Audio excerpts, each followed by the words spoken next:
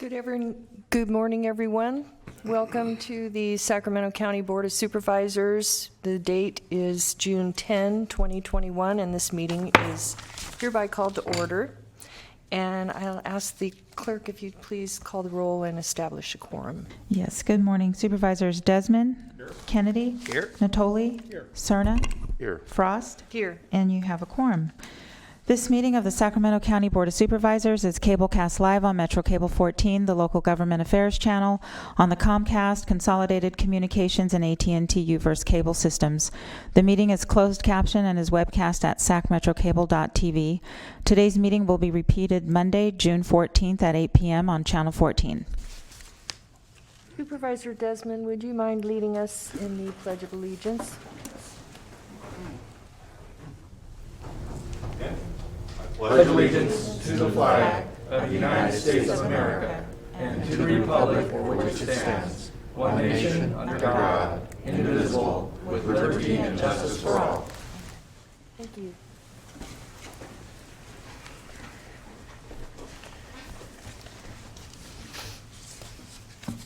Good morning, everyone.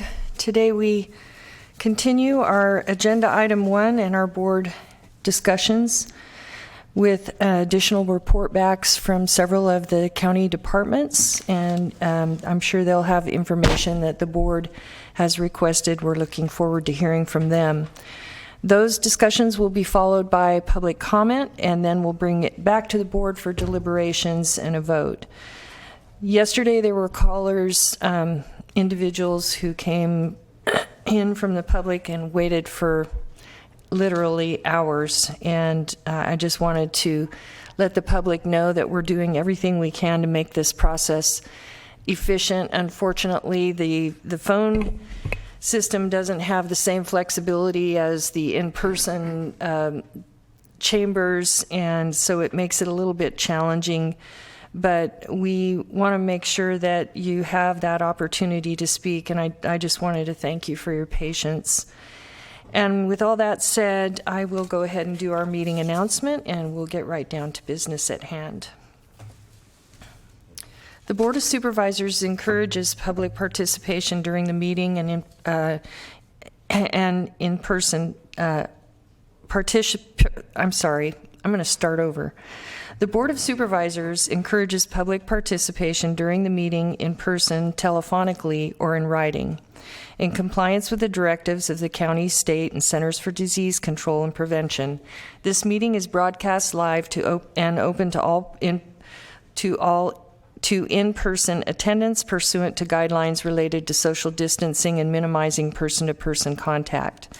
The county is requiring face coverings and social distancing while inside the board chambers until the state order is lifted. Meeting procedures are subject to change based on the recommended public and safety health guidelines. Please refer to the meeting agenda for current information. Public comments will be taken in the following order: in-person comments and then comments by phone. If you're making a public comment in person, a face covering and social distancing are required while inside the chambers. If you are unable to wear a face covering, you may sit in an overflow room or make a comment at the podium in a designated area. Seating is limited and available on a first-come, first-served basis, whether you are sitting inside the chambers or an overflow room. If there are no seats available inside chambers or overflow room, please form a line in the designated area to wait for your turn to make a public comment. Standing inside the chambers or an overflow room in lieu of sitting is not permitted due to limited capacity pursuant to social distancing. Please complete a speaker request form and give it to the clerk staff. A separate speaker request form is required for each agenda item or topic that is on the posted agenda. When I open the public comments, I will call 3 names at a time. When you hear your name, please start walking towards the podium or to the designated area and wait your turn to make your comment. If there is a need for an accommodation pursuant to Americans with Disabilities Act, medical reasons, or other reasons, please see clerk staff for assistance. If you're making a public comment by phone, dial 916-875-2500 and follow the prompts to be placed in the queue for a specific agenda item or off-agenda matter. Please refer to the agenda or watch the meeting to follow along and determine when's the best time to call and be placed in the queue to make your public comment. You may be on hold for up to an extended period of time, and your patience is greatly appreciated. I will ask the clerk to transfer calls into the meeting accordingly. Each agenda item queue will remain open until the public comment period is closed for that specific item. Members of the public are limited to making one public comment per agenda item or off-agenda matter. Please be mindful of the public comment procedures to avoid being interrupted or disconnected when making more than one public comment on a single agenda item or off-agenda matter. Thank you in advance for your courtesy and understanding. You may send written comments by email to the board clerk at Sac County, not the board clerk, to boardclerk@saccounty.net. Your comment will be routed to the board and filed into the record. Thank you again for your understanding and patience. Welcome, everyone, and at this time, I will ask our clerk to read the first item. So we are going to continue from yesterday, and so we're still on item number 1. This is the consideration, possible revision, and approval of the fiscal year 2021-22 recommended county budget and approval of a community engagement plan for the preparation of the fiscal year 2022-23 county budget, and provide direction to staff regarding the use of the Sierra 99 Gateway digital billboard revenue.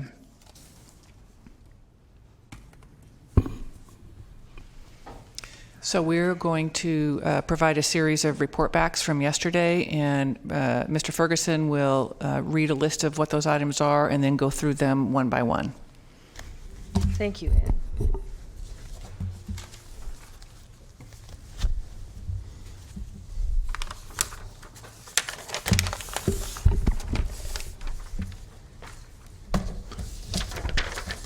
Thank you, Madam Chair, members of the board. Britt Ferguson with the Office of Budget and Debt Management.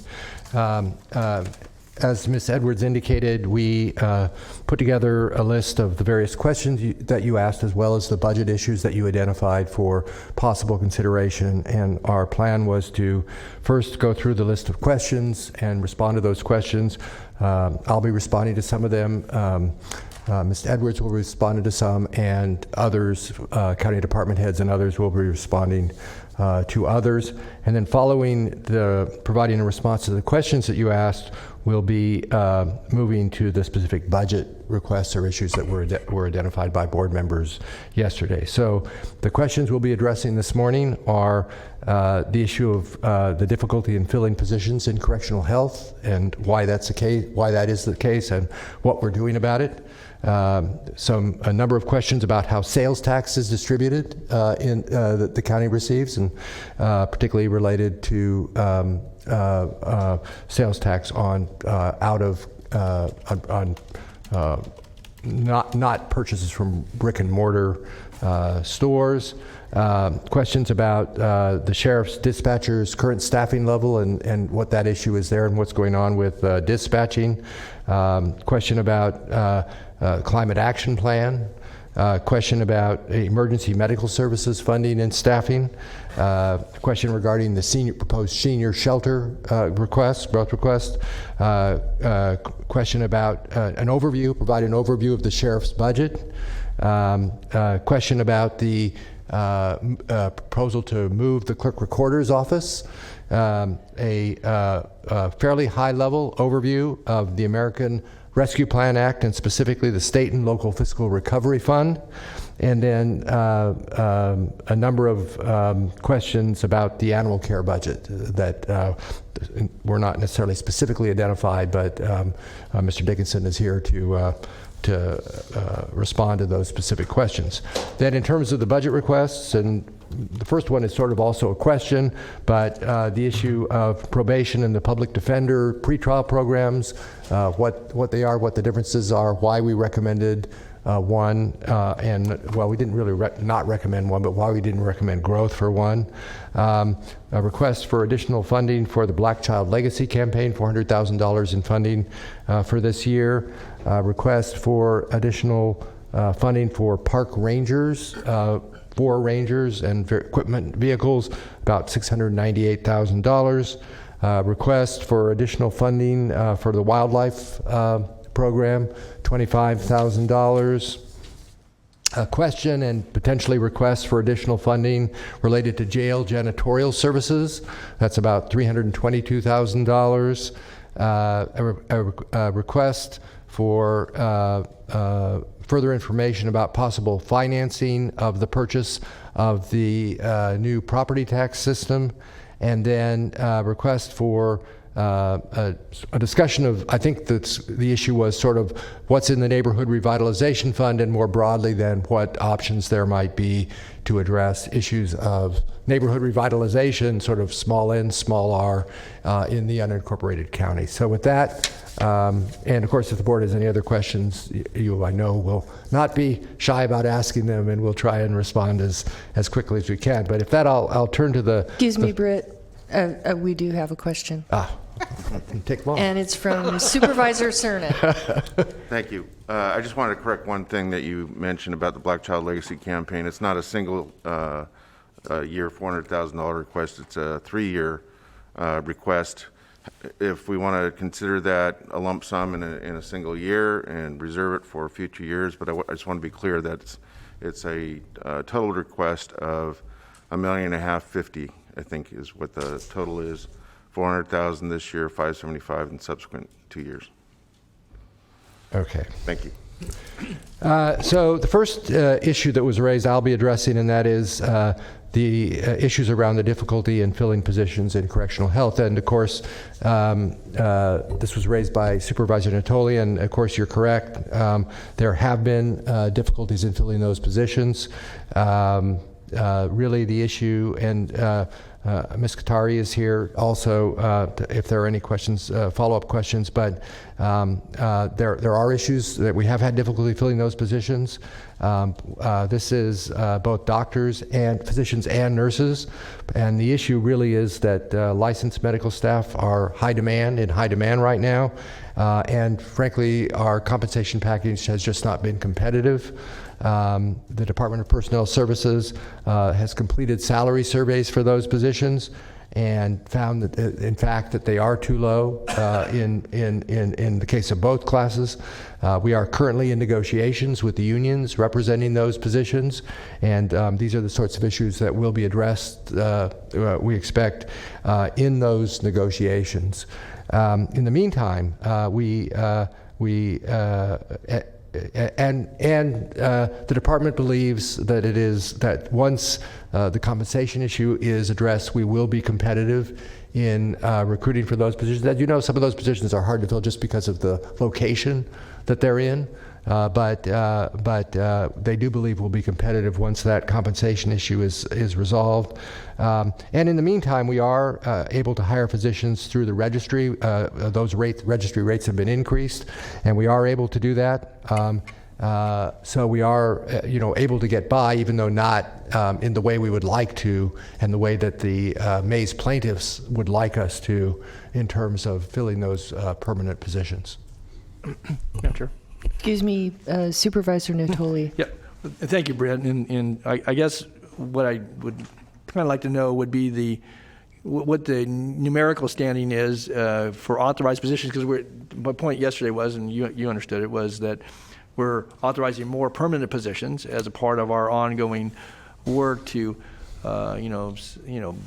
meet not only the consent decree, but obviously have adequate and sufficient staffing to meet the needs of those that are in custody. So what is our vacancy in those positions? Because, again, we're using some of those dollars you said for registry, whether it's for the doctors and physicians and other specialists, but also for nurses. But specifically what was in there was converting positions that were previously registry to permanency. But if we're still having a difficult hiring, we're still going to be using the registry until we get to permanency. And so I'm curious as to where are we? Are we half-staffed? Are we three-quarters staffed? And we always have. No, I don't know that I know the answer to that question. Yeah, we can get you that. I mean, the reality is, the way that it works is when we budget for permanent positions and we aren't able to fill them when they're vacant, then that money is used to hire registry staff. So, and our feeling is pretty strongly that it would be seen as sort of a breach of good faith to the plaintiffs if we didn't add the positions that we said we would add. Even if we can't fill them right away, and I think everybody understands we're making our best efforts, and we are looking at increasing the compensation, but we can get you the exact number of vacancies if that would be something you'd like to see. Okay, yeah, again, it's not, for my purposes, it's not going to be a determiner in certainly supporting what's before us today in that particular budget unit. It's just, it's a challenge. I think we acknowledge it, and I am, pleased to hear that we're trying to deal with it certainly in the compensation end of it. But again, I think given choices, a lot of folks don't want to work in the institutional setting such as that. I don't know. We're not going to cure that overnight. But it just occurred to me that we were converting positions, and we were still going to be using registry potentially for some time. But maybe a little more detailed outline beyond what you gave here this morning would be useful. And again, we're going to have more regular updates on the consent decree and discussion about where we are, and certainly alternatives to incarceration, but also conditions in our correctional facility. So this is one of those things maybe we could carry forward to keep us apprised, and certainly making our best efforts. But I think it's an important element. Certainly, and I also want to add that we can continue to use registry staff even though we convert them to permanent positions, and we'll continue to do that until the salaries are adjusted to make us competitive. Okay, Right. very good. Okay, Yeah. Thank you, Madam Chair. Thank you. So the next question had to do with sales tax distribution. There were, as we understood it, there were essentially 3 questions that board members asked. The first was what happens where there is a fulfillment center, such as the Amazon fulfillment center out at Metro Air Park, and then there may be subsidiary sites. And the answer is, generally speaking, the point of sale is the fulfillment center, not the subsidiary site. So that would be the point at where the sales tax would go, wherever that is located. Second question was if there is a sale at a brick and mortar site somewhere in a city, for example, but it's delivered by Amazon. Where does the sales tax go? And the answer is it goes to wherever the store that the sale was made is located. That's considered the point of sale, regardless of whether Amazon delivers it or not. So if it's sold in Citrus Heights at a store, then Citrus Heights gets the revenue. And then a third question that we understood the board to ask was, and we think we got this right, for fleet vehicles that Amazon itself purchases, their vehicles that they purchase, where does that sales tax go? In other words, their delivery vehicles. And the answer to that is it goes to wherever the dealer is that they purchase the vehicles. So if they purchase the vehicles in Sacramento, in the unincorporated county at a dealership, then that's where the sales tax would go. If they purchased it out of state, then it would go potentially, so that's how it would work. It just depends on wherever they purchase the vehicles. And we don't know where they purchase their vehicles, so. Madam Chair, but if an individual, you or I, purchase a vehicle, say in Roseville or in Davis or Placerville, the sales tax, there's a portion that comes back to the county of residency where where you or I live. But it's different with Amazon, so it's just wherever they buy the vehicle, the sales tax goes to that versus it goes to that situs jurisdiction versus the way it's treated for us as individuals when we purchase our vehicles under the sales tax agreements that obviously the legislature. Yeah, I didn't ask for the why that's different or how that's different, but that's what our consultants tell us is where the sales tax goes. Interesting. It stands to reason if that's true, then we could be encouraging people to buy, even if they buy through Amazon, try to buy.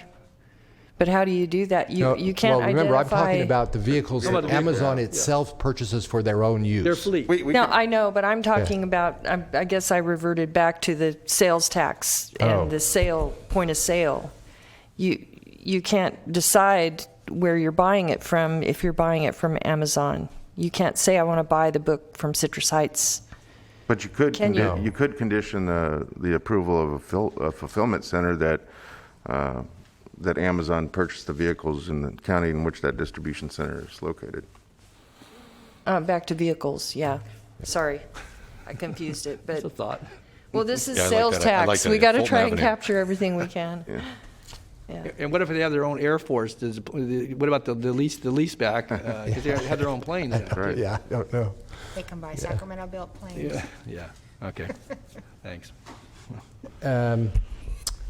So the next question had to do with sheriff's dispatch positions. As you know, the sheriff submitted a growth request for 15 additional positions due to the fact that we are not meeting state mandated call answering standards, which in addition to not meeting the standards, obviously there's a risk to public safety for not being able to answer the call in a timely way. Just a little bit of background about the sheriff's dispatch operations. So they basically answer about 860,000 calls a year. About 290,000 of those typically are 911 calls. Another portion are 10-digit emergency calls, and then another portion are 10-digit non-emergency calls. The dispatch center has a budget of about $14.5 million and 76 FTE positions. 38 of those positions are 911 dispatchers, and 32 are communications dispatchers, for a total of 70 dispatchers of one kind or another. And just, I know Supervisor Desmond is very familiar with how this works, but just to remind everybody how this works is, basically, our dispatch center is what's called a PSAP, a public safety answering point, which means we're responsible for answering 911 calls, emergency calls, and as well as other calls, but emergency calls within a certain geographic area. Those calls, whether they're for police, fire, or medical, those calls go into this dispatch center. Then in the dispatch center, they're either, if they're a police call, then they're for the sheriff, then they're dispatched out of there, and so the 911 dispatchers answer the call, and then they transfer that call to the dispatch, to the communication dispatchers who actually dispatch the sheriff's vehicles. If it's an emergency medical call or a fire call, then they're transferred to fire dispatch, and they actually dispatch the fire emergency medical services. So that's the way these work all over the place. That's just the way these things work. And so basically, there's, as I said, 38 911 dispatchers, which is the 15 they're proposing to augment, and we're recommending 4 in June, and the rest be prioritized for September. So, but you really have to, in a way, you almost have to look at the 70 total, because while the 911 call dispatchers can only answer 911 calls, they can use the communication dispatchers to back those up and cover. And that's really what's been happening. Part of what they've been doing there, even they still haven't met the standard, but notwithstanding that, what they've been doing there is they've been moving positions around, they've been rigging positions in from elsewhere, they've been doing whatever they can to keep to try and get as close as they can to that standard, despite being short, and even then, and despite the reduction in calls that occurred during the pandemic, and even then, they haven't been able to fully comply. Chief Deputy Sheriff Chet Madison, who oversees that division, is here if you have any further questions about that, and I'm sure he'd be happy to try and answer those questions.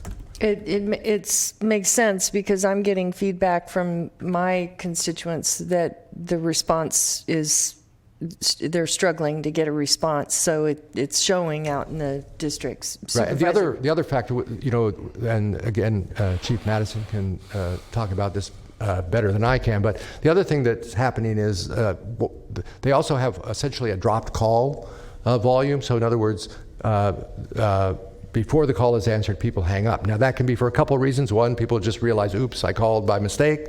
The other thing that can happen, though, is that people give up, and so that doesn't factor into that's in addition, and they have seen an increase in that.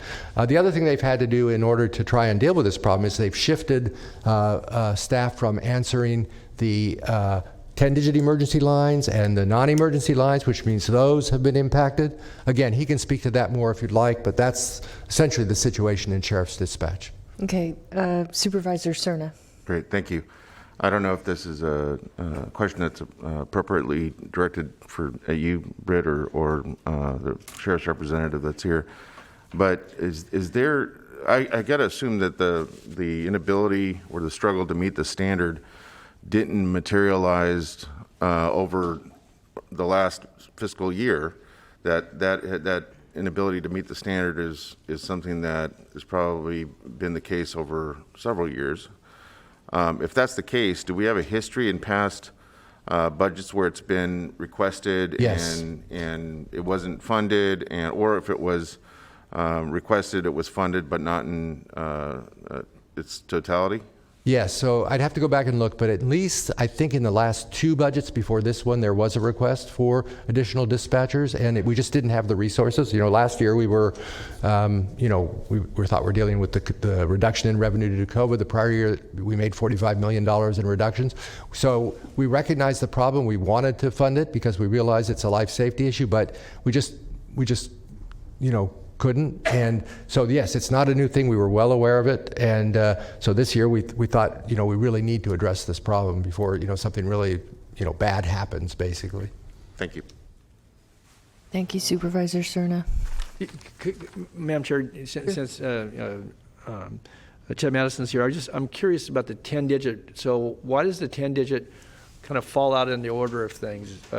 And what does that really mean when you say 10 digits? Somebody's calling from a different area code? No. Well, actually, I'll let Chief Madison answer that question. Yeah.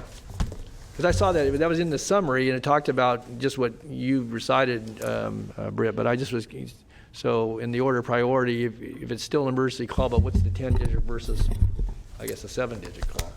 Good morning, Madam Chair, board members. Chet Madison, the Sacramento County Sheriff's Office. Are you referring the 10-digit, the cell phone? I'm assuming that's what you're referring to. Is that what that refers to? Because I'm assuming that's what you're referring to. And like Britt mentioned, us being the primary PSAP in the area. So if the 10-digit phone number that's out of Placer County or out of a different county, but it's occurring in Sacramento, we still have the responsibility of trying to call back, find out, hey, where are you at? What's going on? And so we're the primary entity that would call that cell phone number back. And then from there, okay, it's a car crash, we'll send you to CHP, or it's a CPR issue, we'll send you to Sac Metro Fire. So for some reason, Chet, I thought that if you use your cell phone, it went through the CHP and then came to our dispatch, but now? Some do, okay. But with the PSAP, when we were granted as a primary PSAP, a lot of those calls still come to us. Initially before, I forgot when they turned the switch on a couple of years ago, state mandate. Before, all of the calls went to CHP, and then there was a change, and so we started going through that process. So we still receive them. I think CHP still receives some of those calls as well, but we do receive a good portion as well. And so in the order of things, if you have a 7-digit number in county, although you can have 10-digit numbers, because we're not all, well, 911, I guess if I call 911, you've got different area codes within the county framework, obviously within the, you get 916-530-209, and I think you even have some 415s. Those all come in as the first priority as far as the calls, and then 10-digit behind that, and then the non-emergency. Is that kind of the rank order? Or? Well, it still depends, because if a hard line comes as a 911, yeah. We're going to address that. But if a 10-digit comes in 911. As a 911, they're still treated the same, okay, until we can determine, okay, this isn't an emergency. We'll put you on hold, be with you in a minute. Okay. Versus it could be a 10-digit. Hey, I just got stabbed. It's say it's a LA area code, yeah, but the phone is pinging here off, okay, Madison Avenue. We're going to address that call. Okay. And with the positions that are being proposed here, then how quickly do you think you can, if this has been an ongoing issue to Supervisor Cerna's question, how soon do you anticipate you can fill those positions to actually begin to alleviate what certainly Chair Frost has talked about, maybe some of the issues relative to either being on hold, drop calls, and certainly the ability for dispatchers to sort those out and then get, calls out to the officers in the field, so. Sure, that's a great question. A lot of it is determined upon the processes we have in place. Yeah. So if someone wants to come to us, apply with us, they got to go through the background investigation. We're committed to making sure that we get that background investigation going as quick as possible, but there's still certain metrics the applicant has to meet to make sure that they can work for us. So we've been pretty good with respect to once that list is available, and actually I think we're doing the list next week or this past week where we're establishing a list so that if we do get these positions, we can have a list that's ready to go. Okay, very good. Okay, thanks, Chad. No more questions, Chet. Thank you. Thank you.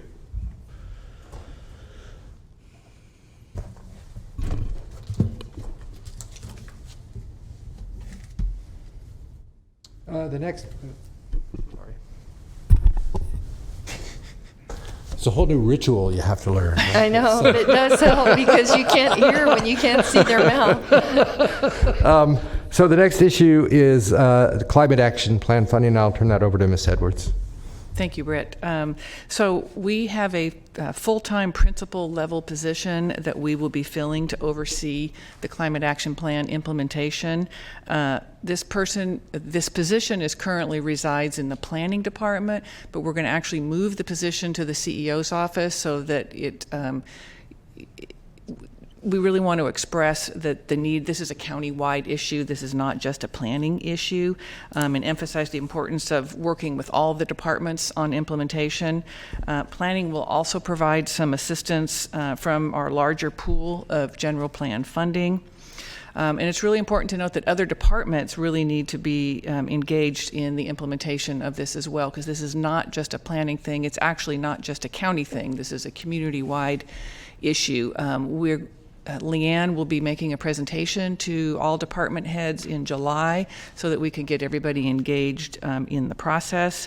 And the board report for the Climate Action Plan will also include a fiscal analysis for your discussion. And then we'll be using other grant opportunities as well to advance infill developments and efforts to implement the Climate Action Plan. Excuse me, Supervisor Kennedy. Thank you, Chair. Thank you, Ann. That was exactly what I wanted to hear on both counts, both that we're looking at this as a full-time position. That's number one, and number two, that from the top, being you, down, that this is being seen for every department as a critical need. So I really appreciate that answer. Yeah, thank you. The next issue is the Emergency Medical Services funding and staffing, and Bruce Wagstaff, Deputy County Executive, will be addressing that issue.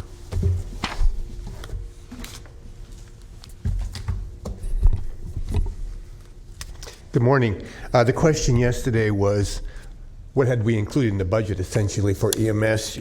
Your board, you might recall, a couple months ago, had a presentation from EMS representatives about the need for additional staffing.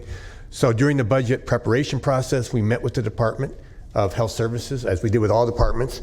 They went through their current staffing and what their needs were, and you'll see in attachment 3, actually Exhibit A, that we included funding for their top 2 priorities here, 2 positions, one EMS specialist, full-time position, and one EMS coordinator. That attachment spells out what those positions are going to do. So we covered their top 2 priorities in the budget. Okay. Madam Chair, and thank you, Bruce. And I did see that, have that noted. I just didn't know, as it related to priorities, how that got sorted out. So, because I think they were asking for like 5 positions, if I'm not mistaken, when we heard from the advisory group, and we funded 2 of those positions, which actually, Supervisor, what I have is that the department, there was another position. Oh, three positions. I'm sorry. Yes, my note, yes. 3 positions. Yes. And the other one was for some data analysis. They had that identified as a lower priority. Okay. They had also identified some space issues for the EMS staff, which we've agreed to continue to talk to the department about. Frankly, many departments raise space issues in our budget discussions, but with the increasing use of telework and those sorts of things, we thought that was something we should take a look at and have further discussions about. Okay. Very good. Thanks, Bruce. Appreciate filling in. There was just a little bit of a gap in the, I wasn't clear on the priorities, and you're right, it was 3. I was thinking it was 5, it was 3 positions they requested, so they got 2/3 of what they've asked for. Yes, sir. Okay, thanks. This is like county speed dating. Something like that, yes.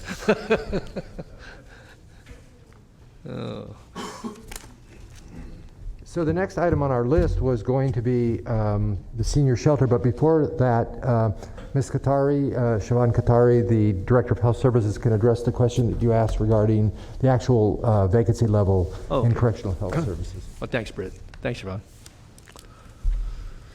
Great, thanks. Good morning. We have a total of 157.5 FTE in correctional health. Of those, 98 positions are permanent, either doctors or nursing positions, and 17.5 of those are vacant, for about an 18% vacancy rate right now. But as you suggested, we have some things that we're working on to improve that, and we will continue to report back as we make some movement. Thanks, Siobhan. Could I just ask you, so with the additional positions, though, that's going to bump the permanent positions from 98 to, what, about 120, I think? Correct. Okay, so the vacancy rate, until we get those advertised, we're going to have, once we create those positions, we're going to have even a bigger hill to climb, so. Correct, and we'll continue to use the registry to, fill meet in. those needs until we can chip away at that. Okay, very good. Okay, thank you so much for the quick response.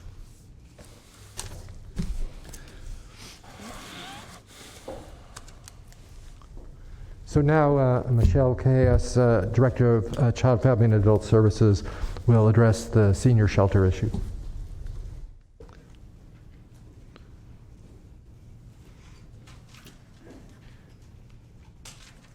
Good morning, Michelle. Good morning. Good to see everyone. You too. So I'm going to start with saying first, we are currently in a competitive bid process for this, so I will be careful about what it is that I speak to. But the question about our proposed senior shelter, this board approved $1,850,000 to go toward tenant improvements in the capital construction fund. We did another walkthrough of the facility, particularly through the lens of ensuring ADA and accessibility issues for older adults, some of whom have mobility issues. And we identified another $630,000 of tenant improvements needed. To cover those costs, we will be using $300,000 in general fund that this board allocated last year. And then we're expecting another $300,000 in SB2 funding, which can be used to support shelter services. So that will offset $600,000, and we'll absorb the other $30,000 in our budget. You might want to tell folks what you're looking at as far as facility. I had a chance to visit the site, but I don't know that. Yeah, we haven't named it in the competitive bid process, but but it is a county-owned facility. We got repurposing a county-owned facility. In the 95827 area. Okay. So is what we put in the four corners of the. I didn't know that was such protected information. You couldn't tell where the secret location was, but okay. Yeah. So it's a pretty good sized zip code. But so my question yesterday was, is there sufficient funding, recognizing the work that certainly Bruce and you and all the staff that have been working on this have brought to bear? There's sufficient funding then? Yeah, it looks like we have sufficient funding to cover all the tenant improvements. And then we also know that there's additional state funding coming. So we'll be assessing the extent to which we can use that to support operations and services. And this would be a senior safe house, but also would folks that are either housing vulnerable, obviously those that would come through APS or through a right. agency. We're addressing adults 60 and over who are at risk of or being abused or neglected. And or homeless too, right? Yeah, to the extent that there is capacity. Capacity. Okay. Yeah, there's an expected change at the state level to decrease our APS operations from age 65 to 60, so we may have increased capacity through that. And how many folks are you looking to accommodate there? Depending on what we have for operations. Yeah. So it's a 15-bed facility. We could go anywhere from 8 on any given point all the way up to 15, depending on the money we have available for operations. Okay. And then the tough question, what's the anticipated date of opening? Well, we're looking at probably spring, summer Of next year. of 22. Okay. So fiscal year 22-23, we should be getting going. June 21st is the deadline to submit letters of interest, so we'll be able to determine then if we need to go through a full RFP process. And that's for the actual operation of the facility, right? Correct. We're seeking a provider that is willing to do a 24/7 shelter for older adults. Wow. I'll just say that's great. It's come a long ways, and you recognize we're still turning people away daily in the system, and to have a safe place and with potential capacity up to 15, I'll just say that's a big step forward. So thanks for leadership at all levels in the organization. And again, it sounds like you get sufficient funding at this point. That was the question. Okay, very good. Okay. Thanks. Thank you, Kudos. Michelle. Sure.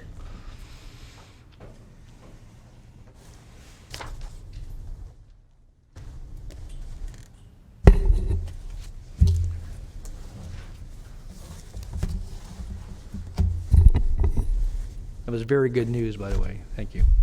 Very good. The next item we have on our list is an overview of the sheriff's budget, and I think we understood that to mean you just wanted us to give you sort of a broad overview of the sheriff's budget and what's going on with that budget. You know, what is it? How much is it changing, and so forth. So I will provide that, but Chief Madison is here also to answer any questions about that, as is Anita Pedden, who is the Chief of Finance and Administration for the Sheriff, and frankly knows more about the Sheriff's budget than either probably Chief Madison or I do put together. So, but in any case, just a general overview. The Sheriff's you really put her on the spot, Britt, because if she gets some tough questions, she can't look to you or Jeff for the answer. The Sheriff's recommended budget for the coming fiscal year is about $608.4 million in appropriations. That's an increase of $16.3 million, or 2.7%. Net county cost is about $324.4 million, which is an increase of $2.4 million, or 2.4%. I would characterize the budget as essentially a status quo budget with basically the following exceptions. There's some other little changes, but really a status quo budget. I should have said, by the way, in summary, the sheriff budget provides for 2,136 positions, which is a net 3% increase in positions over the number of positions in the fiscal year 2021 adopted budget. So as I said, it's essentially a status quo budget with the exception of a few things, and these include the following. So there's about a 10 FTE reduction in positions from the budget due to, actually done in the base budget, due primarily to the fact that Rancho Cordova and Walmart have reduced or eliminated the amount positions they contract for, mostly Walmart. They had indicated in 2021 they would be contracting for certain positions and to provide security and so forth, and they dedicated positions, and they changed their mind and are not doing that in the 21-22 budget. There's, as I mentioned during yesterday's meeting, there's a 2 FTE reduction due to the end of tobacco grant funding. That's the tobacco abatement program, so those positions are being eliminated. Vacant positions, well, they're filled, but they'll move the people, and those vacant positions will be eliminated. There's about $4.5 million in growth. That's 11 new positions related to the May's consent decree in the jails.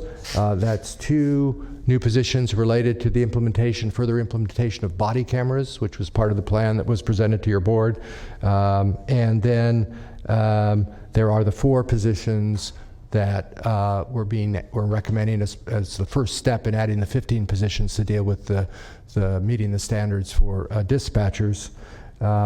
So those are really the main changes in the overall budget. There are some, in addition to the revenue reductions from Walmart and so forth, we are backfilling a $5.8 million reduction due to the reduction in AB 1689 revenue, which, as you know, has been the revenue that was eliminated as a result of AB 1869, which reduced funding for sheriffs, probation, public defender, a variety of different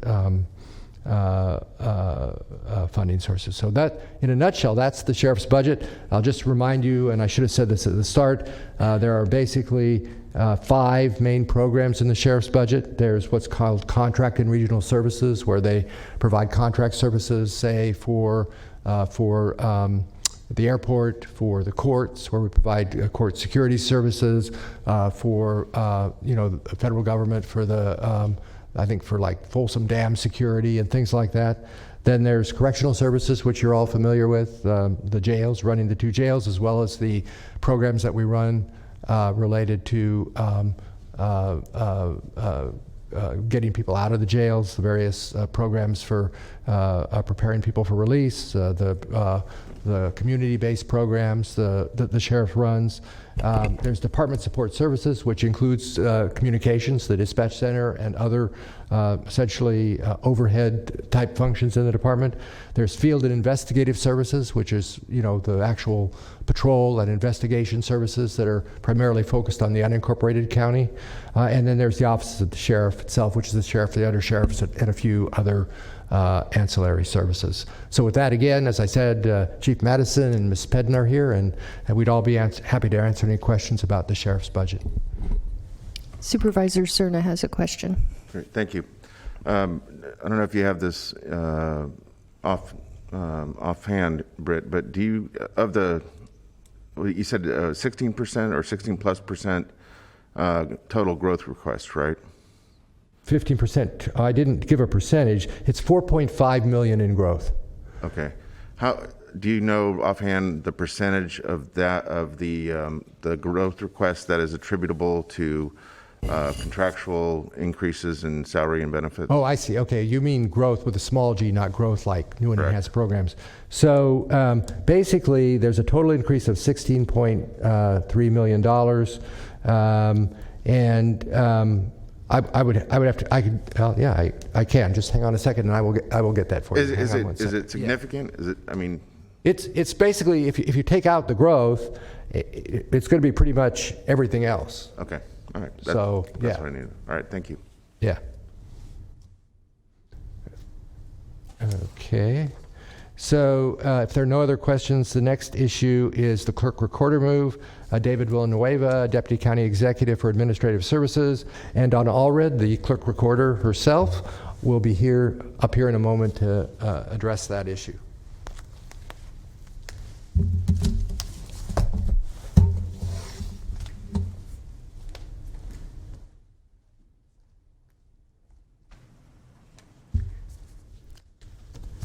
Good morning. Good morning, Donna. Chair Frost and board members. It's great to be with you. I'm Donna Allred, the County Clerk Recorder. The question came regarding our move for the Clerk Recorder's office, and basically what it is we've outgrown the space. We've been in that building for 32 years. We have remodeled many times to try to utilize as much space as we possibly can, and at this point we've used every inch of that office. Every nook and cranny is used, and I don't even have enough desks for my staff at this point. We do have 2 service centers that we have overflow at, but the downtown office is our main office, and it's just very busy. We have a high volume of customers that come into our office during the height of the season, which is spring and the summer. We have between 1,000 and 1,500 customers daily that come in. This was prior to the pandemic, of course. But customers prefer to come in to purchase their vital record, and they like to walk out with that copy, so a lot of them come into the office. And then also our marriage licenses. We issue 9,000 licenses a year, and half of those licenses a marriage is performed in our office. It's an affordable way for the couples to get married, and we try to make it at the most beautiful ceremony for them at a very low rate. We became aware of a space that was becoming available that the assessor's office had moved to, and the space is exactly what we were looking for. The assessor's business aligns with the clerk recorder.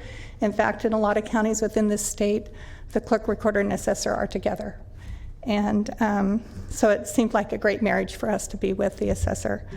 The new location would provide more efficient customer service, a better flow, and it would offer dedicated parking for our customers and for our staff.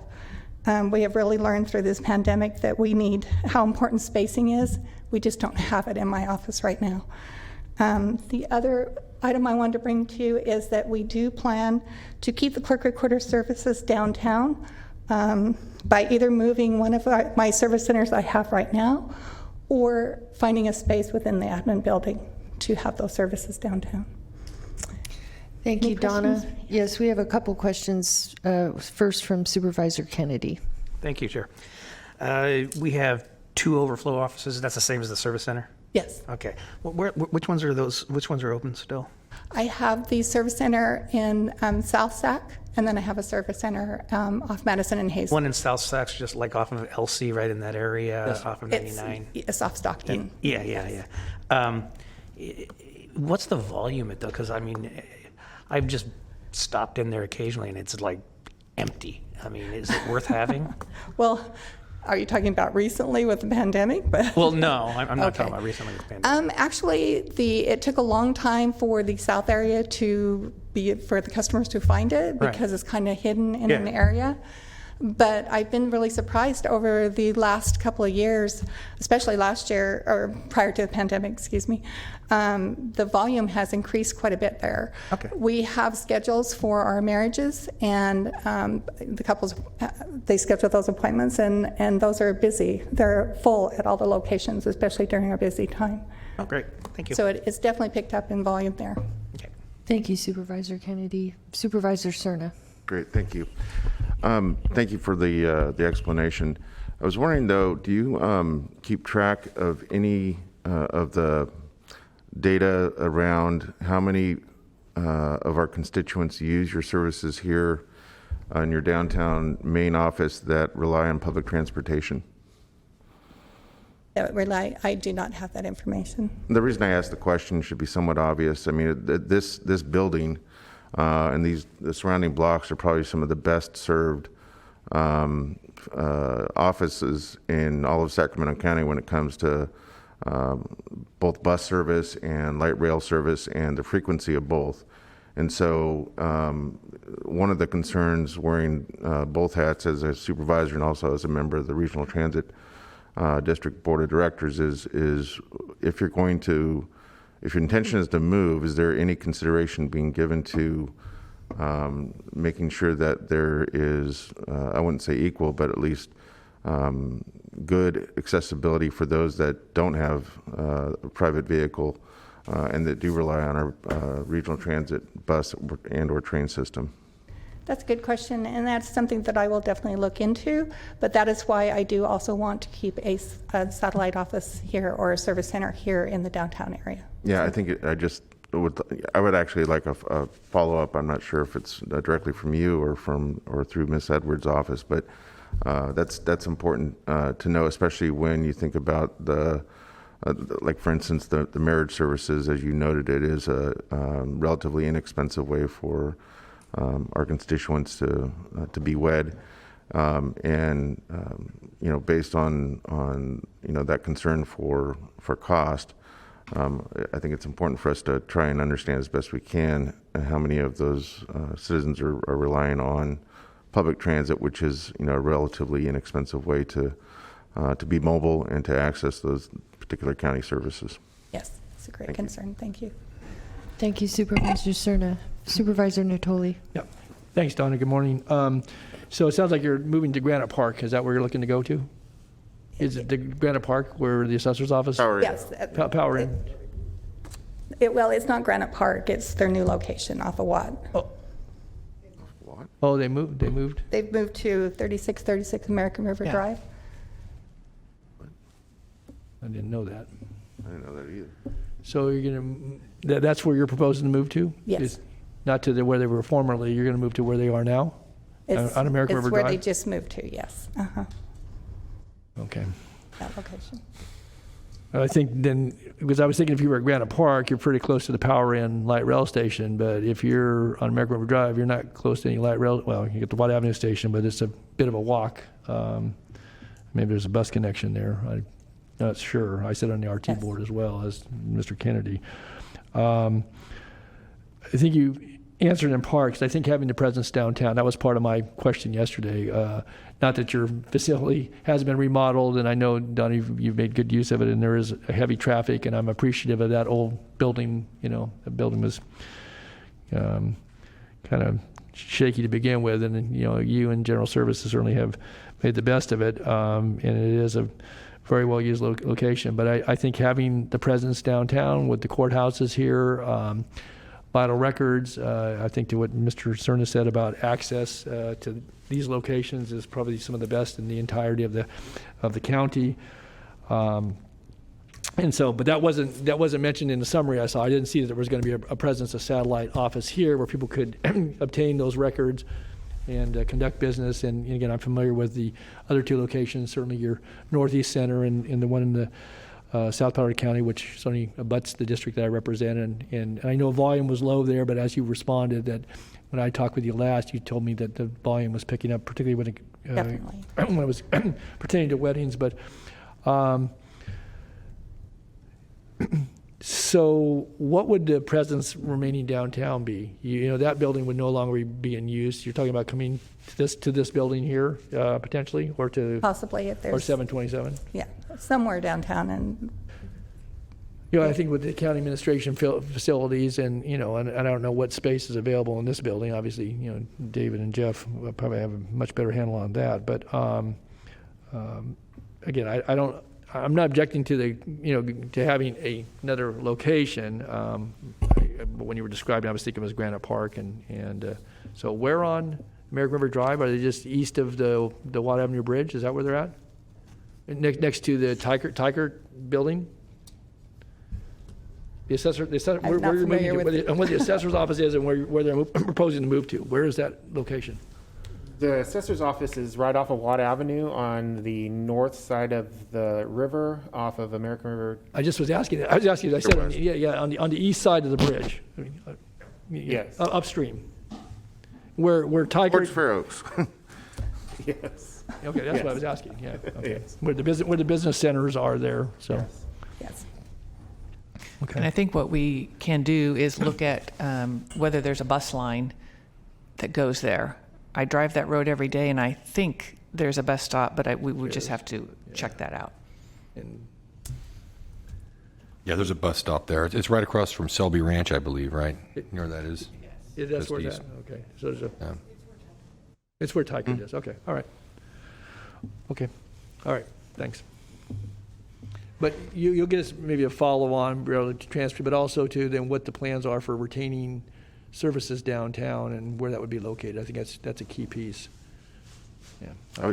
I would also respectfully ask that you, if you haven't done so, is maybe have a meeting or a call with regional transit district planners to see if there's any opportunity to adjust frequency of bus service if it's currently being served. As Supervisor Desmond said, I think that that is something that they should be looped into, so they can work with with you and your staff in terms of maximizing accessibility.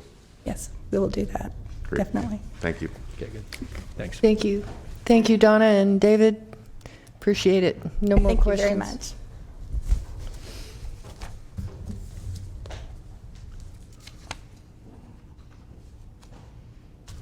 I visited that recorder's office, and it is very crowded.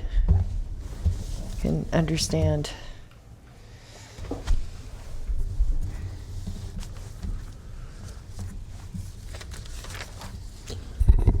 So the next issue is a very high-level overview of the American Rescue Plan Act, and specifically the State and Local Fiscal Recovery Fund.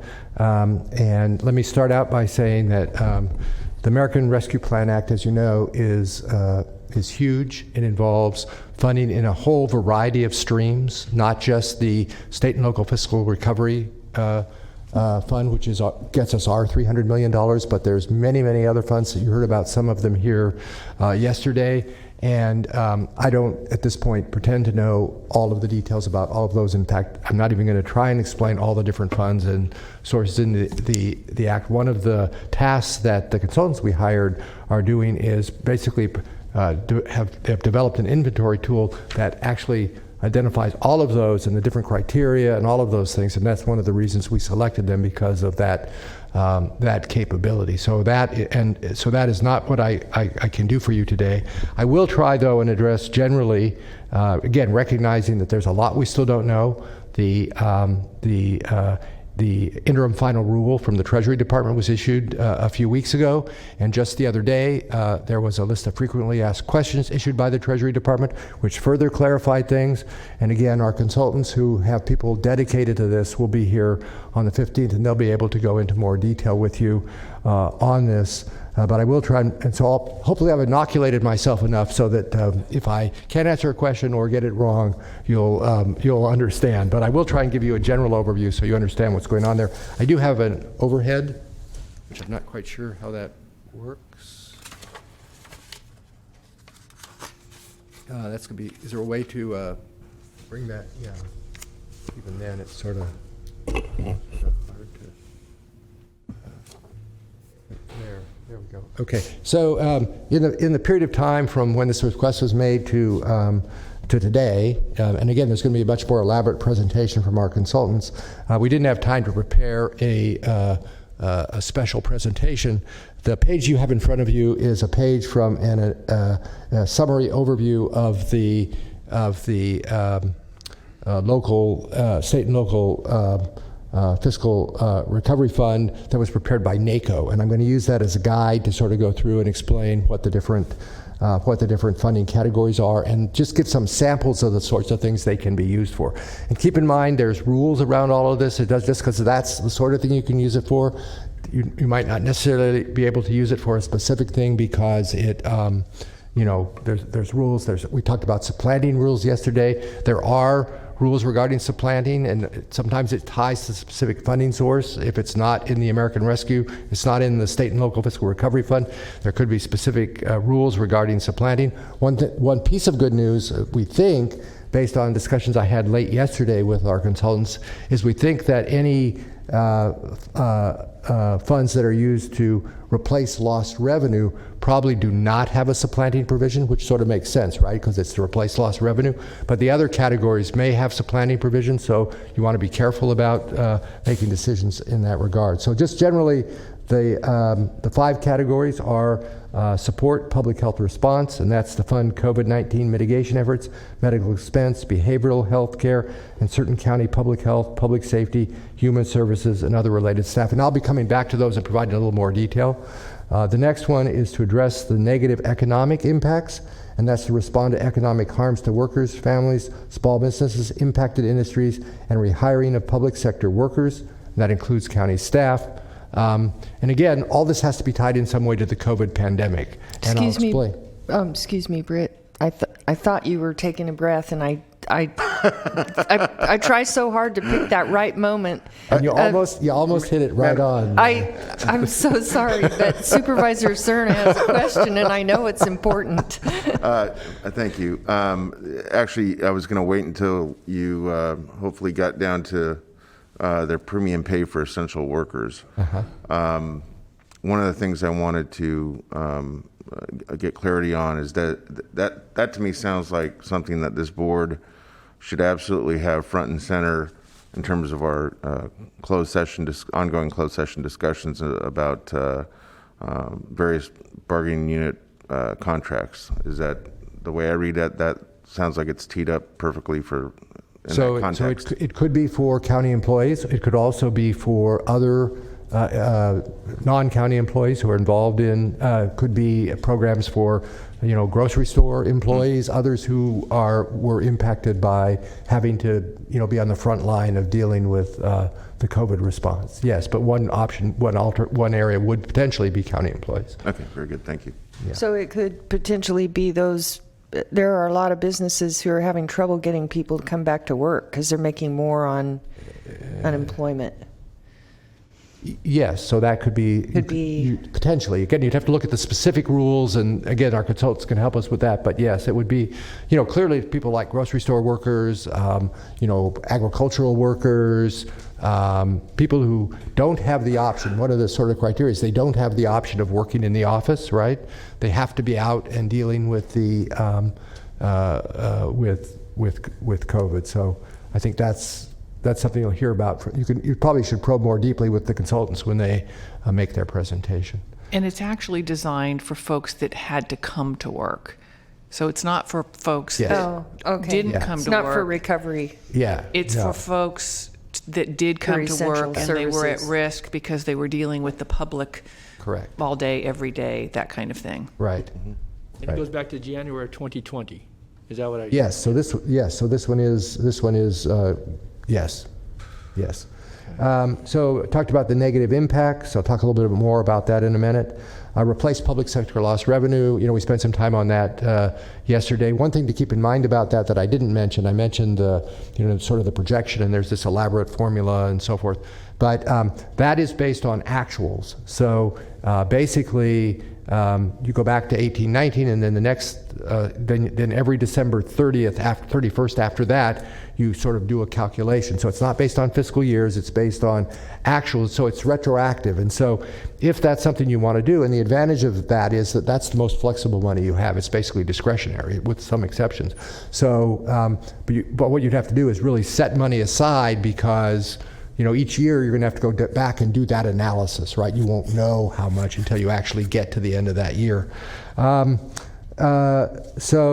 Premium, talked about premium pay for essential workers. That's offer additional compensation up to $13 per hour in additional wages to those, both county employees and other essential workers in the community, who have faced and continue to face the greatest health risk due to their service. So that's to Ms. Edwards' point. It's not just people who couldn't come to work.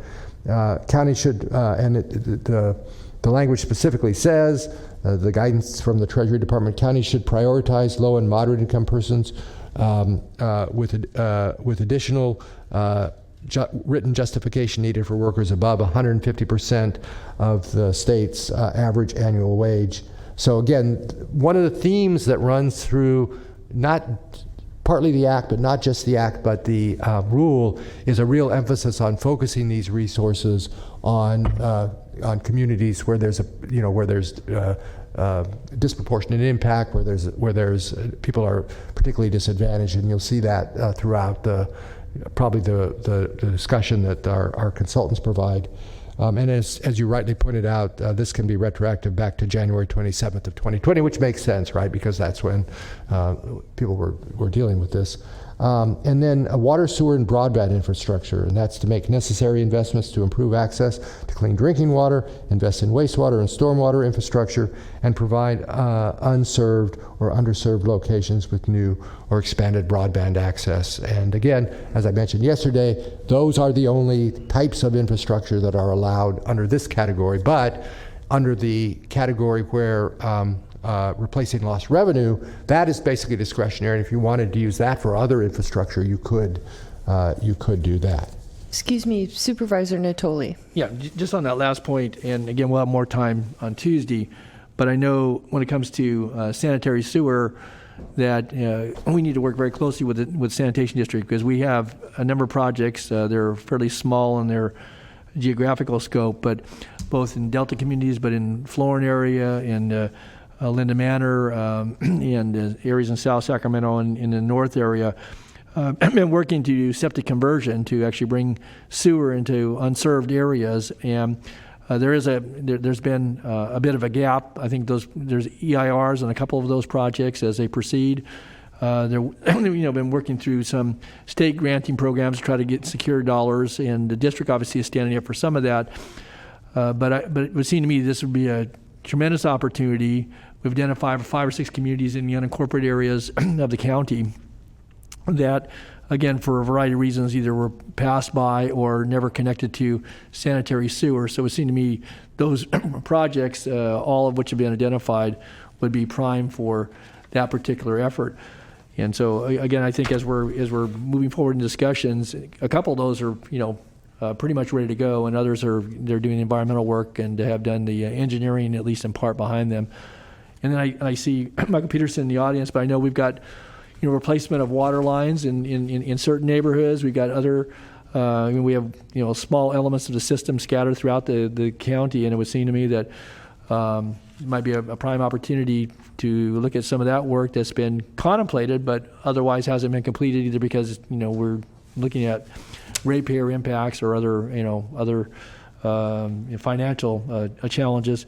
And I think the broadband piece, again, I would certainly compliment our staff. I know, Public Health worked with some of our related agencies, our park districts, and others to bring, Wi-Fi broadband to, hotspot areas to neighborhoods. And there are a lot of underserved neighborhoods, both in the suburban, urban setting, but also in the rural areas. And again, I don't know how far these dollars would go, but it seems to me those are prime opportunities for this county to be a leader on and working with our internal agencies, but also our partner agencies with regards to any of those initiatives. And if we're looking to be able to draw dollars down that might not otherwise be ascribed to the more discretionary side of it, we ought to move on, because there are projects that are ready. I got to imagine they're ready to go, and Michael probably has projects he could get out the door in a couple months if he knew he had funding available for them. So. I think we're aware of those issues, but as you said, Michael Peterson is very aware of this. Sort of like he saw that he was sort of like a bulldog on a pork chop, right there. So that's an area that Bakari and Peterson got both of them. So let me now just provide a little more. Excuse me. Oh, were you still? So are you finished? I'm sorry. I'm done. Yeah, I'm done. We did have one more question. I'm sorry. Supervisor Desmond. Thank you, Madam Chair. Since you're still in between breaths, Britt, I'll just jump in real quick. So, hard to find it. So I in that last, and again, I know we're going to be getting a lot more detail next week, but kind of along my theme that I keep harping on here is, I look at a lot of our urban creeks in the unincorporated area that are part of our stormwater infrastructure, I imagine, and I see an opportunity here to, if you compare some of those urban creeks in certain areas and in the northern part of my district, they look much different than some of the urban creeks in the neighborhoods closer to the American River. And so that's certainly something I just want to just let you know that I'd love to have a discussion with you in depth about this more after we get that briefing next week. So, and again, we'll have to look at what the specific, how it fits into the specific rules. But yes, so again, it's very complex. And again, that's one of the reasons we brought on a consultant to help us sort of navigate all of this. So let me turn just to briefly talk a little bit about each of those areas, some more briefly than others. First, support the local public health response.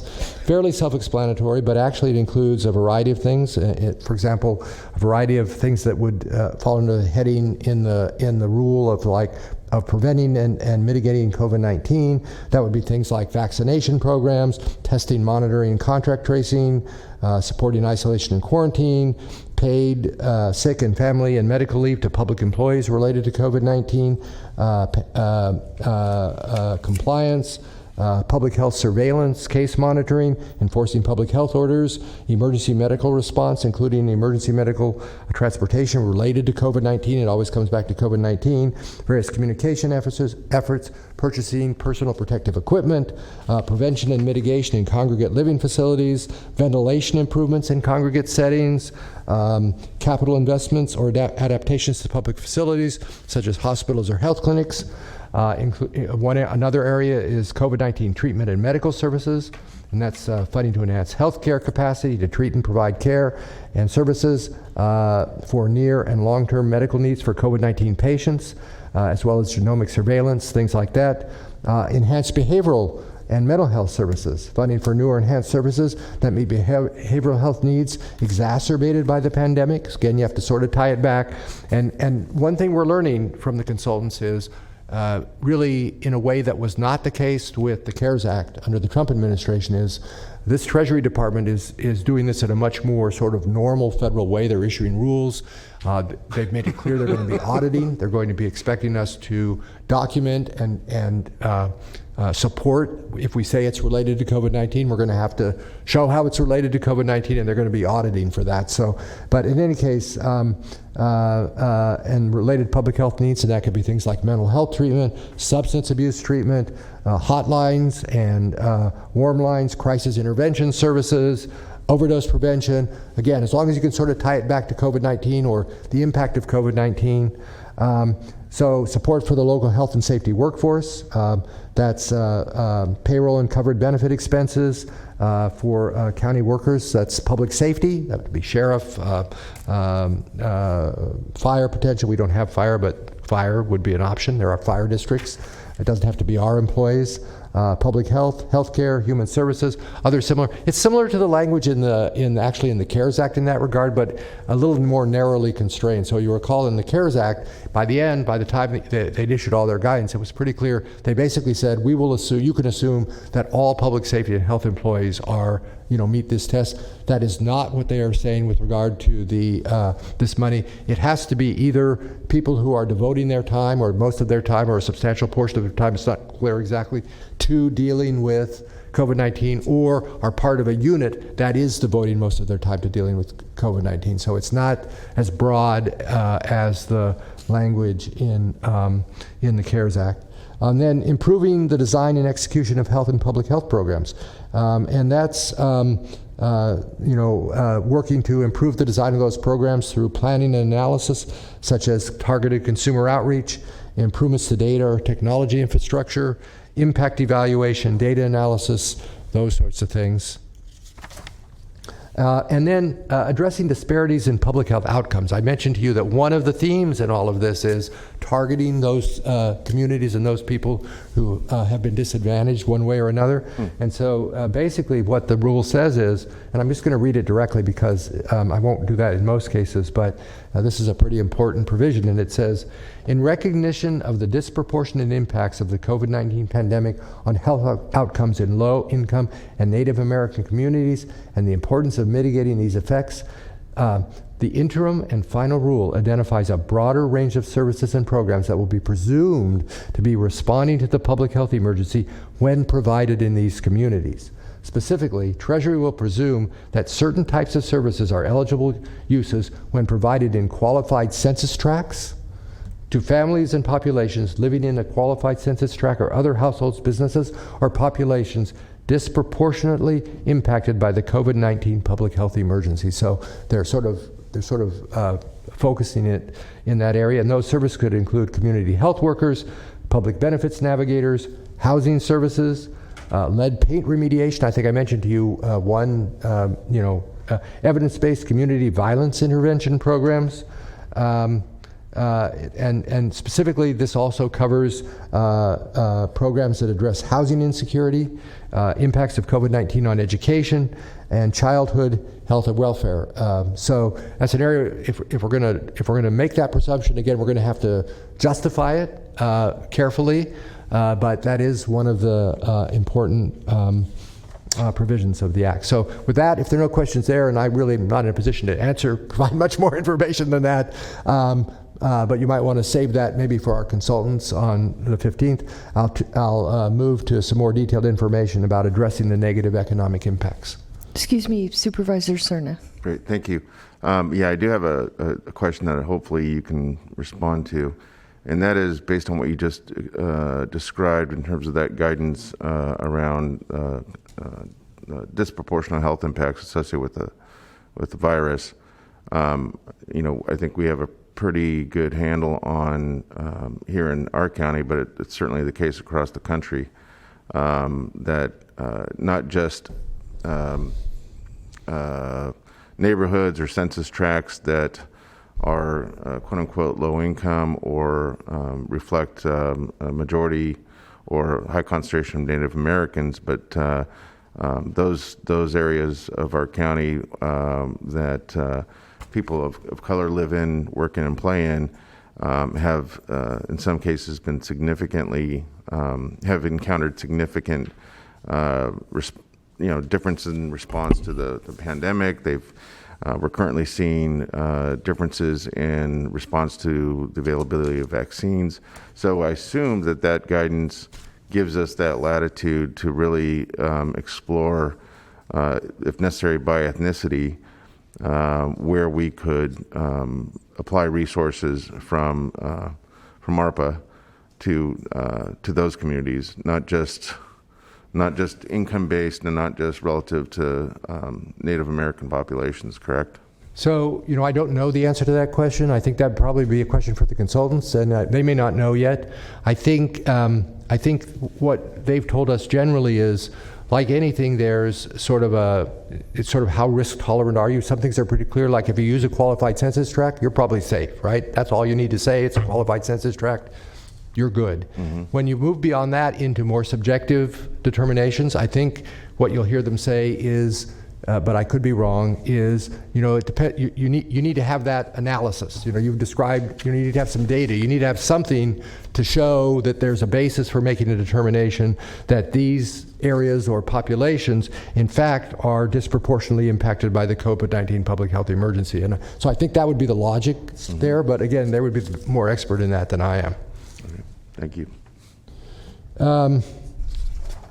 So regarding addressing the negative economic impacts, so there's a couple different categories that the rule speaks to. One is assistance to households, and the funds can be used to assist households or populations. And again, it says preferably those most disproportionately impacted by the negative economic impacts of the public health emergency, with such things as food assistance, rent, mortgage, or utility assistance, counseling, legal aid, potentially cash assistance, home repairs, internet access, job training, that sort of thing. Another category is small business and nonprofit support. And this would focus on things, to adopt safer operating procedures, weather periods of closure, or mitigate financial hardship resulting from the COVID-19 public health emergency. And that could include things like loans or grants. The CARES Act had the PPP program, and that could be done either state or local, that type of thing. Loans, grants, or in types. So that could be to deal with periods of business closure, to cover payroll, benefit costs, cost to retain employees, mortgage, rent, utility costs for those businesses. Loans or grants or in times assistance to implement COVID-19 prevention or mitigation tactics that might be the physical plant changes. We're sort of, I guess, beyond that point a little bit now. Technical assistance, counseling, or other services to assist with business planning needs. And then a category they call sort of aid to impacted industries, and that specifically focused on things like the tourism, travel, hospitality, and other impacted industries that were specifically, more heavily impacted to respond to the negative impact. And again, that could be prevention measures, improvement to ventilation, signage, PPE, activities to support reopening, those sorts of things. And again, that's just a summary. The rule provides a lot more details. There's a provision for rehiring state and local government staff. Again, that really probably won't be an issue for us.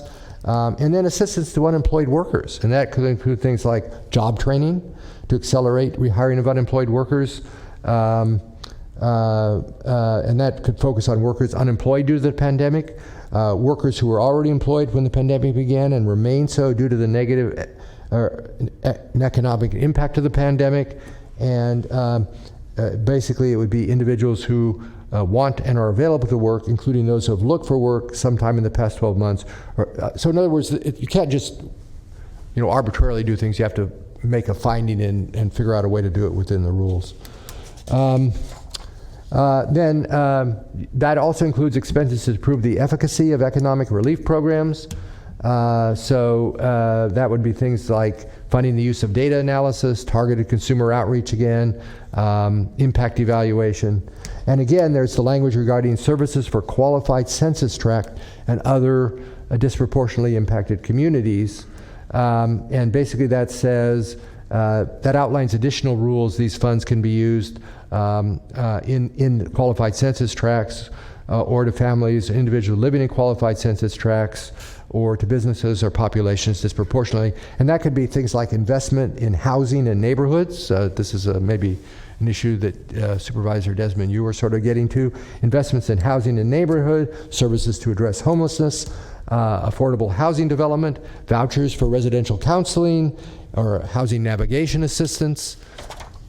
And then there's provision for addressing educational disparities, and I won't go through all the details there. And then provision for promoting healthy childhood environments, and that could be things like high quality childcare, home visiting programs, enhanced services for child welfare involved families, and foster care youth. So those are the sorts of things that can be done under the heading of services for qualified census tract and other disproportionately impacted communities. Will we receive a heat map or the qualified census tracts? Yeah, so I we think can that's see? something we could probably do. I mean, we'd have to look at what that definition, that's obviously, I don't know what that definition means, but there is obviously, it's capitalized qualified census tract, so that's something we could probably identify, for sure. So then premium pay for essential workers, I won't, we've sort of talked about that, and the consultants would be more the expert is that. But again, as Ms. Edwards said, it's very clear it has to be those who, are actually working, and they're working out in the, out in the community. They can't be in office, people who can work from home or whatever like that. It can be provided retroactively. So, some of the examples they use obviously are staff at nursing homes, workers in farm, food production facilities, grocery stores, restaurants, janitors and sanitation workers, truck drivers, transit staff and warehouse workers, public health and safety staff, as we've talked about, child care workers, education and school staff. Again, those that aren't like teaching online, social services and human services staff. And there's a specific provision that urges the counties to prioritize premium pay for low and moderate income persons. So they're going to obviously would scrutinize more heavily assistance provided that isn't provided to those to that level of workers. I mentioned already the payroll expenses for public health and safety employees and some of the differences between what's involved in the ARPA and what's involved in the CARES Act.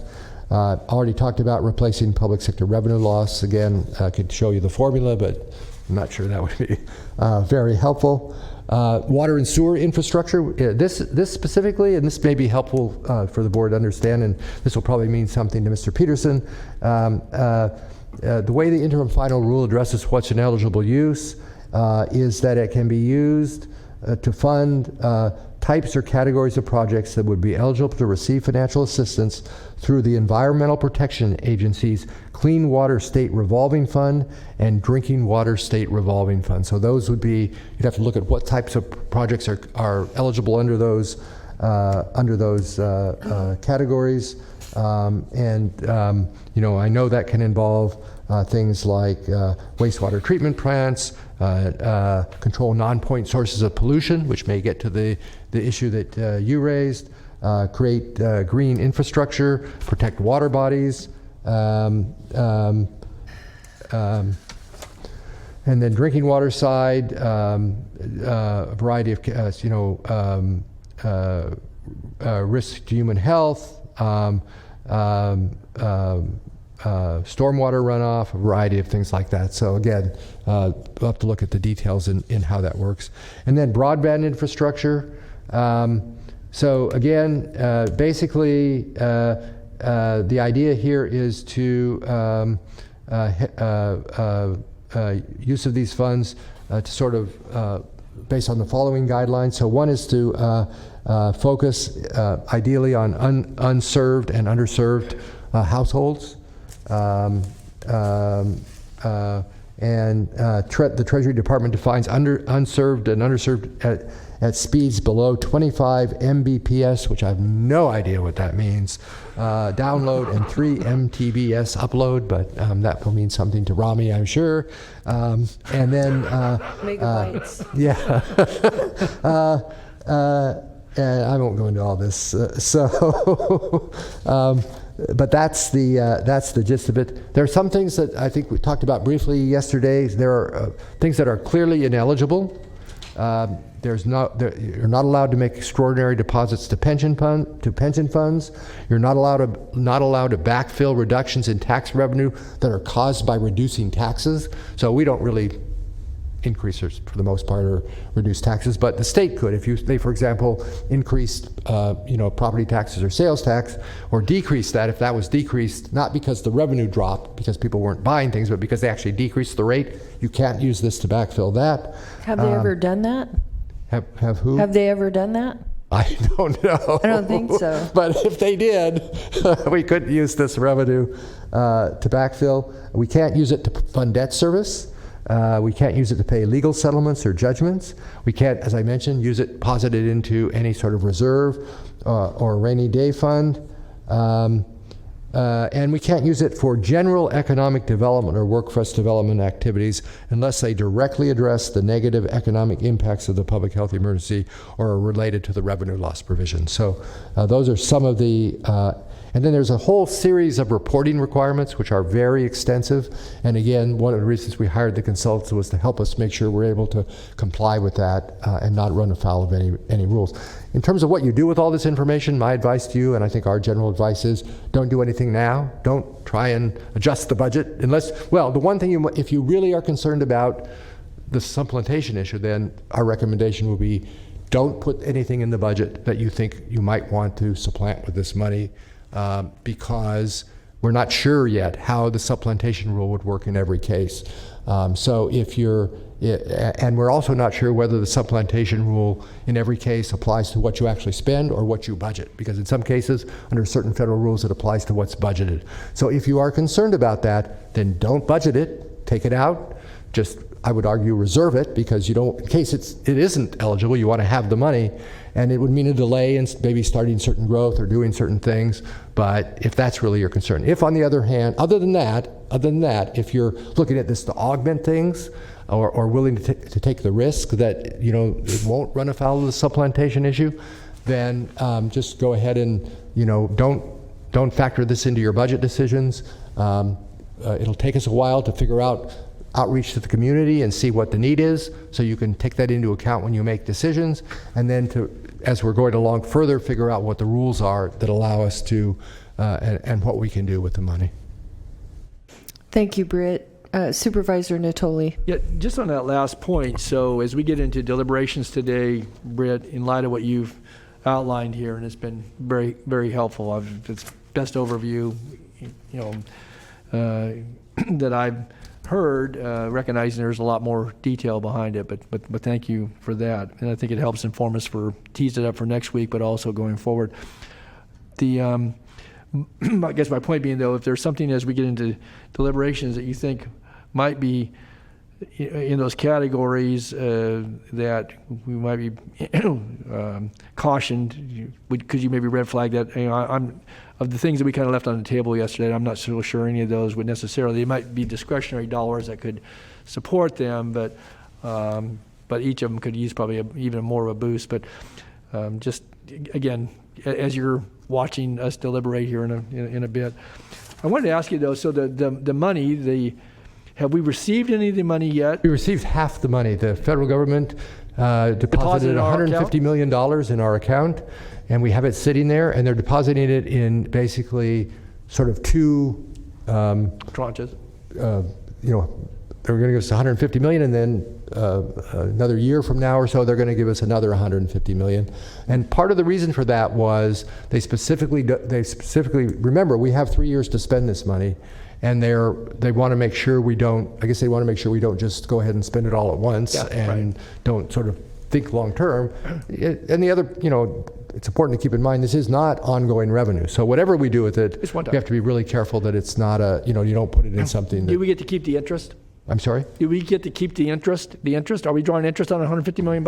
I'd have to look and I think so. I'd have to look and see. Well, no, I think so usually what happens, and I'm not 100% sure, but what happened with the CARES Act was that the interest we could keep it in the sense that it had to be spent on eligible CARES Act expenditures, and it had to be spent within the time frame. So in that sense, we could keep it, but not like we could keep it as discretionary revenue. Okay. But it is drawing interest. It's in our account. It's in the county treasury right now. It is in the treasury right now. Yes. Okay.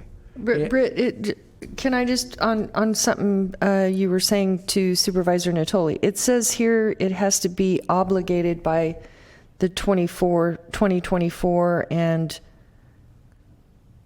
work performed and completed, expended by December 26. Mm-hmm. Right. So we have a little more than 3 years technically, but then we have to report, is what you're saying. Yes. So and yes. So and as I say, they'll be auditing, and I think they made pretty clear here they'll be auditing. So we'll have, yes. Okay. Yeah. I mean, this is a different situation. You remember with the CARES Act, we were right in the middle of the pandemic.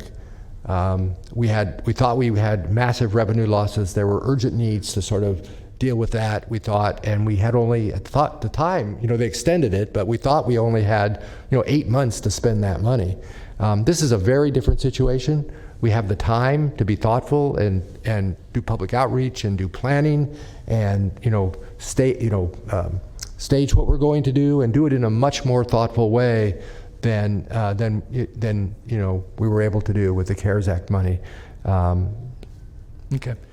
I just quickly, so when you kind of went through the different iterations of how it might be applied, obviously tying back to the pandemic, are park districts, how do they fit in that scheme of things? So parks districts they didn't get any money directly. They don't get the money directly. So the state, cities, and counties get money directly. And unlike the CARES Act, where it was cities and counties over a certain population, right. Virtually all cities and counties, it's my understanding, get an allocation. So they get their own money, so we don't need to worry about them, basically the cities. Yeah. But all the other special districts, like parks districts, fire districts, water districts, sewer districts, whatever else there might be out there in terms of districts, they don't get now there may be other funding streams in the ARPA. In other words, other dedicated funding streams under different programs that relate to water or fire or whatever. But in terms of under the State and Local Fiscal Recovery Act, if we were going to fund them, if they were going to get funding, it would have to come from somebody else. It could come from the state, or it could come from us, or I guess it could come from the city, but it would have to come from somebody else. Okay, and in this case, and again, we've talked about parks, we're going to talk more today, and I presume some of the things you talked about when it comes to rangers and cleanup and some of the things that may have been a part of the ongoing where folks were actually in the field, those may be some of the things we can... You'd have to tie it some way to the COVID pandemic. Right. Yes, if their work was increased, or they had to do something differently, or you couldn't just fund rangers, right? Right. Yeah. But the point I want to make though is that, and we'll talk more next week too, but is that with our park districts, that a lot of the recreational services, including the grounds that they maintain, the facilities, we as a county have our own element, and obviously Liz is here in her department. But we know there are a lot of special districts that do, maybe in other cases where counties and cities have their own, parks and recreation department that does all of it, and they're the only entity. In this case, obviously, we have a kind of a shared responsibility, both the regional park system and some of the recreation program we do, but then you have a multiplicity of districts that do it as well. They didn't receive any money directly. Will be incumbent upon us, if we are looking to work with them, because they've had some impacts, for them then to claim to us, and so we can claim on the dollar. How is that going to? So I think one of the things that we're going to do when we do the outreach is the community outreach is both not just to sort of individuals in the community and to organizations like chambers of commerce and whatever, but also to other local governments, some of these districts, so that we can hear from them as well what their needs are and take that into consideration. And so that it would be sort of the equivalent if we funded them, like we get grants and then we have sub-grantees. So it would be that sort of scenario. Okay. We would ultimately be liable. One thing to keep in mind on this: the rule is very, very clear in sort of bright red letters that we, as the primary recipient of the funds, are fiscally liable to the federal government for the use of those funds. But we'll answer to the we'd have to auditors, be yeah. very careful. When we fund something, we have to have an agreement, we have to have audit provisions, we have to make sure that what we fund is allowed and that they do with the money what we're giving them the money to do Money with. to do, okay. Yeah. All right, very good. There was an impact on the park districts, though, that we could tie back to COVID. So I'm glad we're going to reach out to them. Right. I hope to support them. Okay, Thank you, Supervisor Natoli. Supervisor Desmond. Yes, thank you, Madam Chair. Thank you, Britt. And yeah, I want to piggyback on the parks thing because that is such a big deal. But we don't know yet whether there could be a dedicated provision in ARP for them, or they would somehow we know have that to there's be not, they don't assisted get, by us under our larger. what we know at this point is that there's not like this money we've already got, and it's we know that doesn't exist. But what we don't know is there's all these different funding sources, that might be available to them, either whether they apply or whether the state decides to allocate some to that. We don't know any of that yet, what's going on. And so I guess my question I had when we referenced the cities getting their money, we don't have to worry about them. But obviously, because of our county role, much larger role when it comes to health and human services, is it safe to assume that the things that the county can fund is much broader than, say, the provisions for a city within the county? Could you maybe explain that? Because what I've heard is the city, I think, is getting $100 million. The county is getting $300 million. Right. So I think, I don't know if the act assumes that, because remember, this is a nationwide thing, right? And in some states, there are some states that run their own public health departments. I mean, it all just depends. So I honestly, I'm not entirely clear on what exactly the formula was that got us more than they got, but it is a true fact that clearly many of the things that are contemplated for potential funding here are not city responsibility. So most of the public health stuff is not a city responsibility. Mental health stuff is not really a city responsibility. On the other hand, some of it is, right? They have issues with responding to certain things. They have issues with water and sewer. They have issues with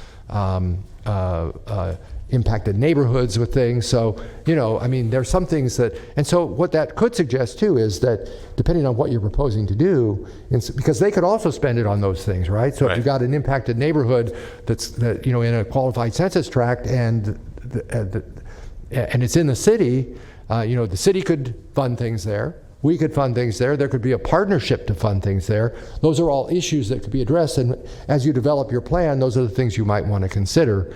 Or you could just say, if it's in the city, it's your responsibility. If it's in our corporate county, it's ours.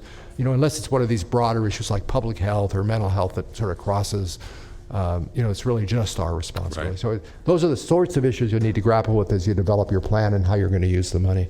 And will the consultant be addressing that very issue and kind of helping us establish a process so we can navigate that? Okay.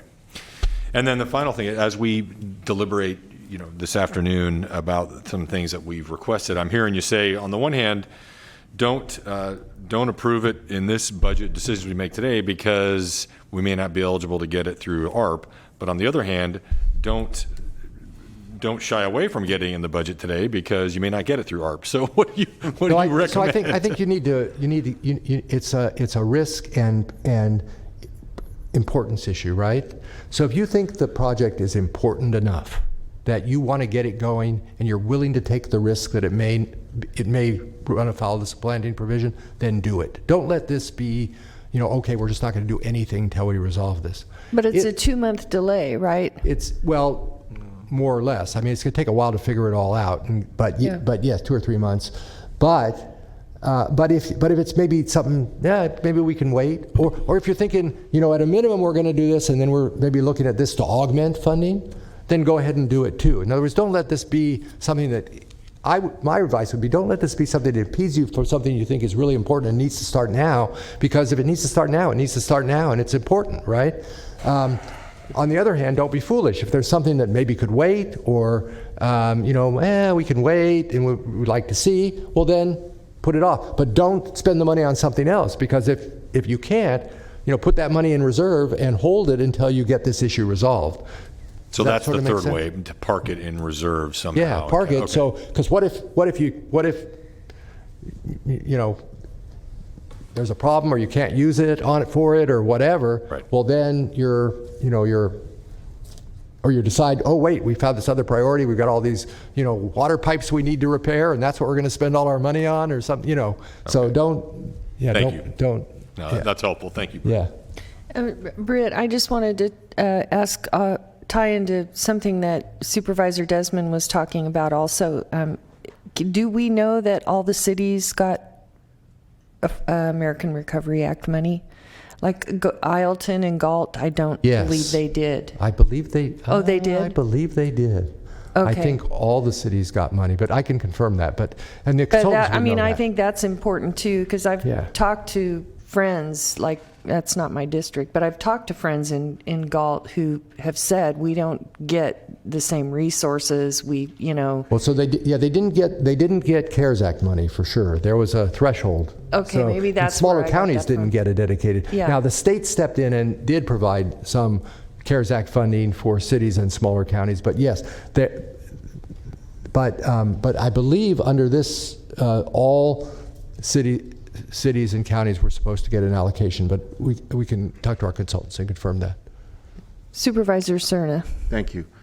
In terms of the way you've laid this out, Britt, in terms of how you would encourage us to think about ARPA versus the exercise we're going through right now in terms of our budget, for me, and I would encourage my colleagues to take this into consideration as well. For me, the CEO has been very clear that there's going to be a very deliberative public outreach effort that is, intended to not just benefit from the consultants that were retained to advise us, but certainly we're going to do things a lot differently than we have in the past relative to the CARES Act funding to solicit input from the community at large. So for me, I'm much more inclined to keep things very separated at this point, because right now we don't have the benefit of that deliberative exercise. So and that's yet another thing I think is important to consider before we start talking about mixing, reserves of potential ARPA funding and, parking money here and there based on, the fact that we would only be doing that very unilaterally without the benefit of the community's input. So Right. for what it's worth. And I think that makes a lot of sense. It's of course up to the board, but the truth is, once we go through this process, you may find after you listen to the community and these other districts that there are some needs that we had not even contemplated that could use a substantial portion of this money. Now, you could have parked stuff, but in the meantime, the things that you want to do are not getting done. So you want to sort of balance that out, and it's just how much risk you're willing to take, how much, and in some cases we might find there aren't any supplanting issues, and so even despite the fact that you went forward, you can supplant. So it's that whole issue. So I think, that's a legitimate, obviously, view to take on this. Yeah. Supervisor Kennedy.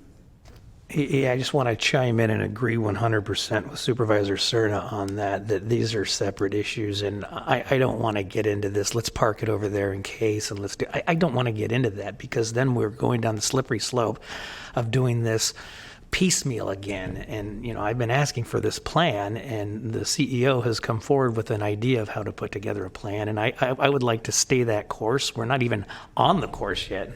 So I don't even want to consider disrupting what we're doing in that regard. Well stated.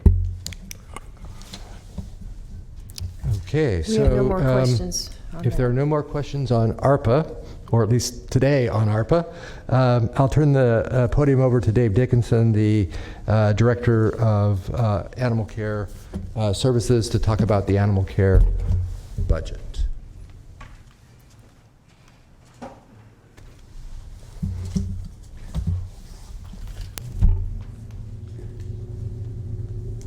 Morning, Dave. Good morning, Madam Chair, board members. Dave Dickinson, Director for Sacramento County's Department of Animal Care and Regulation over at the Bradshaw Shelter. I think the question before me is in regard to the new Assistant Director position we're attempting to add to our roster of employees out there. First, I'd like to thank CEO Ann Edwards, Deputy Executive Steve Hartwig, and Budget Guru Britt Ferguson for allowing us to add that position to this year's budget proposal.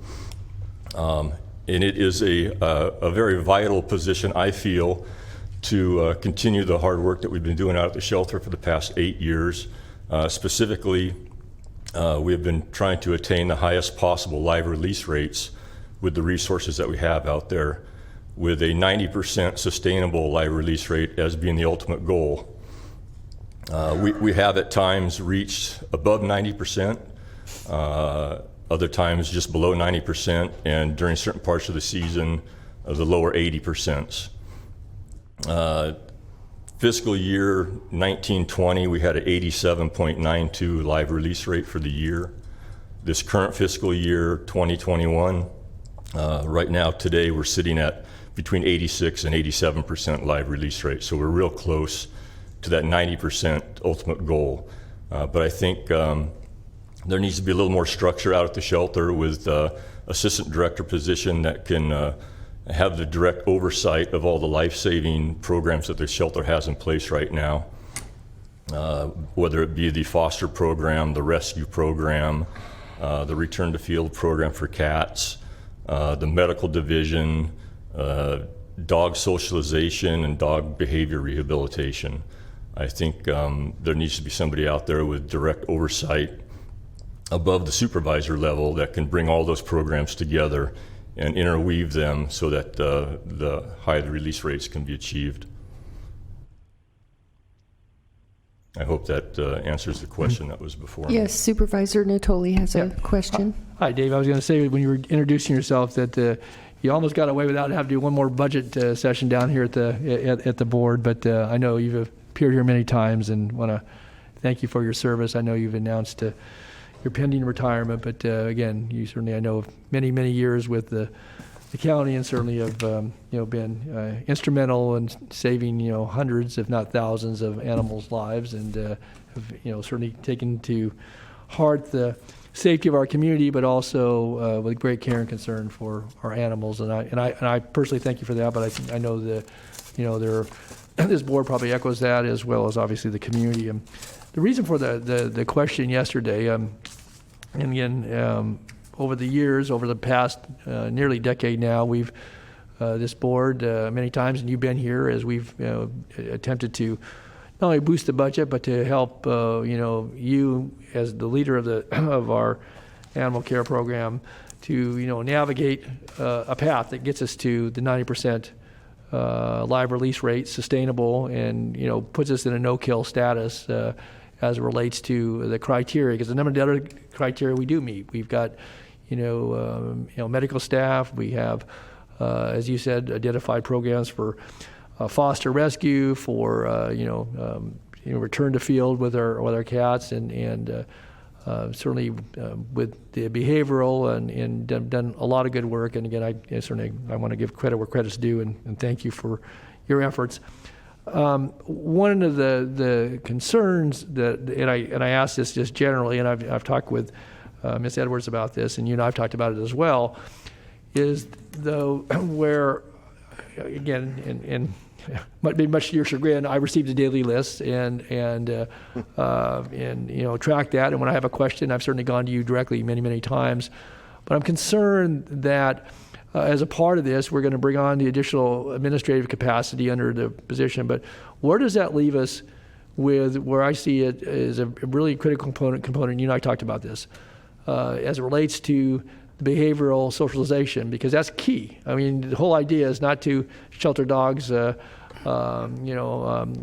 infinitely, but to or cats or any other animals, but to rehome them, to get them out to proper placements, and to take care of their medical and certainly their basic needs, but also to help them find a new home. And so, where do we lie with that? I mean, there's been some money in your budget, in the shelter's budget for that. But again, in my view, and I've shared this, but I think in the view of many others, that's a critical key piece, and I don't see that really. You can read the description about this and what our goals are. So how do you see? And again, I know obviously you're going to be handing this over in a few weeks, but I'm curious because is that a budgetary item, or is there sufficient budget to do that? And how are we going to get there on the behavioral end of it? Yeah, as of January 1st of this year, we did lose the past behavior socialization group that was part of our contracted employee position out there. We still have that funding in this year's budget. We did put an RFP out prior to Christmas holidays last year, looking for recipients who wish to continue that work. We only got 3 proposals, neither of which were satisfactory to myself. The folks just didn't have the experience and the know-how. We do have some RFPs that are going to be going out again shortly here to see that if we can get a better response. I don't know if the response was lacking because of COVID or what was going on back then, but we'll try that approach one more time and see what happens. Again, all we can do is put out the request for proposals to get people to respond and maybe get some people hired as contract employees if we can get past the AB5 laws. We also have added a couple of in-house employees, ACAs, animal care attendants, to assist with the foster rescue program, and they're also doing socialization with the dogs right now. We've added more volunteers back into the shelter since the COVID pandemic restrictions have been lifted somewhat, so we've got more dog walkers in working with the dogs one-on-one. So we're hoping that will get us through the next couple of months before we get RFPs in and can maybe get someone in a position on a more full-time basis. I wanted to note, because again, just as you kind of summarized, and obviously you're close to the statistics, but over the past 29 months, we've on 8 occasions achieved a 90% or better, and as you noted, I just did the math on it, and in 20 of those months out of the last 29, we've been 85% or better live release rate, and so that says to me that we have the capability. Recognize we're an open admission shelter, which is different than some shelters. We're a public shelter, and clearly the mission statement says we want to be the premier shelter. We want to offer the best care to the animals, but also have positive outcomes. I, for one, am very, very interested, and again, I've shared this with you, about us basically not just proclaiming, but actually, having the sustainable 90% release rate, getting there and doing whatever we need, and obviously, you're going to have a successor here, but if we're going to look at funding another position at $190,000, that I guess what I'm looking for as one member of this board, but I think on behalf of a broader community, is assurance that, one, that's going to help. Again, we can't control what comes through the door, but we can control the outcomes in large part of what happens once the animals come into our care and custody. And I'm very interested in us in getting and staying at the 90% and doing whatever we need. We've brought on medical staff. As you said, a lot of those programs have been on your watch and have presented themselves in a way that have saved hundreds and hundreds of animals. But it needs not only to be our goal, that needs to be where we are and sustained. And is it your sense that adding this position is the top of the cake now? We've got what we need in place as far as staffing. You have the budgetary support, the medical staff, the in-house staff, recognizing there may be vacancies and so forth. I get that. That's just, we've talked about that in other departments. Is that what we need to be able to get to the 90%? I think that is the next step at this point. You mentioned vacancies. We do have a number of vacancies over the past year that we've had a hard time filling, but it's hard to do all those programs efficiently if you don't have the staff in-house to do them. So filling the vacancies that we have currently is number one goal along with this position. And then where it goes from there, the next administration of the shelter will have to take that on. If it's another position for behavior specialists, that might be something else to look at, a county position instead of a contracted position. We are working with some behaviorists. They have been, while my absence was the past few months. Ann King is a local dog behaviorist who came in and gave us some training, our staff some training, so that they have better understanding on what to look for in behavioral dogs and help them with those dogs and get them past their fears. So there's a lot of things that come into play that will have to be done. But I think that the assistant director position is the first thing that has to happen, because anything that we do has to have direct oversight by someone that's capable of bringing the group together and sustaining the momentum instead of up and down, so to speak. Provided that we don't have control over what comes into the shelter, and achieving 86, 87% is a phenomenal achievement. It's the next 3 to 5% that is the toughest percent to rehabilitate or cure or fix injury to. So that is a hard task to do. But we've proven in 8 months out of the last 29 that we can do that, have done that, and again, through a variety of means. And again, I know we depend very heavily on our support groups, on the community for our fosters, certainly our adoptions, the rescue, the rapport we built with folks. So what I looked at to Ann, one, obviously we're in a transitional period right now. I'm very interested, as I said yesterday, I'm prepared to support this. I mean, I've been very supportive of shelter, and it's welcoming that obviously, the exec's office is supporting this as well. But we're, approaching an $11 million a year budget. We've gotten, medical staff in place. And again, thank you, Dave. I know it was pretty rigorous in getting those positions filled and so forth.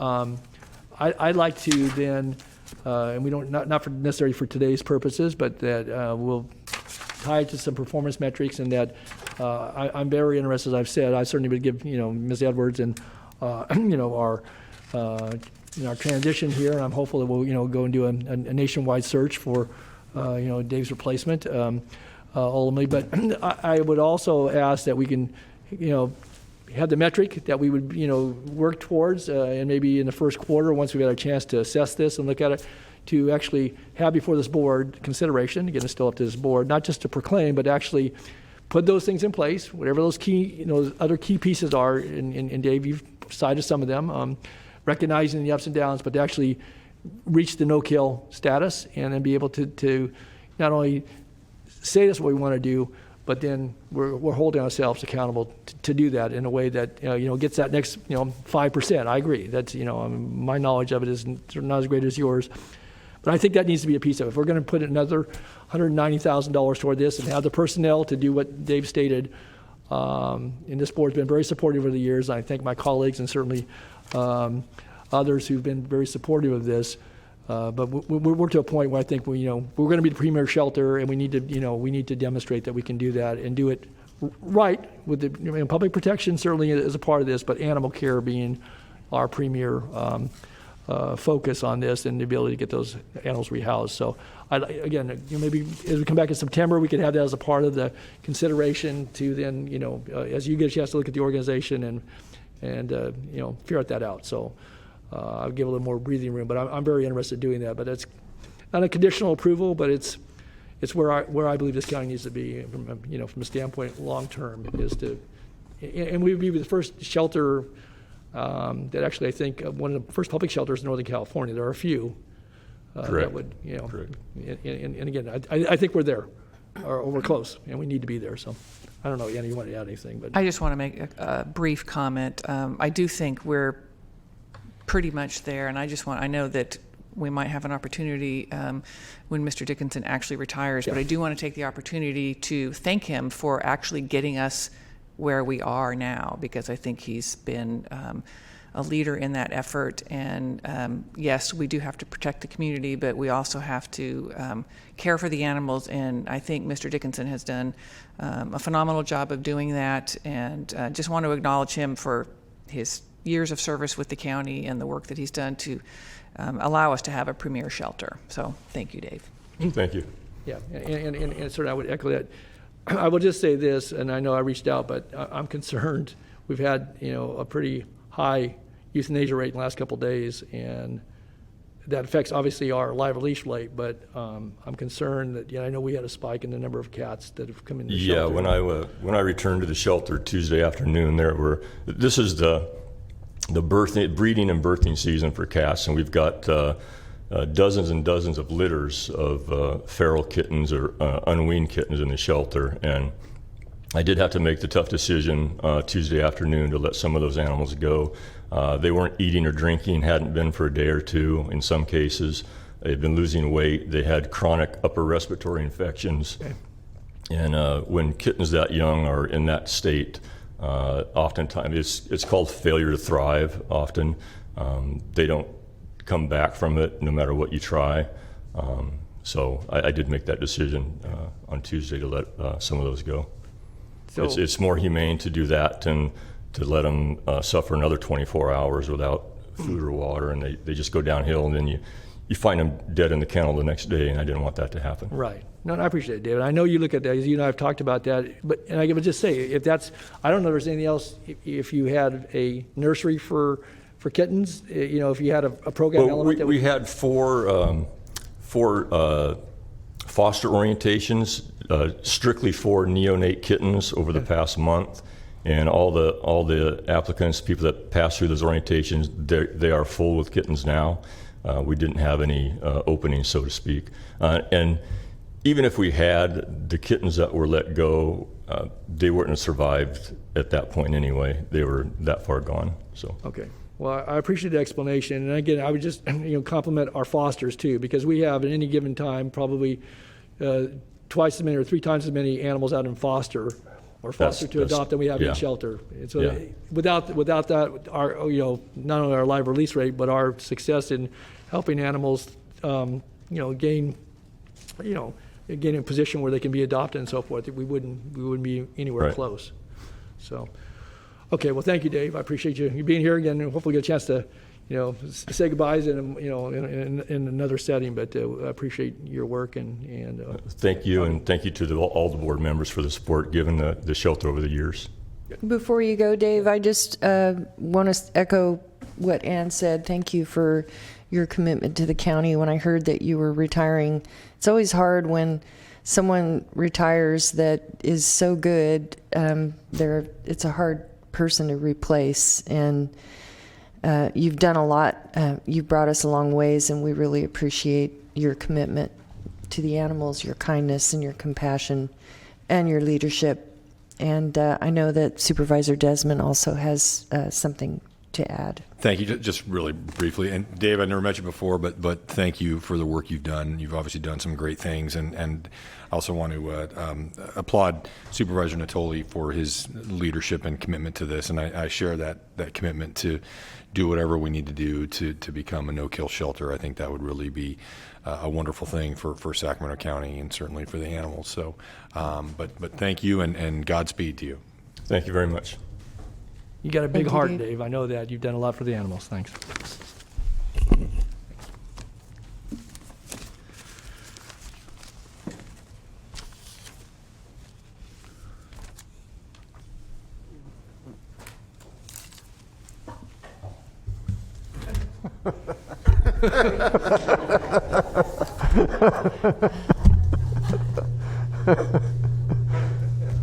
That's like rubbing it in, Dave. You're the good guy. You've got a short guy there. Don, for the record, Britt's not short.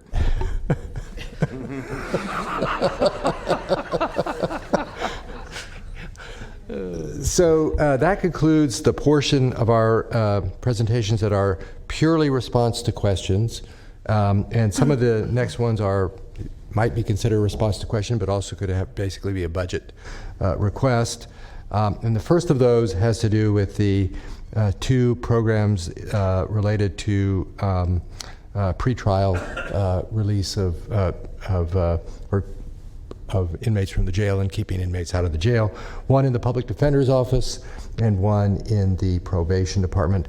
Let me just say a couple things. First of all, currently, both there were three growth requests that were requested related to this: two in the public defender's office and one in probation.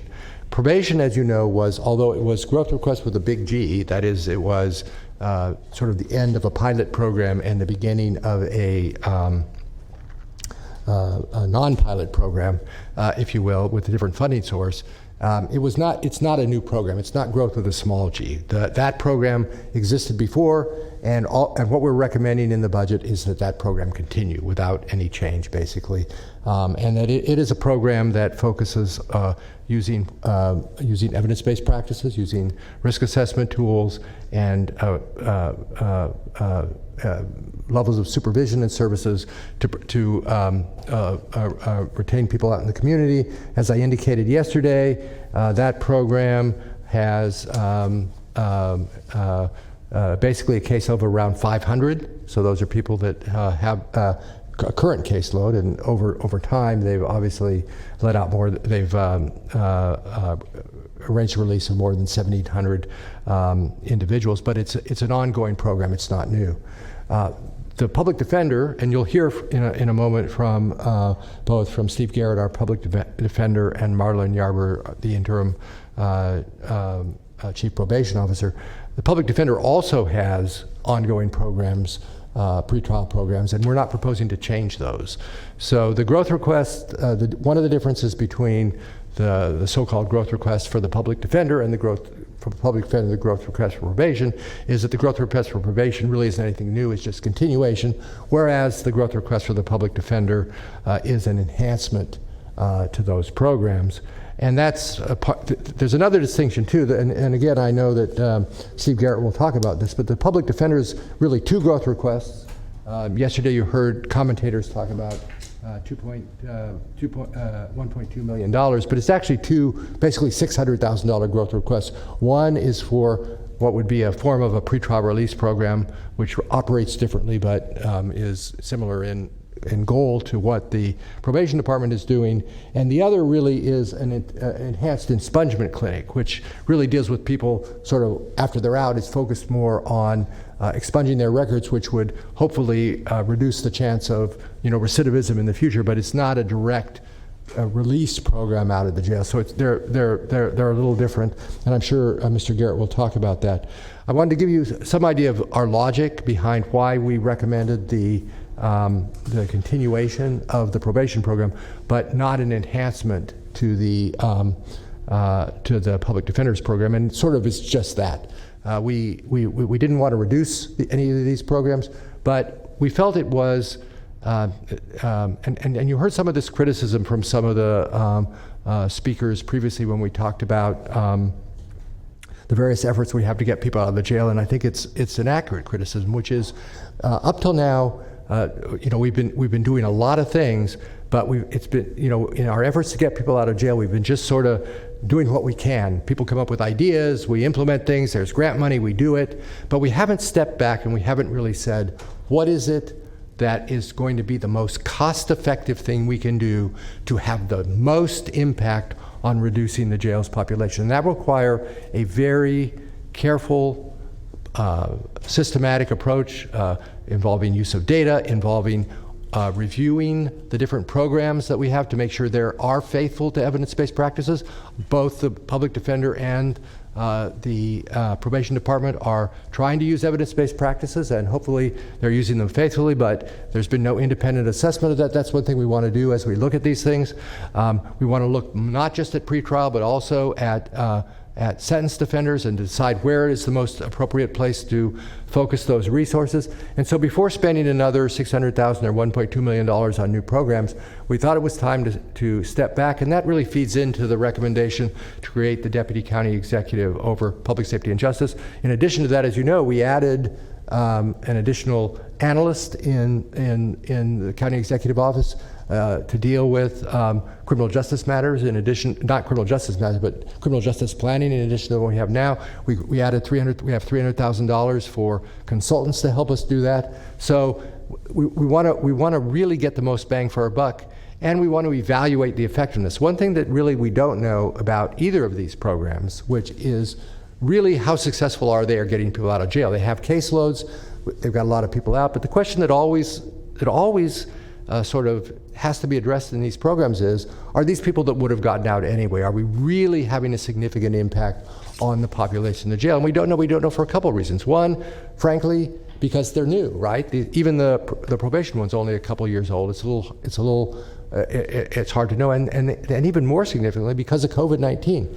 It totally upended what was happening with the jail population, so it's really hard to know. So we want to do it in a very careful and thoughtful way. So our thought was, don't cut anything. We don't want to, take 500 people off the caseload and maybe they end up back in jail. So we don't want to do that, but we don't want to start any new programs either until we have an opportunity to really assess, where is it most appropriate to target our resources. So that was the logic behind what we did. I'd be happy to answer your questions about that, or if you'd like to hear first from Mr. Garrett and Mr. Yarber about their programs, however you'd like to proceed. We do have Supervisor Kennedy in the queue. Thank you. Less a question of Bridge. I was one of them that asked for this yesterday, and I appreciate what your explanation was very good and succinct, and I appreciate that too. But I'm going to be looking for, just to help set the table for what I'm going to be looking for, and that's why is it that we're funding probation, which I think probation is well aware that I'm a supporter of their programs. I do believe that they are helping us to keep the jail population down. But why is it that we took a leap of faith with that program, but we're not taking a leap of faith with the public defender's program, particularly since it's only $600,000 for the pretrial aspect of it? Seems like a relatively small amount of money and then we have an opportunity, whether it's a year or 2 years from now, to look at data, and some of it, you're right, it's going to be speculative because we don't know who would have been out anyway. I get that.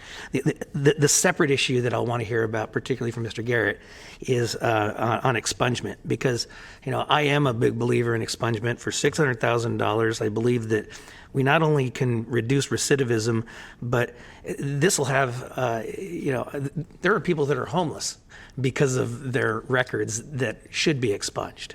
And we just aren't giving us the resources for their office to handle that type of workload. So I'll be looking at both of those issues.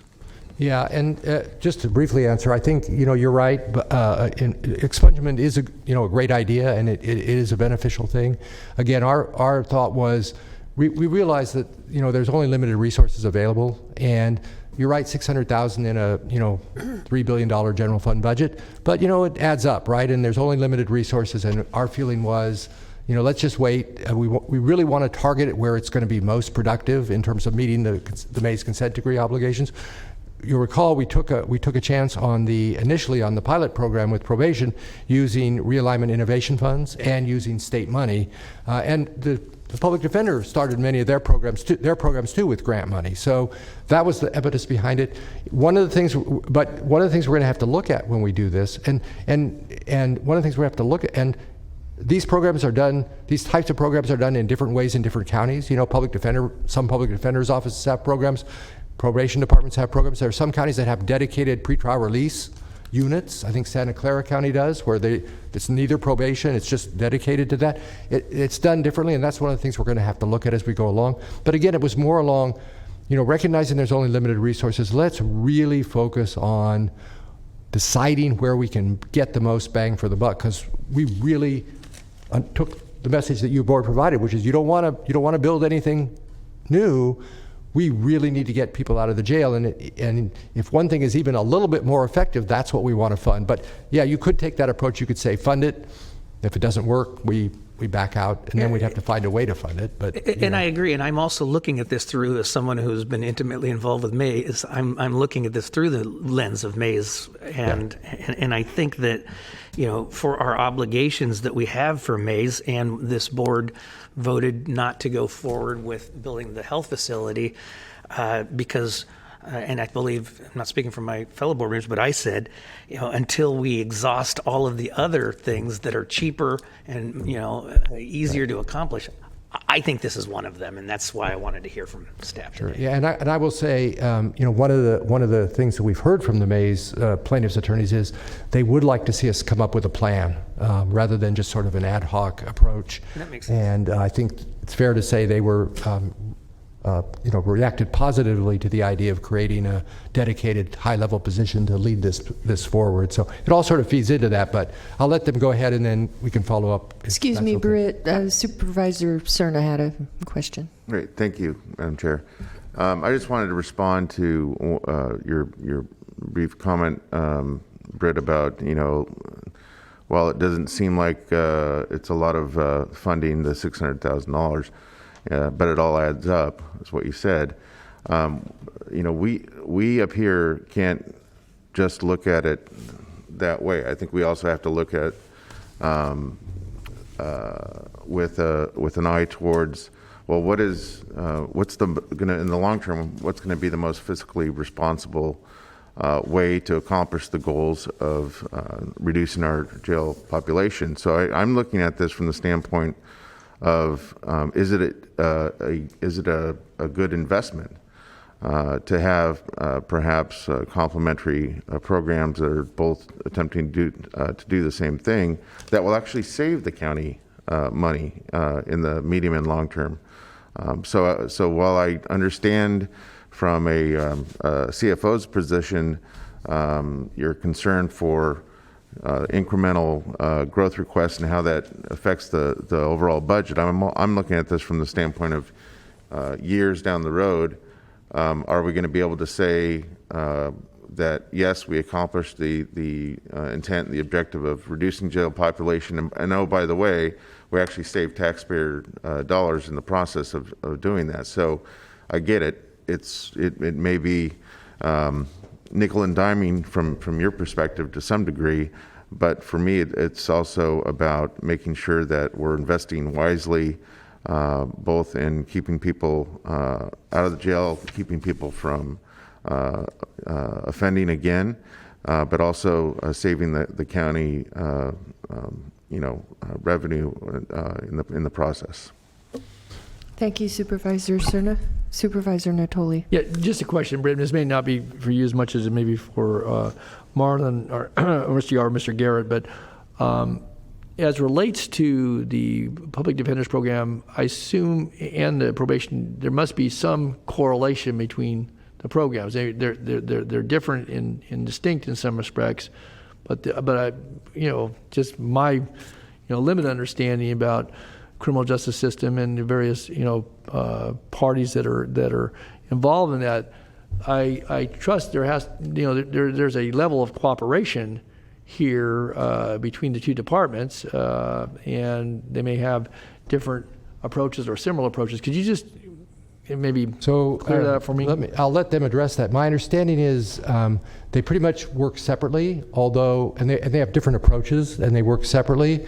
Although there's obviously an interrelationship. If one party gets one out, then the other one doesn't have to.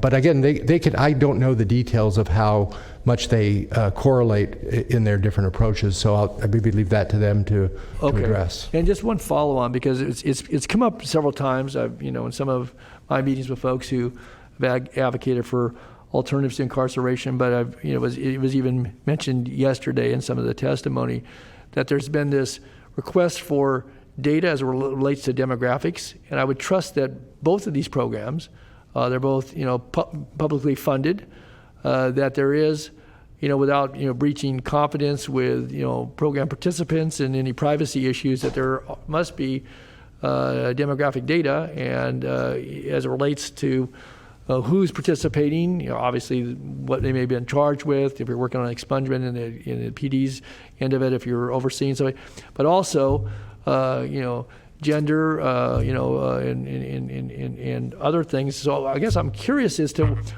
maybe Marlon can answer, but you must have some access to that. It's kind of been you've been the kind of overseer coordinator for a lot of these. Is that data available? So we have not typically seen that data, but I think I'll leave it to them to have to address that question. Okay, and I guess lastly, just while you're there, I just would say that in the event that the data hasn't yet been shared, I would just say that the funding is going with this is going to be nearly entirely county funded on the probation side of it, or at least 3/5 of that will be as it's being recommended.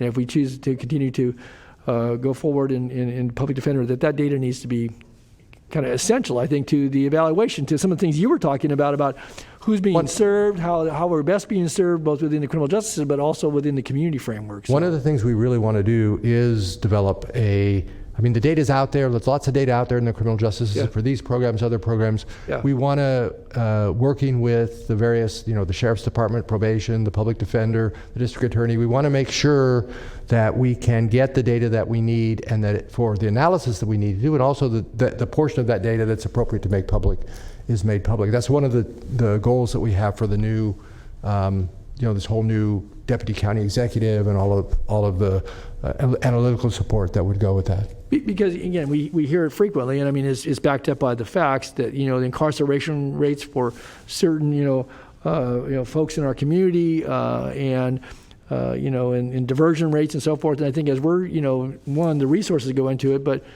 again, to help guide us in how we can, in particular, really this broader approach. And if we have a deficit of certain services in certain community areas, then in addition to folks who may touch the criminal justice system in one way or the other, how we're going to, going back to the discussion earlier on the ARP, certain zip codes, certain neighborhood areas that are, socioeconomically disadvantaged, whatever, higher crime, whatever those elements are, but data, right. You just said, is important for this board, for all those who are expert in it, and those that are administering the programs that we hope are having good effect in keeping our community safe, but also helping people get better. So. And what we have now is there's some data that we get on a routine basis. We do get, for example, we get jail data. We understand who's in the jail. That's very routine.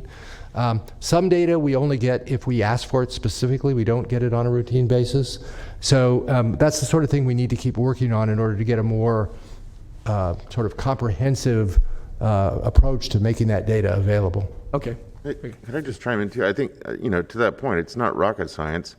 As long as far as I'm concerned, if we're not violating, things like HIPAA or anything else that legally prohibits the collection of that data, it seems like it's pretty straightforward. We want to know ethnicity, we want to know gender, we want to know, what we need to be able to track success, but not just success overall, but success relative to parity and making sure there's no disparity. And so without that information, we have to guess, and it's too important to be guessing on that. Right. I think we have you're right, we have a pretty good sense of the data we want. It's just working with the various departments to make sure we can get that data on a routine basis, which, has been sometimes more successful than others. So. I'm sorry, just one. So, but if we're going to, it's being recommended for funding, and that's the decisions for later today. I guess as part of one of the performance metrics, we could just say that we want that data. I mean, with either of these programs and others as well. So if the probation department, now we're going to be in for 3/5 of county general fund to that, and if that data, hasn't been disseminated or needs to be collected in a different way so that it's meaningful to going forward to, the analysis of how we're using our resources and who's being affected and who's benefiting or not, I would just say that may be a parameter that we put to consideration for both of these programs as they come forward a little later for discussion and deliberation. Thanks. Right. So with that, I guess I'll turn it over to maybe Mr. Garrett to go first.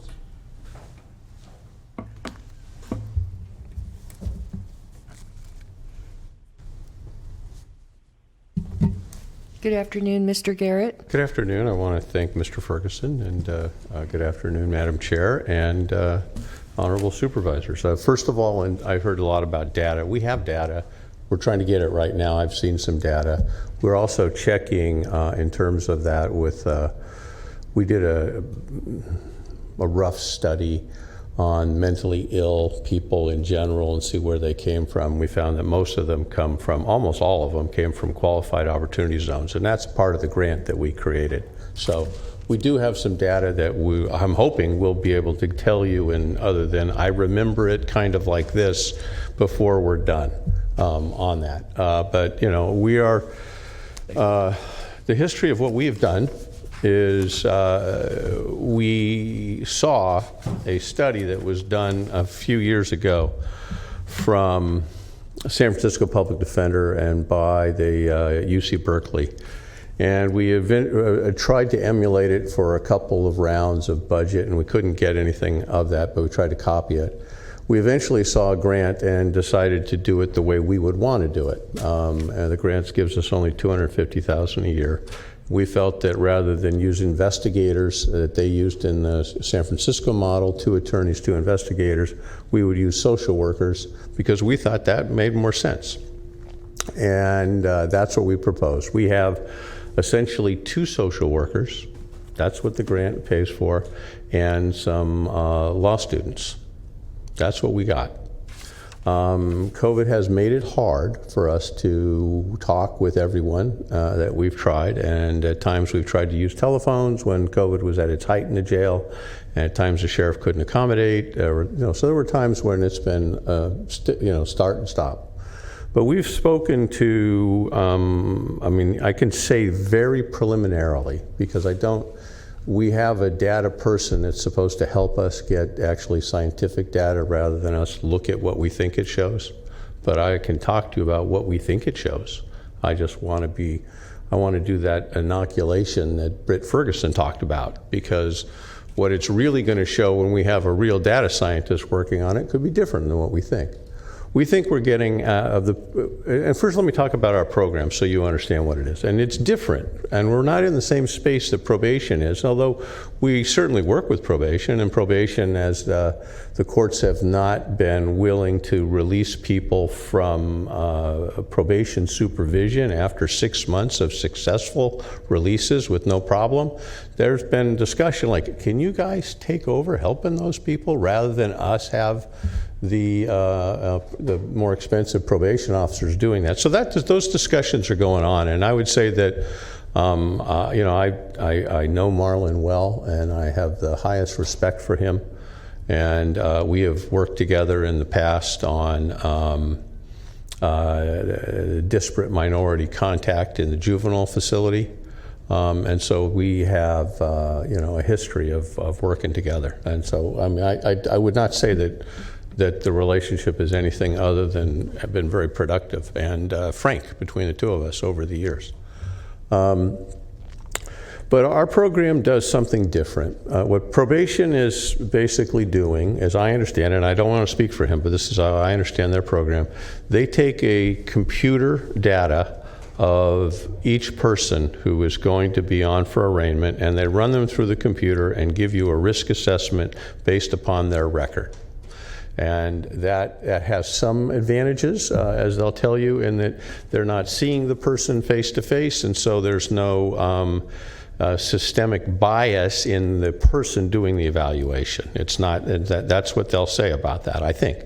And it also contains, if you believe that there has been unfairness in the criminal justice system, it has baked in systemic violence or systemic disparities, because some demographics have been treated differently statistically in our system. I mean, we know, our office knows right now that you are 7 times more likely to be incarcerated in this county if you're African American than if you're Caucasian. We know that. That's just the truth. So with that said, they do that and they provide that risk assessment to the court. And then the court looks at it and does what they're going to do with it. And court says, as I'm sure you all know, they do what they want. And they don't necessarily, it depends on the judge, what you're going to get. And then after that, if the judge releases them on various levels, I believe they have 5 levels, and Marlon can talk more about that, but the highest is GPS, and there's always a bias and respectfully to the courts, there's always a bias in, I want to have the highest level of supervision, because if anything goes wrong, I want to make sure that's what I asked for if you're a judge. That's what they worry about. And law enforcement worries about that, and I understand that, but that's just the nature of the criminal justice system we live in, and it isn't fair because it doesn't consider an important consideration. When we over-incarcerate, we're also harming our community. If you under-incarcerate, you can argue you're harming our community, but when we over-incarcerate and we do damage and trauma to members of the community who didn't need to be locked up, that's harming our community too. So it isn't just let's do the riskless thing and keep someone in. When we keep someone in we shouldn't, we are harming our community. We are traumatizing families. We are making I can provide studies if you want to see them that shows that over-incarceration or unnecessary pretrial incarceration makes us less safe. And we can argue about the study, but I can show you some studies that say that because it breaks up the contact that people have, the connections they have, the jobs, the family, the relationships they have, and when they get out, they're out. And what I often say to people when we're talking about those kinds of things is I sort of have a little problem I ask. I said, okay, I'm going to tell you right now, 30 minutes from now, the sheriff's kind of coming and going to arrest you. Don't run away. That's a bad idea. You can give your wallet and your watch and your purse or whatever else you have to me, but you're going into jail, okay? And you're going to get a good deal. They'll eventually give you a misdemeanor, and you're only going to do 45 days or 90 days. So it's not going to be that bad. What would that mean for all of our lives? A lot of us wouldn't have jobs. A lot of us wouldn't have spouses. A lot of us would certainly not have housing. That's what it does. And so it's not just riskless. And I want to say that. I'm not arguing that to open all the jails. I'm just saying there's countervailing things we need to think about. So our program goes in, and it took some time, but we've now negotiated. We get the list of the people in the jail, and we go over and talk with them. And we talk with them with social workers and or law students and or social worker interns. With the social workers we have, we're able to use a bit of a force multiplier, and we've done that they can supervise social worker interns because they're sufficiently degreed that they can do that.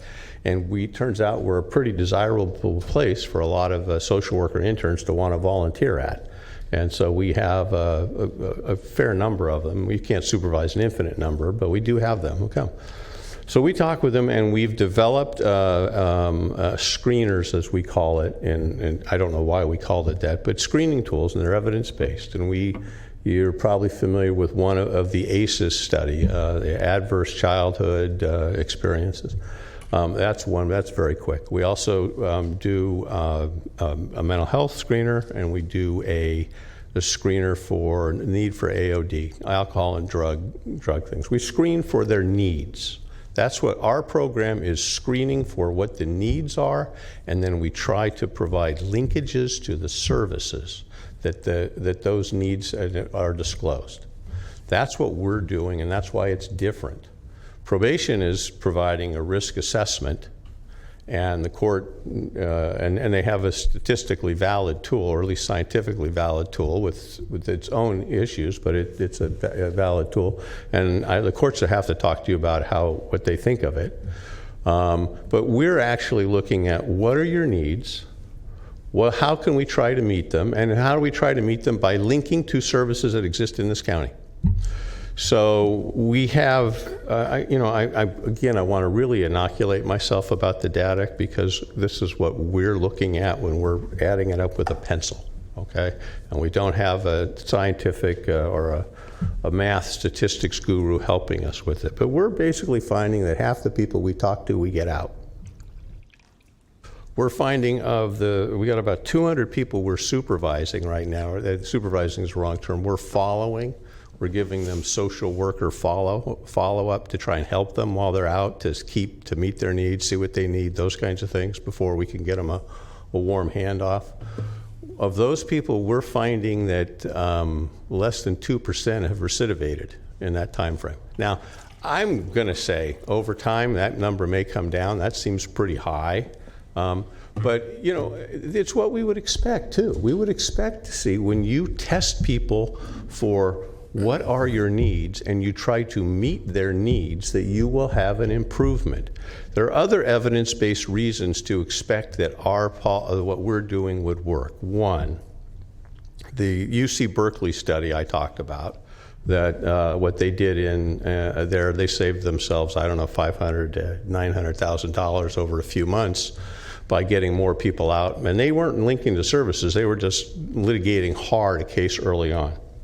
In addition to that, there's a Harvard study, I think from 2019, that talks about holistic defense, and it studies New York City and the different programs they have there. And there what they found is that holistic defense reduced by, don't quote, I'm not quoting, I'm just trying to remember here. I think it reduced the incarceration by 16% and length of time by 24%, and they saved over 10 years, 1 million days in jail, basically, is what they said. And I don't know what they calculate that at, but at Rikers Island, it's a lot more expensive than here. And they found that it did not cause an increase in recidivism. So that's another study that we would point to. And then the last piece of evidence, because we're talking about evidence, there are a number of studies that say that excessive pretrial incarceration does result in problems in recidivation. That's what it does. And I've kind of outlined some of the reasons that might be true. So our program is not in the same space and doing the same thing as probation's, but we're not stepping on each other's toes either. I mean, they're really, in that sense, I mean, probation's providing this component, a law enforcement component, and we're providing what are your needs, an assessment, and let's try and link you to services. We cannot get to everybody with what we have right now. 2 social workers and a few law students. That's what we have.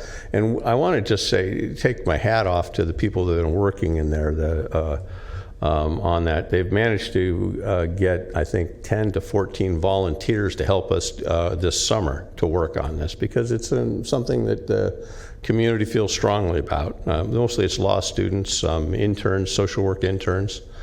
But what we find, as great as our law student interns are, when we can't pay them, we train them, they get up to speed, and then they leave. And that it is problematic to run a consistent program like that, and which is why we are looking for the grant or the growth request. That's why we made that growth request. The growth request is for a couple of social workers, a legal secretary, because the paperwork's a pretty big deal, tracking all those people, and that's a big burden. Some law student assistants so we can pay more consistently. And finally, and this is, I think, really the secret sauce in it, we've found that this is something that works from my time with on the steering committee for reduction of African American child deaths, or now the Black Child Legacy Campaign. They have CIWs or community incubator leads, and there are people in the community that work. And we're proposing to have $125,000 for us to contract with an organization or one of those. I mean, obviously we have to follow county rules for bidding and those kinds of things, to provide community support and follow-up for the people when they're released. And that's it's been shown to be effective. We started doing this in our juvenile division with our trauma-informed care for some of the children that we've been trying to build on, and we've found that again, I mean, we're talking about what we believe here. We thought it really helped. And we think the courts appreciate it, and we think the families appreciate it. And it's similar, if my recollection serves me, I'm going to look back I think similar to what they're doing in CARES in New York, right? Cases. The Cases program in New York, that's Tiffany Sennett, a supervisor in my office, who's been a lead in getting that done. So that is, we're not just making it up as we go along. We're looking at what's working, what's likely to work, what evidence is there to suggest that what we're doing is working. And I would say also that our program, I mean, I don't know what it means here, but our program, our little $250,000 a year grant program, got an award for innovation with the California State Association of Counties. We have a little, we tried to take pictures of it, but it's glass and it doesn't, it's a little semicircle of glass and it doesn't photo very well, but we were kind of proud about that. And there's another, I mean, other people are looking at it, and we are being contacted in other counties, and they want to know, what are you doing? How's that work? Is it working? Can we copy it? Will you give us the information? So it is something that's on the radar of other people. I don't know what they're going to do. I don't speak for them, but it is at the center of people talking about it. So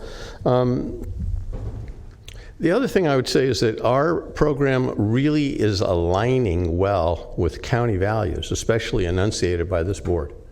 This board has a resolution about racism as a public health crisis. This is designed to track that, deal with it, try and respond to it, and be responsive in that area. It's also the recent changes that the Community Corrections Partnership Advisory Board did to the plan that they accepted. It's consistent with that, too. And if you look at that document, it talks about these kinds of things in that document. So it's consistent with that.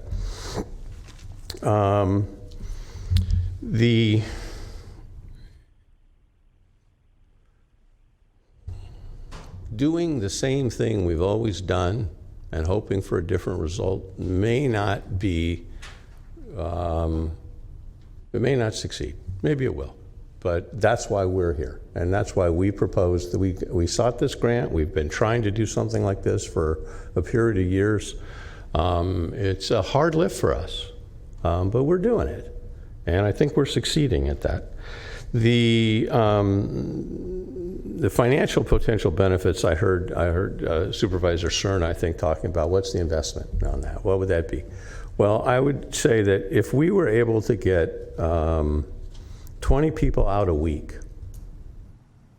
we are now that will turn into approximately $440,000, assuming $185 a day, which is a fair assumption of what it costs in there. We can get debates. Is it 125? Is it 220?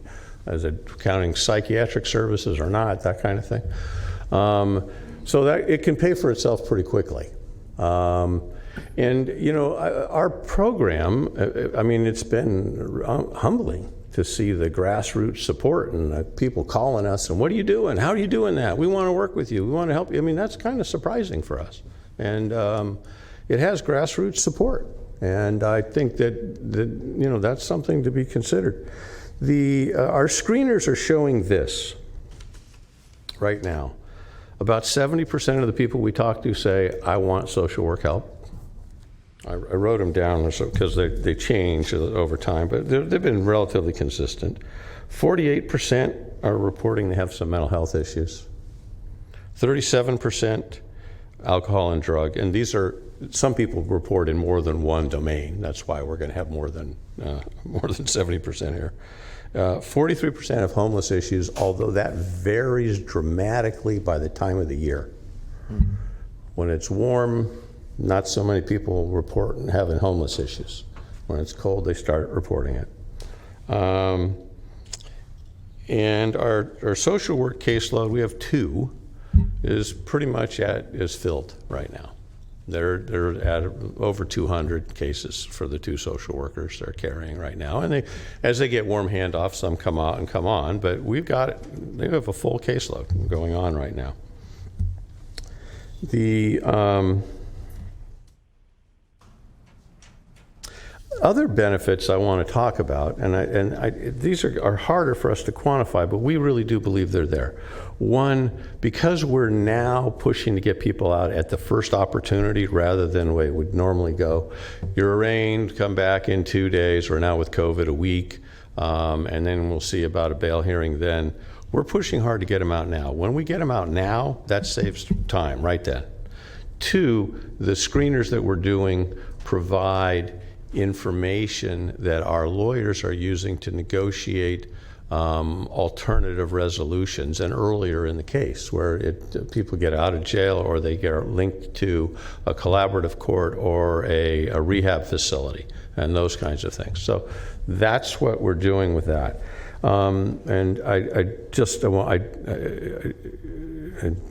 I understand that our expungement request is also before, and I want to at least address that briefly.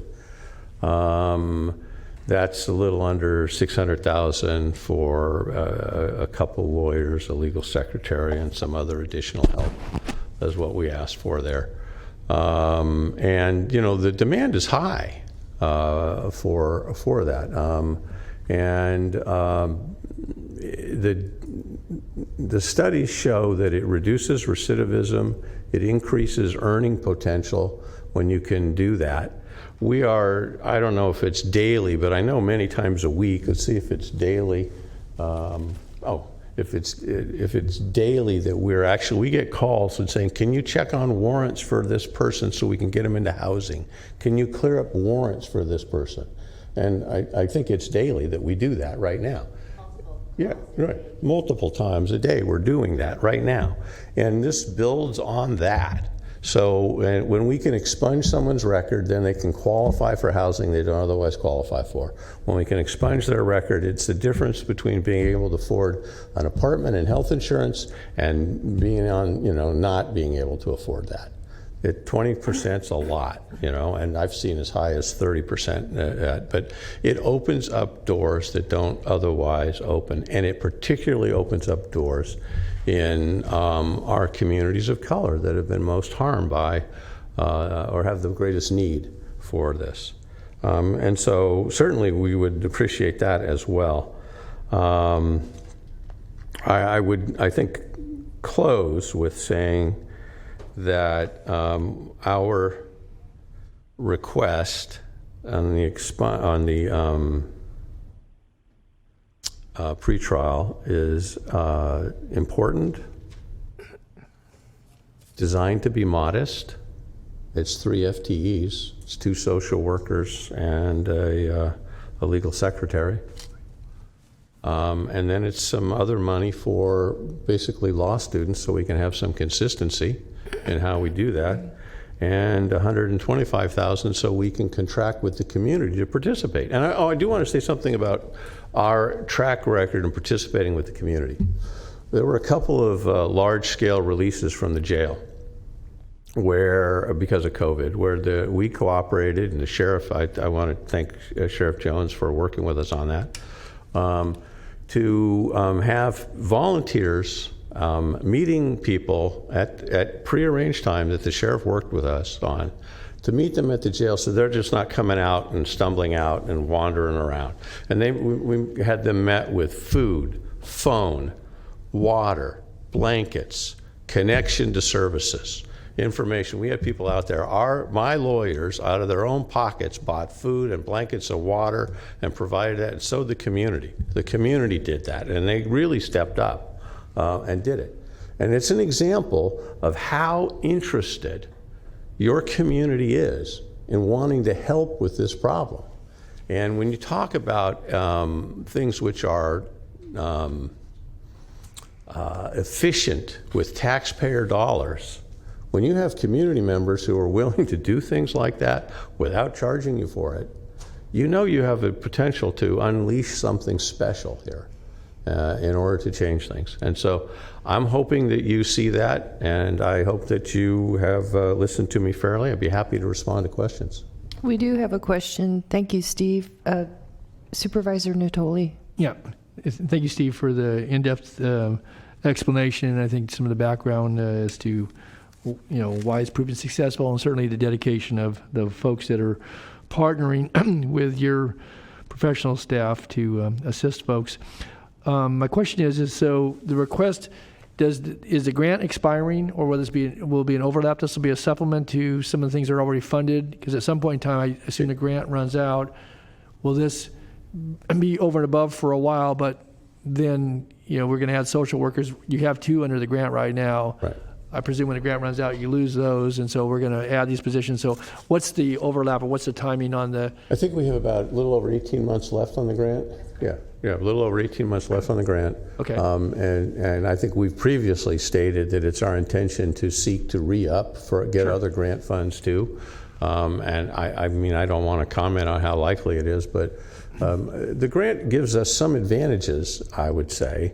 I mean, there's also burdens, but it gives us some advantages in that we're required to work with coaches, grant coaches who have, they're talking about other programs, and we're required to provide data to them on regular intervals. And so far, they've been very happy with the results and surprised we've gotten as far as we have in the short time, especially in the middle of COVID.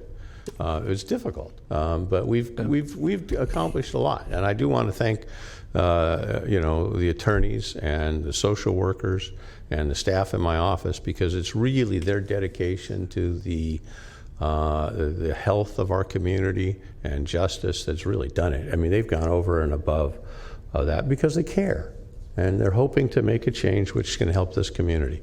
Stephen, so let me follow on, and thanks for that. But so the full complement then would be, if funded, at least on the pretrial side of this, that you would have 4 social workers and another legal assistant. Is that correct? We have 1.5 legal assistants under the grant. Yeah, we have 1.5 legal, basically they're law students that we can pay. Okay. And there's a special categorization in the county and how to do that, and there are rules about it. They have limited number of hours they can work, but we can pay them at a rate which is they like. But you're going to get a legal secretary with your request. In addition to the legal assistants, you have 1.5 positions there. This would add a legal secretary and 2 social workers, so that would give you a complement of 4 social workers, 1.5 legal assistants, and 1 legal secretary for the program. If the grant ended and the county funded it all, and we weren't able to get another grant, there would be 4 social workers. Yeah. There would be, I think, probably 6 legal assistants total, because our growth request asks for money for 4. For essentially, they're not quite full-time, but we know what it costs, and we ask for money so we could afford 4 people we can pay throughout the year and have some consistency in that. Sometimes we put people on half-time, and that works too if they're going to be consistent. So be 4 of them, and then the legal secretary, 1 legal secretary, and the $125,000 for a contract. Contract. Yeah. So, and just to be clear then, you're currently able to serve how many per week? Well, on average, it goes up and down. Right now, I mean, we've got about 10 law students are volunteering and 4 interns, and that will end in the near future. Sure. We've worked with the county executive's office and general services, and they've given us a little space in the old sheriff's office. They're having to work with jackhammers underneath them, but we didn't have room in our office for those volunteers. But it's not going to be consistent, and it will eventually, it'll be stop and start and not be able to get everybody, and there'll be periods of months of where we're trying to bring more volunteers in. Okay, and that's so what's the goal? So what's the goal? Is it to do 20 a week or 40 a week? And again, recognizing that can ebb and flow for a variety of reasons. I'm just trying to get some sense about how many folks. Okay, the goal is for us to be able to consistently see everyone you can see. There will always be some people you can't see who are in isolation or those kinds of things. Okay. So Ms. Sinnott may have an answer to that question. So right now, we're seeing about 15 a day, 300 a month. Okay. We get a booking list from the jail every morning at 3 a.m. of everybody that was arrested the day before. We take that booking list, we look at it. We usually don't interview people that are charged with homicides, right? And we look at it to get a list of who should be interviewed that day. Roughly, we see about 30 people on that list that we really need to get to. Our goal is to get to 30 people, not just 15 people. So everybody in that jail can be assessed. The 4 assessments is a mental health assessment, a substance use assessment, a housing assessment to assess for homelessness, and the trauma assessment. We then go and interview people. We put it together in a packet. We give it to the attorney. We staff with the attorney. The attorney then goes to court. They meet with the judge. They meet with the DA. And they say, hey, we talked to these people, and these people have or need linkage to mental health. They need linkage to substance use. Or they have a job and they've got 5 kids sitting at home, and we need to release them today. The judge then listens to all that information. The judge will then just go ahead and release somebody, or the judge may say, look, I want your social workers to follow up on this case. Let's see if we can get them linked to services. And let's see if we can have a coordinated discharge. Because what's happening now is not a coordinated discharge, right? People get released in the middle of the night from the jail. And then they become victim or they victimize others.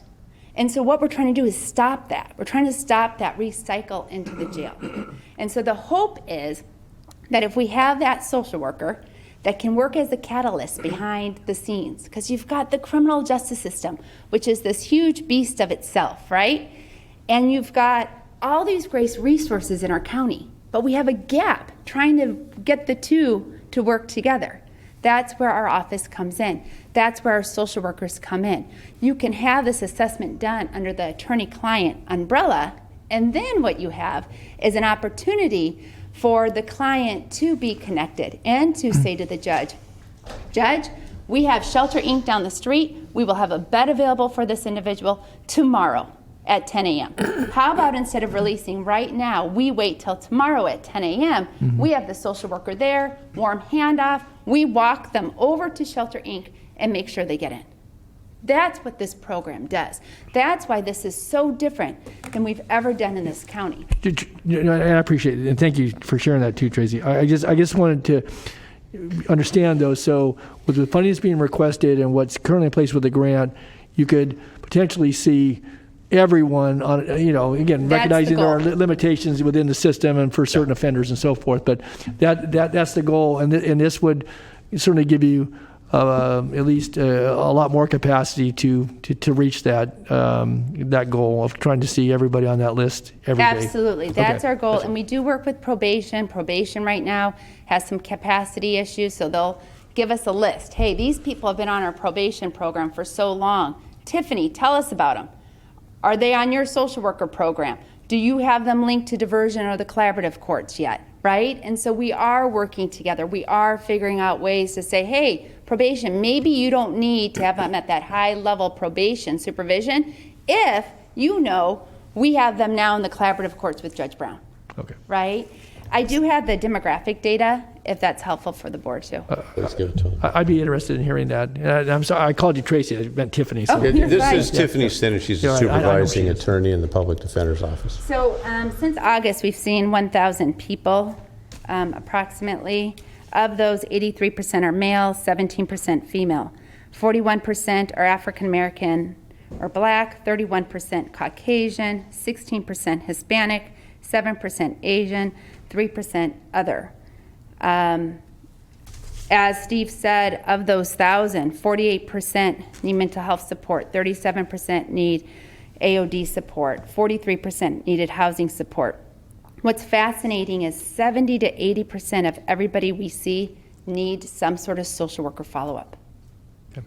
Whether that's calling the jail because they were too afraid to tell the sheriffs that they're on meds, but they'll tell us they're on meds, so we can call the sheriff and say, hey, jail psych services, we need this individual looked at, he needs his Risperdal, so he doesn't decompensate in the jail, right? So that follow-up can be linkage and connection to services, but it's also support within the criminal justice system as well. One other question. So, calls to the sheriff, are you also working with correctional health? We're working with correctional health as well as daily. outpatient health, mental health, and other services that, Yeah, and the other fascinating thing that's happening is the sheriffs are starting to reach out to us in the field, right? So if they come across one of our clients and they know we're working with them, they'll call the attorney and say, hey, what's going on? We ran across your client. What's going on with the housing? How close are they to being housed? So that's really exciting too. The sheriffs have partnered with us.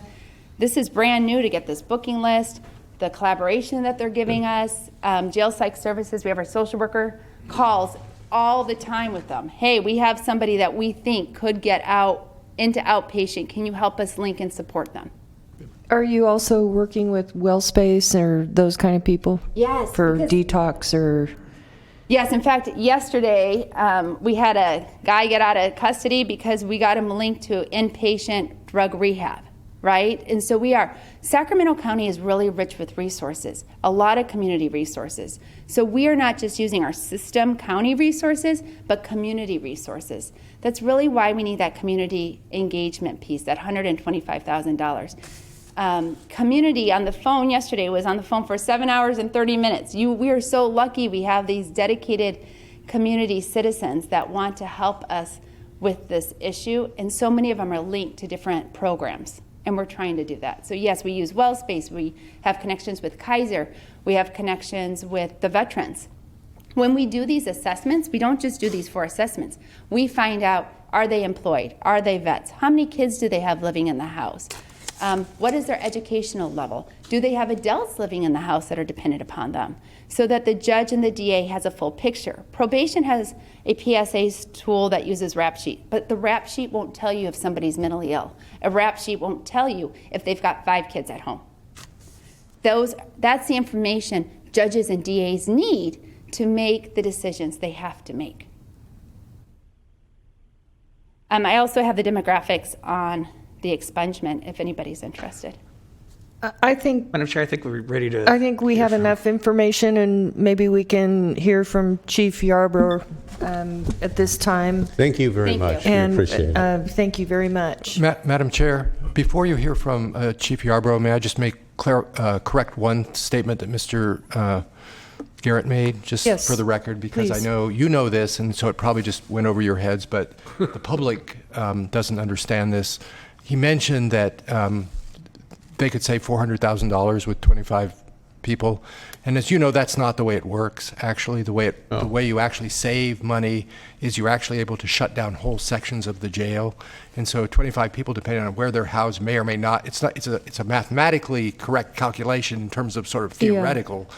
But it doesn't actually result in an actual savings. And I know because the public keeps calling in and saying you can. Yeah, I understand. That's a little misleading. I was simply trying to give an example of if you can save that many bed days, that's what you say. It's a financial savings, but it doesn't save us having to staff and keep the electricity on and the services and everything. So even when the bodies are not there, there's a cost associated with it. Thank you, Britt. Still helps with the Mays decision. Yeah, it helps. It does. Yeah, I mean, that doesn't delegitimize it. It's really great what you're doing, I think. Thank you. Yeah. Thanks, Steve. Thanks, Tip. Thank you. Hi, Chief. Good afternoon, Madam Chair and members of the board.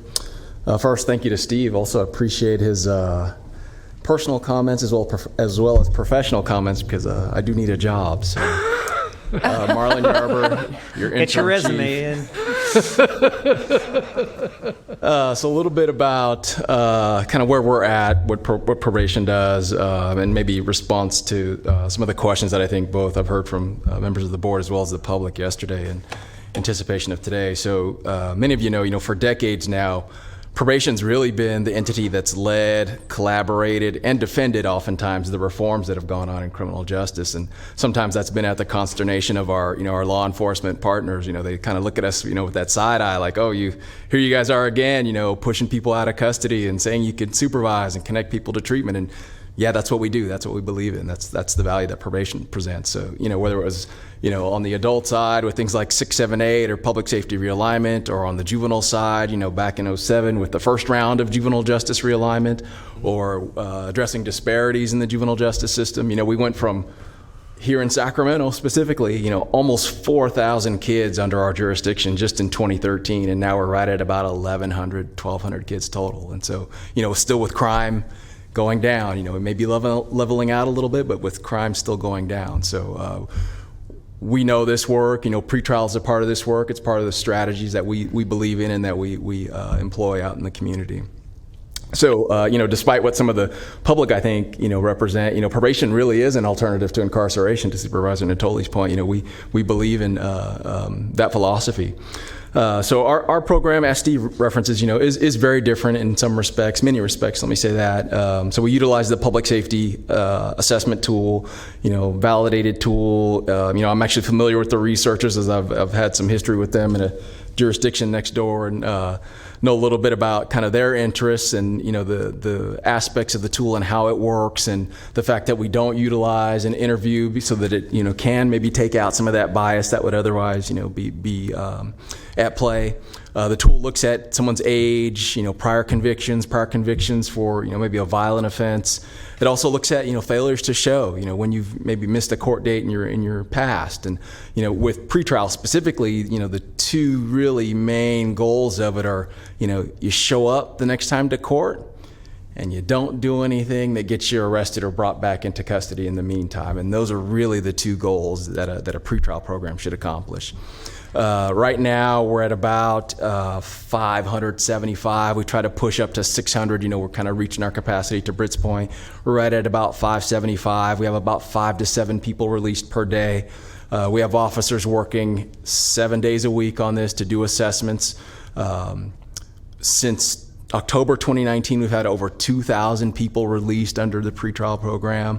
85% have not been rearrested, and I maybe place an asterisk next to that 85% is those researchers that I know, they will say, hey, maybe you're not pushing hard enough. Maybe you should be doing more, and I always say it's about finding that sweet spot with regard to what's the court comfortable with and what's our public comfortable with regard to failure rates and success rates. So Britt is absolutely right. There's more work to do around the analysis of, whether or not we are truly being as successful as we believe we are. So as I referenced, everyone gets assessed, 600, close to 600 active cases. I know there was a question about, community involvement and community engagement, something we believe wholeheartedly in. I know Chief Seal, took the time and he met with some of the community members, specifically thinking about decarcerate. I know that they're probably listening and watching. Just know that door remains open. That has not changed with any sort of leadership change within probation. We realize and know that, we can't really do this work without the community support. It really doesn't happen. We can't maximize it to its fullest potential. And so similar to the Public Defender's Office, our program, our pilot, if you will, at its onset also set aside funds to work with community. And, here comes COVID and it's interrupted a lot of the ability to go through sort of, an RFP process, then not really knowing what's the future of the program. And so we still have those funds in reserve and plan to now come back and release those so that we can engage and involve the community in our program. In terms of status, we continue to work with the court with regard to, achieving greater capacity. And so we're talking now about stepping down and removing those clients from monitoring when we know that they've already demonstrated success. So to Steve's point, after 6 months, 9 months, sometimes a year, like the person hasn't done anything, they've abided by those terms and, aren't getting brought back into custody, we should be thinking about other ways to now offload them so that we can now, look at that person who's freshly been brought into custody.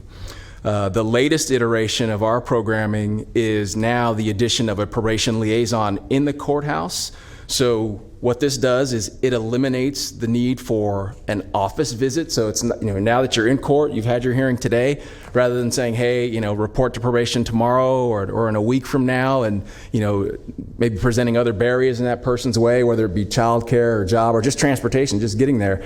Now we've got the person on site, so we can do your first visit while you're here today and not have to worry about that. So again, adding greater capacity for us.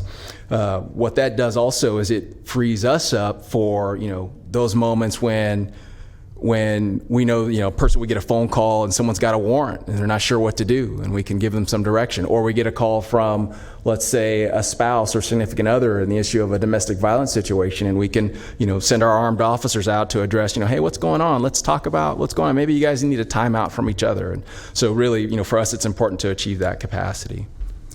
Excuse me.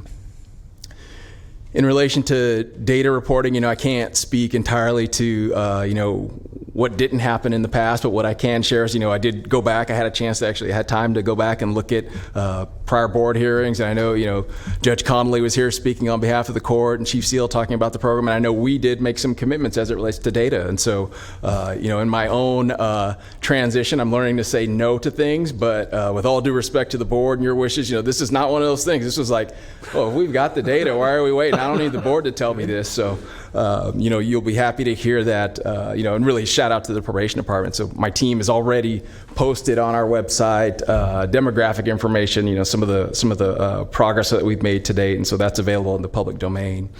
The Judicial Council, with regard to this project specifically, the probation pilot, they're really the administrative body for this. And so, I can only speculate a bit that, maybe we didn't want to get ahead of them in terms of reporting. There's something like 100 different data elements on each person that's under monitoring of the probation department, given their pretrial status. There's something like 100 different data elements.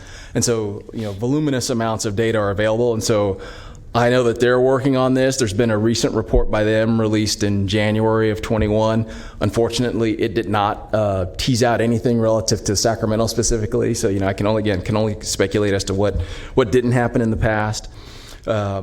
And so we're hopeful that, maybe more analysis, we'll see more information in that regard. So, throughout the pandemic, the pandemic may have impacted some of that reporting. For us, it did not. We continued to work. We continued to see jail releases, whether it be, people getting cited out, the quick releases, the zero bail, the emergency bail. But we continued to see, releases, and on our part, continued to assess. And so really want to emphasize those 2,000 people getting out. And so really just briefly in terms of demographic data, very similar to what the Public Defender's Office just referenced, but 78% male, 22% female, 39% white, 34% African American or black, 19% Hispanic or Latino. We've also teased it out via age, so we can look at age groups. We hope to also do some further analysis with regard to, hey, are any specific age groups or demographics being more or less successful, and are there things that we can do there? And so those are really the next steps for us in regard to trying to assess really, are we having the impact that we believe we are? So I hope I hit on a few of the questions. Maybe I'll leave it there and take any questions if you've got one for me. I have Supervisor Desmond and then Kennedy, and I just want to say I think it's amazing what you're doing, and I'm excited that we are going to continue it.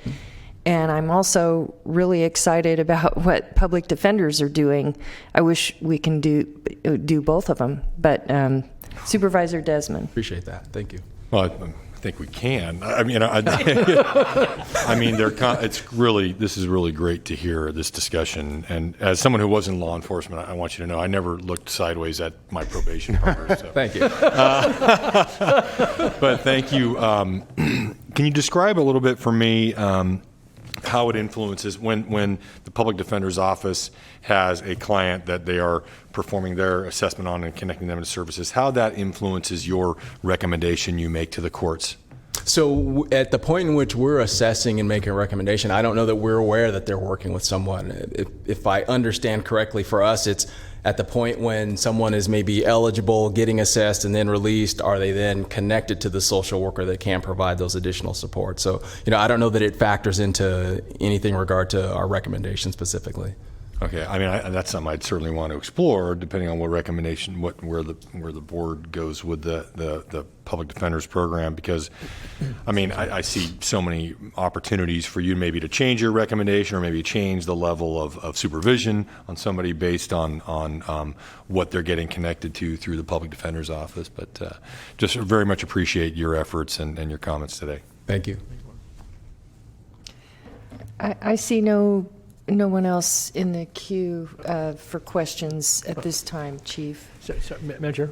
I'm sorry, Supervisor. Yes, please. Marlon started to go down to, you said all your demographics and information is now up in public domain on your website. I don't want to say all necessarily, Supervisor. Sorry to interrupt you. I just know those that I touched upon are. I think there are probably more. If there are 100 different data elements, I imagine we can tease out even more. But my thing was this is the public's information. What are we waiting for? Let's get this out. Thank you for that. I don't know you finished. You went through and you gave Caucasian, African American, Hispanic, Latino, but was there any other? You just did those three. You maybe didn't finish your thought. Sorry, there are, I think, 3% Asian, and then the rest were categorized as other. I didn't give you that level of detail. Yeah, that's correct. Where you kind of, okay, got it. Okay. And that would be parallel to what Mr. Garrett gave us. So thanks, Marlon. Appreciate your work. Very welcome. Yeah. Supervisor Cerna. Thank you.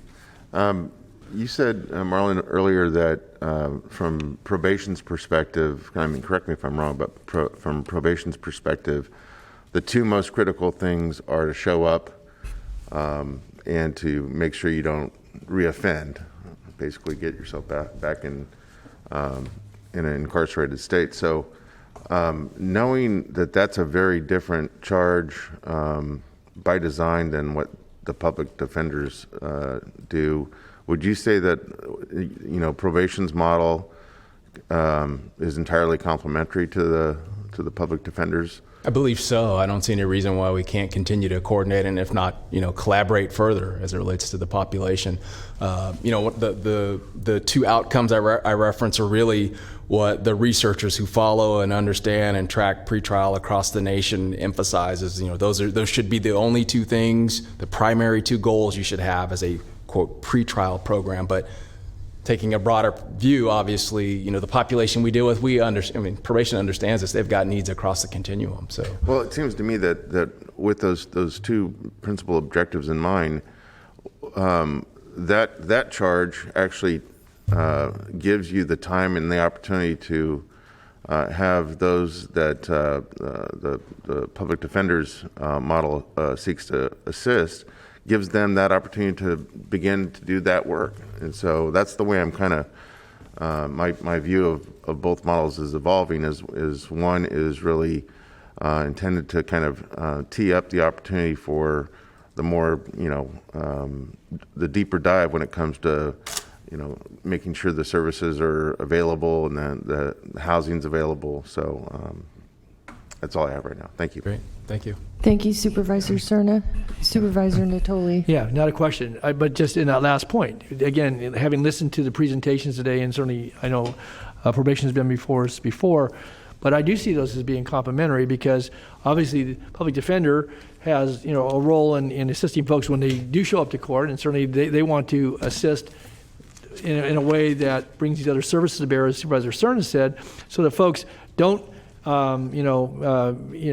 reoffend, and have the resources that help them get beyond some of those barriers. And so I don't see this as being contrary at all. I actually see them very complementary. Obviously, you have a bit of a different approach, but I think with the same goal of serving people who are in the, they're into the criminal justice system, and how is it that, one, they exit, but secondly, hopefully exit in a way that they don't come back and that they go on and have, productive and fruitful lives, and you get the services that they need to do so. And I think we're all well served by that. So again, I wanted to make the point after listening to what you were responding to. Thanks. Well stated. I agree. That's it for now. Thank you.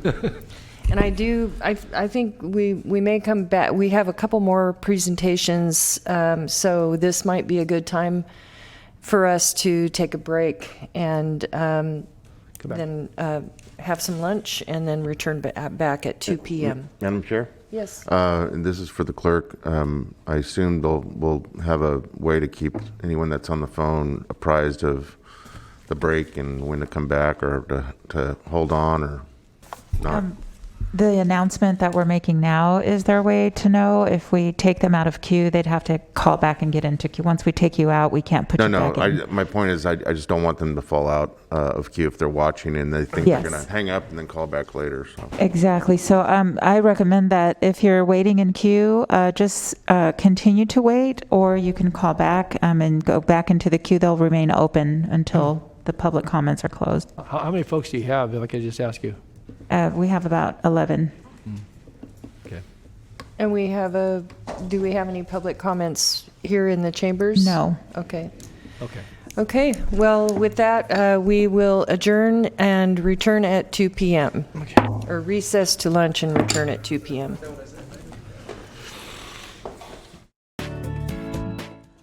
Okay, welcome back. And this meeting is called back to order. And I will call the roll to establish a quorum. Thank you. Supervisors Desmond? Here. Frost? Here. Kennedy? Here. Natoli? Here. Cerna? Here. And you have a quorum. Thank you, Flo, and good afternoon, Britt.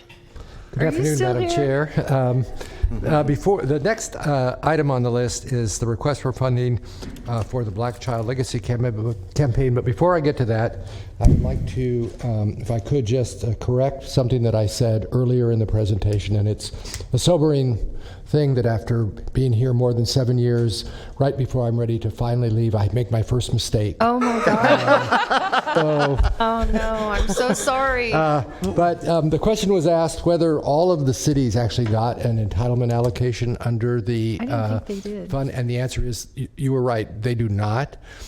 there is basically a population size limit.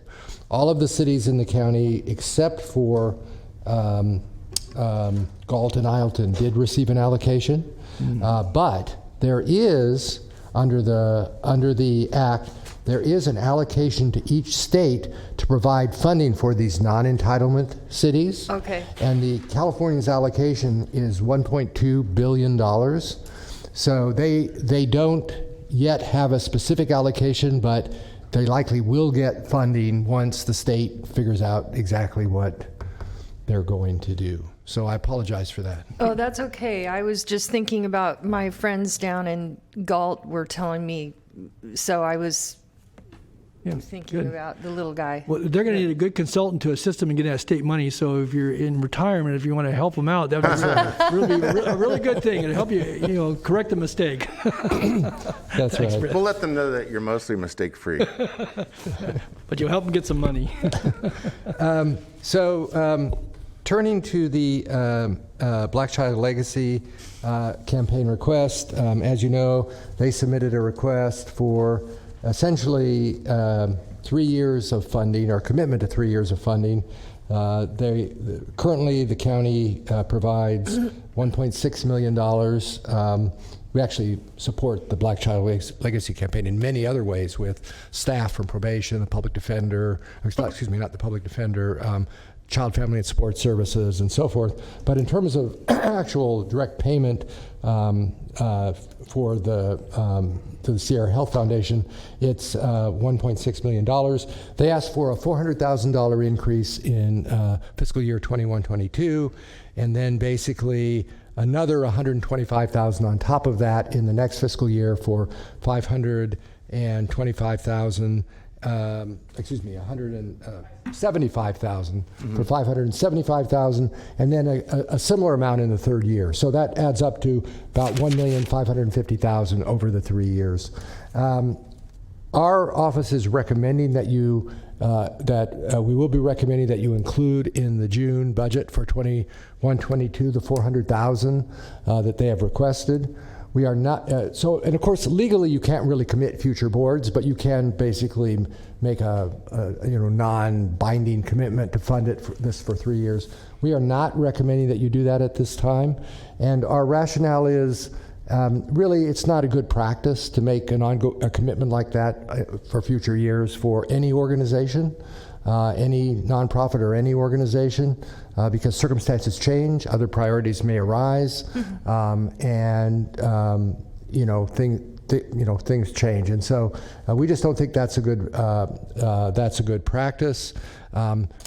As Supervisor Cerna pointed out, I think when the pilot project was established, there was a commitment for, I believe it was for 3 years, or I forget how many years, but there was a commitment for 5 years maybe. But that was a pilot project, and it sort of made sense that you wanted to see time to see it. But it's now a mature program, like many of the other programs that we fund, and we don't believe there's any real reason to treat them any differently than any other programs and evaluate the needs on an ongoing basis. So that's our recommendation at this point, and again, be happy to answer your questions about it. And I don't know how strongly Supervisor Cerna feels if this would qualify for American Recovery, or so if we approve it now in June, it can't qualify for American Recovery Well, again, Act? It's a little unclear on the non-supplanting issue. So it depends on what category we do it under. Excuse me, Supervisor Cerna, I just asked a quick question. Yeah, that would be a little unclear. Depending on how the supplant. First of all, we'd have to see if it qualified, which it might well, under various categories. Certainly, it would qualify under the replace lost revenue category if we do identify that. And then the only question would be on the supplanting side, how much risk you're willing to take. We're not recommending that you wait for that. We're recommending that you go ahead and fund it for June for this year, for 21-22. We're just not recommending that you make a ongoing commitment. And in fact, if it was eligible, then you could fund it out of that in Which might be good. in the succeeding years. So, Supervisor Cerna. Okay, thank you. So first of all, yes, I do have some strong feelings about this. It should be somewhat obvious to most. First of all, in terms of process, it's a little disappointing. Yesterday was about your recommendations. So you're telling us what you're recommending yesterday in terms of the budget that the CEO has put together with her executive staff. You heard from us yesterday about what our priorities are. Today is about how you attempt to meet us with our priorities. So maybe not every other member of the board has the same level of priority as I do for this, but I was expecting, Britt, quite frankly, that you're going to come back and say, should the board want to do the full funding, this is how you do it. So you just didn't do that now. You did what you did yesterday. That said, I think if there is a fundamental problem from staff's perspective about multiple year funding, which again, we've done before for this very initiative, and it's what First Five continues to do for this initiative, then why don't we entertain the prospect of fully funding the $1,550,000 this year if ARP later is determined to fund the last 2 years, then we make the change. But I'm not interested in leaving to chance in future years the fact that this funding is necessary. This is way too important. As I mentioned yesterday, unlike so many other initiatives that we have in this county, this one is measured in the lives saved of young people. It's measured in addressing a historic racial disparity. So given that import, I feel very strongly that this received the full funding that's been requested. And that's one way to do it if there's, heartburn about multi-year funding. I'll leave it at that for now. Thank you, Supervisor Cerna. Supervisor Natoli. It would seem to me that we would have the ability to direct, and just as we did with the initial grant funding, we didn't put all the money up that year, but that was clearly the board's intent, and we fulfilled that, whether we're lean times or not. I think we have the ability, not to counter anything Mr. Cerna just said, to fund the $400,000 and to say that it's our intent or give direction that in the ensuing years that the base budget for that for the Black Child Legacy campaign project, that here's the base, and that it's and to build the budget around the request. Obviously, it's still in the ultimate decision making of this body, but I think it makes it very clear what the intent is, and depending if that motion were to be approved, it doesn't leave a lot to chance. And if that's too risky from Mr. Cerna's point of view, then he'll tell us so. But I think that way it's clear that, again, we haven't committed beyond this budget year, but I think we made a very strong commitment. We haven't committed to dollars, but we make a very strong, and I would say a commitment that this board would honor and fulfill, that we would fund it accordingly in the ensuing years. And if other money becomes available, that's a plus. But irrespective of that we had the base funding built in, and that we would honor our commitment as we did previously with the previous grant. So I don't know if that if it fits or not, Phil, but I certainly would be supportive of making the and let me clarify, we're not saying that you don't have the right to, as a matter of policy, direct us to include this in in the coming year's budget and in the 2 succeeding years' budgets. You do have that ability. So that would be something you could do. It just wouldn't be legally binding in the way that you could bind future boards, but you could direct us to do that, and we would do that, obviously. And just to clarify, Supervisor, I understand your point. I think the way we look at it is, yesterday individual board members identified their priorities. The board didn't vote on any of that, and now we're coming back and we're making our recommendation. You obviously don't have to take that recommendation, and it sounds like maybe you won't on this one, and that's fine. So it's up to you what you want to do. If I could, but again, I just reference what we did in 2015-16, that we made a commitment, and our board honored it. It was built into the program aspects, and obviously this would have a similar impact, that the providers of the services and the good work that comes out of that would be expecting that this board would honor that commitment. And again, so I'm prepared to support that. And if that's an alternative is not satisfactory, Phil, then you can. I appreciate it. May I have the floor, please? I'm done. Oh, certainly. Supervisor Cerna. Thank you. So, yeah, I think there's just a very easy solution to Britt's concern about multiple years, and that is to fully fund the 3 years this year, and leave it to Sierra Health Foundation to understand that that's the accounting for the ongoing costs that they've identified in more than one piece of correspondence to remind us of the success of the program. So again, I cannot reconcile for the life of me the fact that this is a hugely successful program. It's about saving lives. We've gotten over $20 million recommendation for over $20 million to reserves this year, and it just seems like it would be a travesty if we didn't fund the $1,550,000 for this ongoing effort that it's producing the results that this board all appreciates, and I think the entire community does. So I don't see it as a massive lift here. I don't see it as a massive distraction from our intent to keep a healthy reserve. I think it's a high priority. I think it needs to be reflected as a high priority in terms of the amount that this board is willing to put up. So I would, at the right time, I'm prepared to make a motion to fully fund the 3 years in this 1 year. I have a question. What Supervisor Natoli described would then fund this year and with a commitment moving forward, and then we could potentially use American Recovery Act money for next year's and the next 2 subsequent years, which would free up, we could still fund it, but would free up money for potential projects that we have that we might not be able to use that for. Is that correct? I think that would be correct. Yes. I mean, a commitment to fund it's not in the budget. I don't think anybody would see that as a supplanting issue or anything like that. So that's not a commitment to fund it for any particular source. It's just, so I don't think that's a commitment to fund is just saying we're going to fund it. We just don't know what money it's going to be pulled from, basically, right? Yeah. I think that's probably true.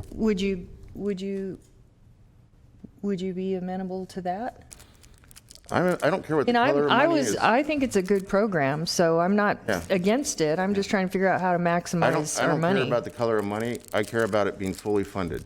And I'm not interested in commitments. I've seen too many times a commitment 1 year doesn't materialize the next year.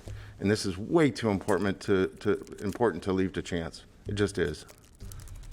Okay, Supervisor Desmond. Thank you. Did you have more to present Not on that issue? CLC? So I don't know if we have anybody from Black Child Legacy Campaign on the phone, because I had a few questions actually about the program, and I'll preface my question with I too think this is an incredibly important program that has saved lives, has helped provide hope to a lot of people, and 2 of the incubator sites are in my district, one in Arden Arcade and one in the Foothill Farms, North Highlands area. So who do we have on the phone? Mr. Richard Dana is on the line. Oh, okay. Richard, can you hear me? It's Rich Desmond.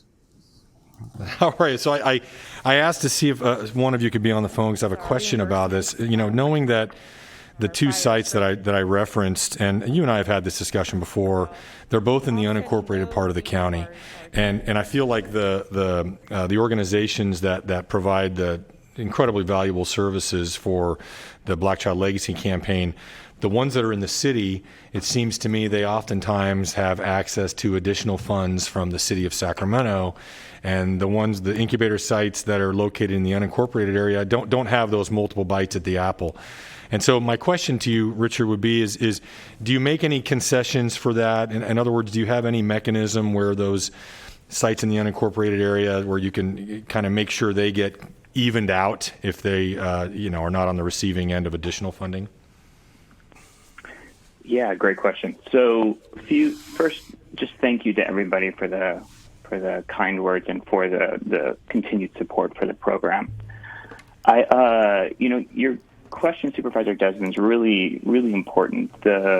What's important to know is that the base funding that the county provides for a Black Child Legacy Campaign is really what allows for an infrastructure that then we utilize for programs, much like what Mr. Garrett and Mr. Yarbrough were talking about when they were referring to the community, the community intervention workers, the CIWs. That's funded, that we use the infrastructure of Black Child Legacy to run those programs. So that's Healing the Hood in that case.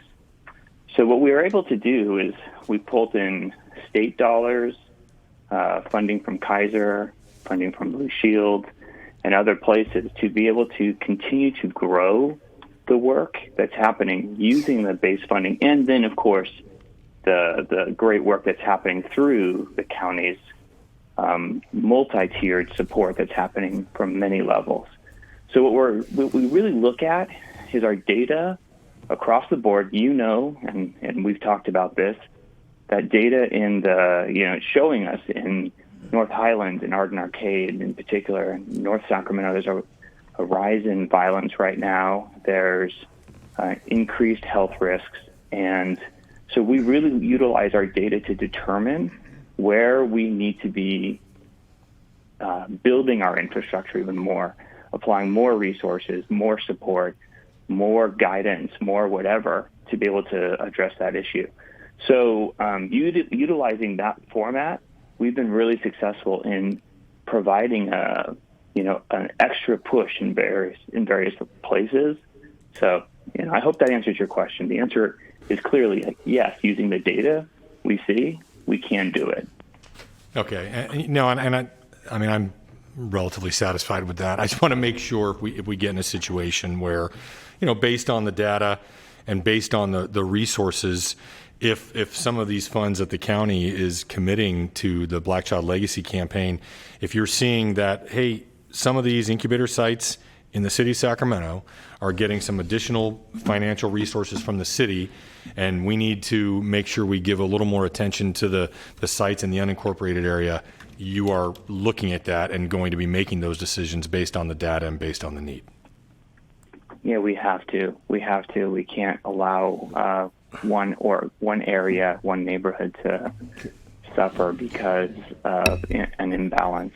Right. And so we have to do the answer. Yeah. Thank you, Richard. Supervisor Desmond, can I try and add to that in terms of your question? Because I think I understand what you're saying. The city of Sacramento, after the county had made its commitment and First Five had made its commitment to this initiative, did finally commit, and I forget the amount. I think it was $750,000 back in maybe 2017 or so. But my understanding is that the funding that the effort receives, whether it be from the city, the state, or the county, or First Five, it's not appropriated for programming based on where the revenue is coming from. In other words, the sites, the incubator sites in the city, I think aren't just using city funding combined with county, and then the unincorporated just has to rely on county and state and other. I think it goes into one pool, and then programming goes where it's needed, regardless whether it's the city or the county. Okay. Is that right? Is that right, Richard? Yeah, if I could add just one piece to that, is that since that first year of initial support from the city of Sacramento, they have not funded Black Child Legacy in terms of that part of the program.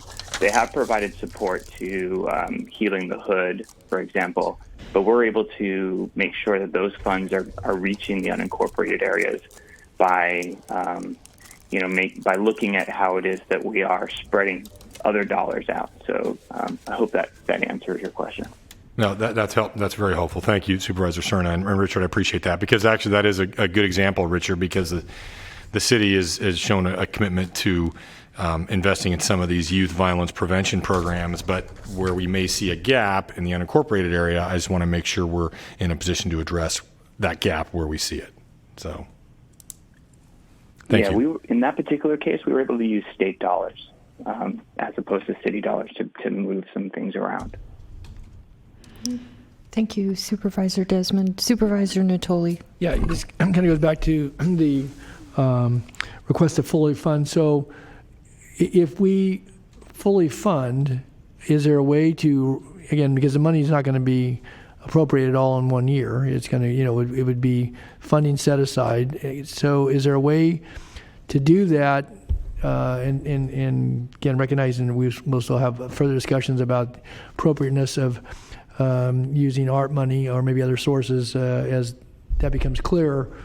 Is there a way to do that so that I think to the concern Supervisor Stern has pointed out that the money, be assured that it's there, and roping it off obviously is one thing, but you still haven't appropriated, so it would be could be reappropriated, assuming there were dollars that could substitute for that didn't come with any other strings. Is there a way to do that? So there are, I think I understand your question. Yeah. So there are three ways this could be done.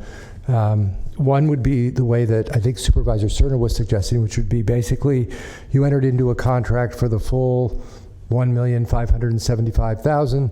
We would obviously only reimburse based on actual expenditures, and we would we would budget the full amount this year, and then the amount that wasn't spent, we do an encumbrance adjustment and roll it over in the next year, and just like we do with contracts that aren't fully expended in a year.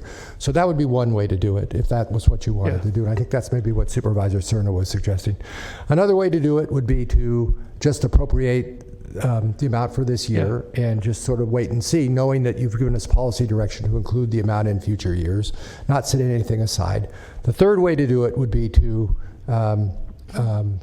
appropriate the amount for this year and establish a reserve, a general fund reserve for the remaining amount and set it aside in that reserve. Now, those reserves you could cancel theoretically anytime, but once again, that would be your decision, and otherwise they would remain in those reserves. Those reserves would be, whether that would be considered something that would be count against a non-supplanting, I don't know. That would be a sort of a question, but those are the only ways that I can think to do what I think you're talking about doing. Okay. Again, certainly, however we approach this, I'm fully intended, as long as I'm sitting here, if we're going to make the agreement, that we're going to, honor that. And I guess if you do enter into a contract, that might be a little more difficult to argue that you hadn't, rather than having it set aside, or I guess if you fully fund it, you fully fund it, and then people start drawing on that. But as I understood it and I saw Mr. Dana's letter, that, the request was for the $400,000 for this year, and then to bump that up to, more than $500,000 in the two ensuing years. So I don't think they intended to use it all in one year. That wasn't the intent. It was that's my understanding. Yeah. So, I mean, to that extent, I think option one, the way Britt has outlined it, is that's agreeable. My concern is I didn't come here thinking that I had to defend having to put all 3 years in a one lump sum. And in fact, I prefer not to do that because that's not what was requested. Yeah. I think what was requested is reasonable. I think the way it was requested matches alternative one, the way Britt has outlined it just now, that there would be the actual appropriation of $400,000 this year, and then there is I don't know what it is, it's some account that we have where we know that the money is available or will be available by the time year 2 comes around and year 3 comes around. That is more than just a commitment. That is the money is in reserve. Mm-hmm. Yes, you could do that. Yeah. And then we could potentially, again, we'd have to look at it, but it's certainly, there's a more plausible argument there than if you just approppriate the whole thing and put it in a contract. Yeah, right. Then you're clearly potentially facing a non-supplanting issue. That's what I was how asking about. How it goes. So. But I want us to just avoid even the idea that somehow that gets defunded somehow or transferred somehow. No, that's not what I'm interested in, at least. I want to make sure the money is there in those 2 subsequent years. Okay. Then, are we ready to move on to the next issue? I'm ready, if everyone else is. So the next issue is the park rangers, and I know Supervisor Natoli had some more general parks budget issues. So let me first address the parks rangers issue. Here too, we have a recommendation, and our recommendation is that we do include the $698,860 in the June budget for the requested park rangers, And I will say for all of these recommendations, once your board has decided, made decisions about tentative decisions about how we want to augment the recommended budget that we've proposed, we will ask you to sort of give us about a half an hour to go back and figure. We have some ideas, but depending on how much the total is, we'll come back to you with sort of how we ought to cover those costs. Okay. So, but in any case, we are recommending that be included in the June budget. And then Liz Bellis, Director of Regional Parks, will be coming up to address any other issues or questions that the board may have. Did you say 4 park rangers? Yes. Supervisor Cerna. I want to be clear because I think the figure that you just mentioned, the 93,000, that includes the equipment that has to join the equipment, personnel. 2 vehicles, correct. Thank you. Body cameras.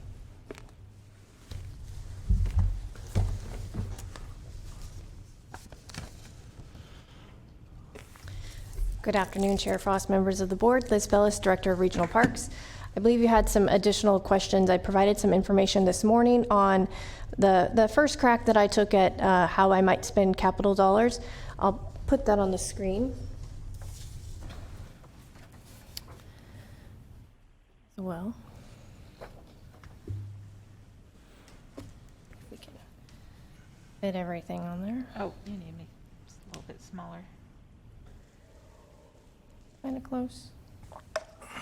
There we go. Okay. Again, this was my first recommendation of how we might spend capital dollars if they were approved by your board.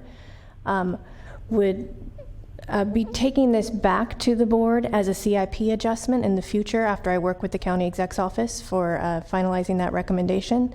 If you had any questions about these projects or wanted to provide any feedback on that, I'd be happy to hear that now, or we can address that when we bring it forward to the CIP adjustment. Supervisor Natoli. Well, thank you, Liz. And you showed the front page of the list. Oh, I guess you have both lists up there, so it goes all the way down. If you had the full appropriations released with the recommended budget, the $4 million, this would take nearly the entirety of that amount, right? Correct. And as Britt alluded to, as we were concluding yesterday, I had just suggested that, at least from my view, that as we were looking at parks, and certainly there's all the CIP lists, I had a chance to chat with Liz just a little bit before the start of this afternoon's hearing. I was suggesting that for some of our partners, but our ranch properties and our very small properties where we have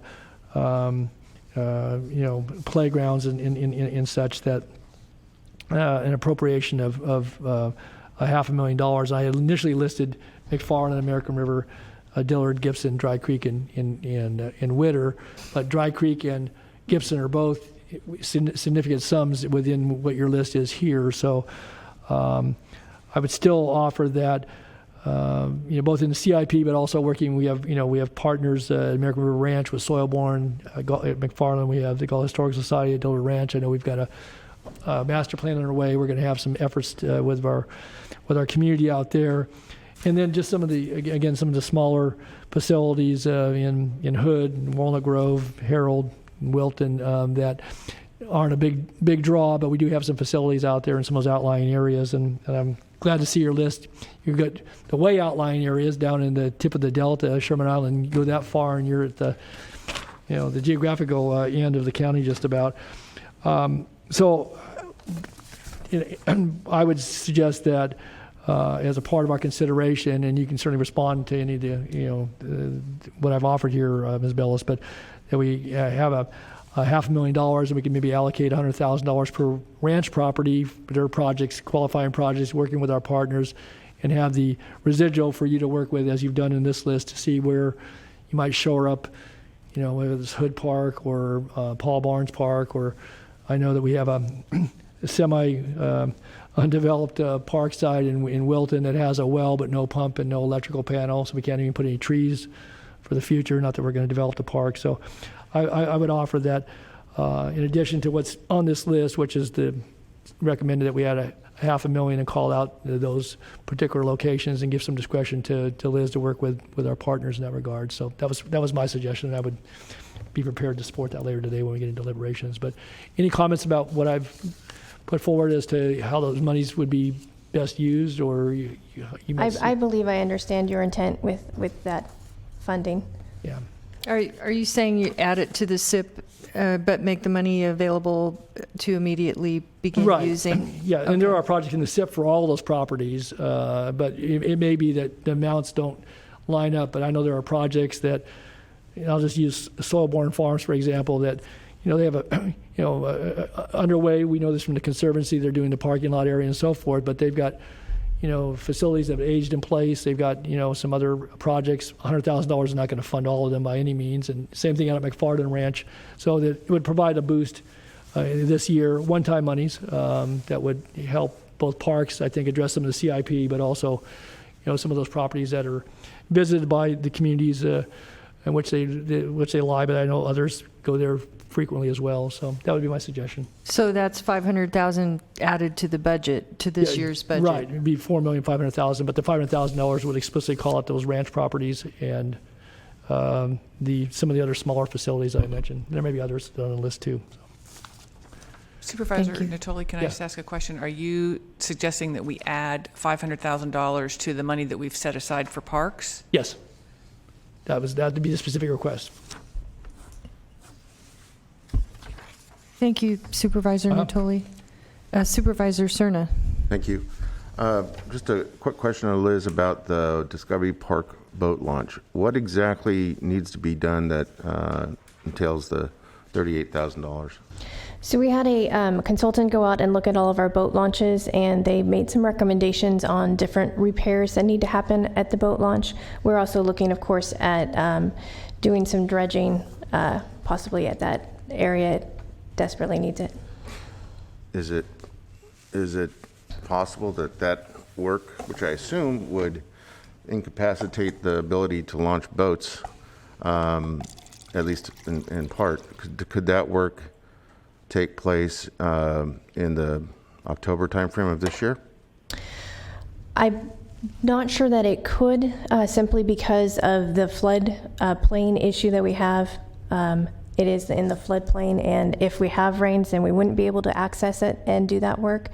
The way Discovery Park boat launch is designed, it's wide enough that you could have one lane available for launching and just do work on one side at a time, so that you would still be able to do some launching and you wouldn't have to close down the facility completely.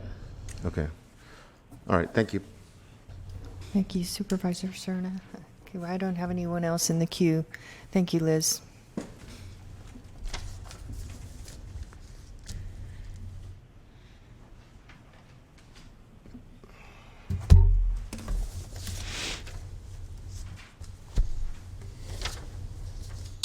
So the next item on our list is the request for $25,000 in basically wildlife funding, and that is budgeted in the non-departmental cost budget. That's in addition to the $10,000 or so that's already there. Our recommendation is that we do include funding for that $25,000 in the June budget. Okay, thanks, Brett. And if there are any questions, be happy to answer them. No questions. Thank you. All right. Then the next item on our list is the issue of jail janitorial services. This was an issue where there was a $322,000 growth request submitted by the Sheriff's Department, which in turn would provide funding to the General Services Department to provide enhanced janitorial services in the jails. The specific areas in the jails that were being addressed were in the administration area of the jails, the sort of the back office part of the jails, as well as in some of the medical units. So in the main jail. So that was the request. So we've revised our recommendation on that. We looked into it further. At the time that came up, the sheriff was satisfied with the level of service that was being provided. And we've since learned that the reason the sheriff was satisfied with the level of service that was being provided was because General Services had been reallocating positions all over the place in order to make that work on a temporary basis. And they don't think they can sustain that for much more than 6 more months and still continue to maintain other facilities. So we will be recommending, not in the June budget, but in the September budget, resources permitting, because we have another 6 more months to go, or actually about 8 more months to go, but about at least 6 more months to go. We would recommend, we will be recommending the $322,000 be added, assuming resources are available in the September budget. Okay, thank you. Are there any questions? No. No questions. Okay. So the next issue is the issue of the potential for financing property tax services. So we've looked into that. DTEC and my office, Colin Bettis, our debt officer, has looked into that. Basically, what we've determined is that since it's likely the system we're purchasing is not a tangible object, it doesn't fit the typical mold of an equipment lease or the sort of debt that we'd issue like COPs or anything like that. We have determined that there is some ability, that some jurisdictions have done a sort of essentially lease agreement type things for software, and some vendors will finance that. But we believe that but that typically would be for a very short term, maybe 3 to 5 years. And there would be a charge, there would be interest or additional fees associated with that. And our conclusion is that while we continue to look at that as we move further down along the line and issue an RFP and sort of look at what we're doing, we believe that that's likely not to necessarily be the best option. And our recommendation continues to be that we include $15 million again in the September budget, resources permitting, in order to proceed with this project. Supervisor Natoli. Yeah, just quickly, and thank you for looking into it. Again, I know that, as Ms. Edwards has said, that once you get the feedback from the board, you wanted some time to go back. I was going to just offer that I appreciated hearing what you just said and about the financing, but it would seem to me that over that 3 years, there might be, depending upon what comes out of what you're hearing today, the ability to adjust and still have a significant sum. I'll just throw out the number of 12 million and 8 and 10. Do it over the 3 years. Make sure you don't run short.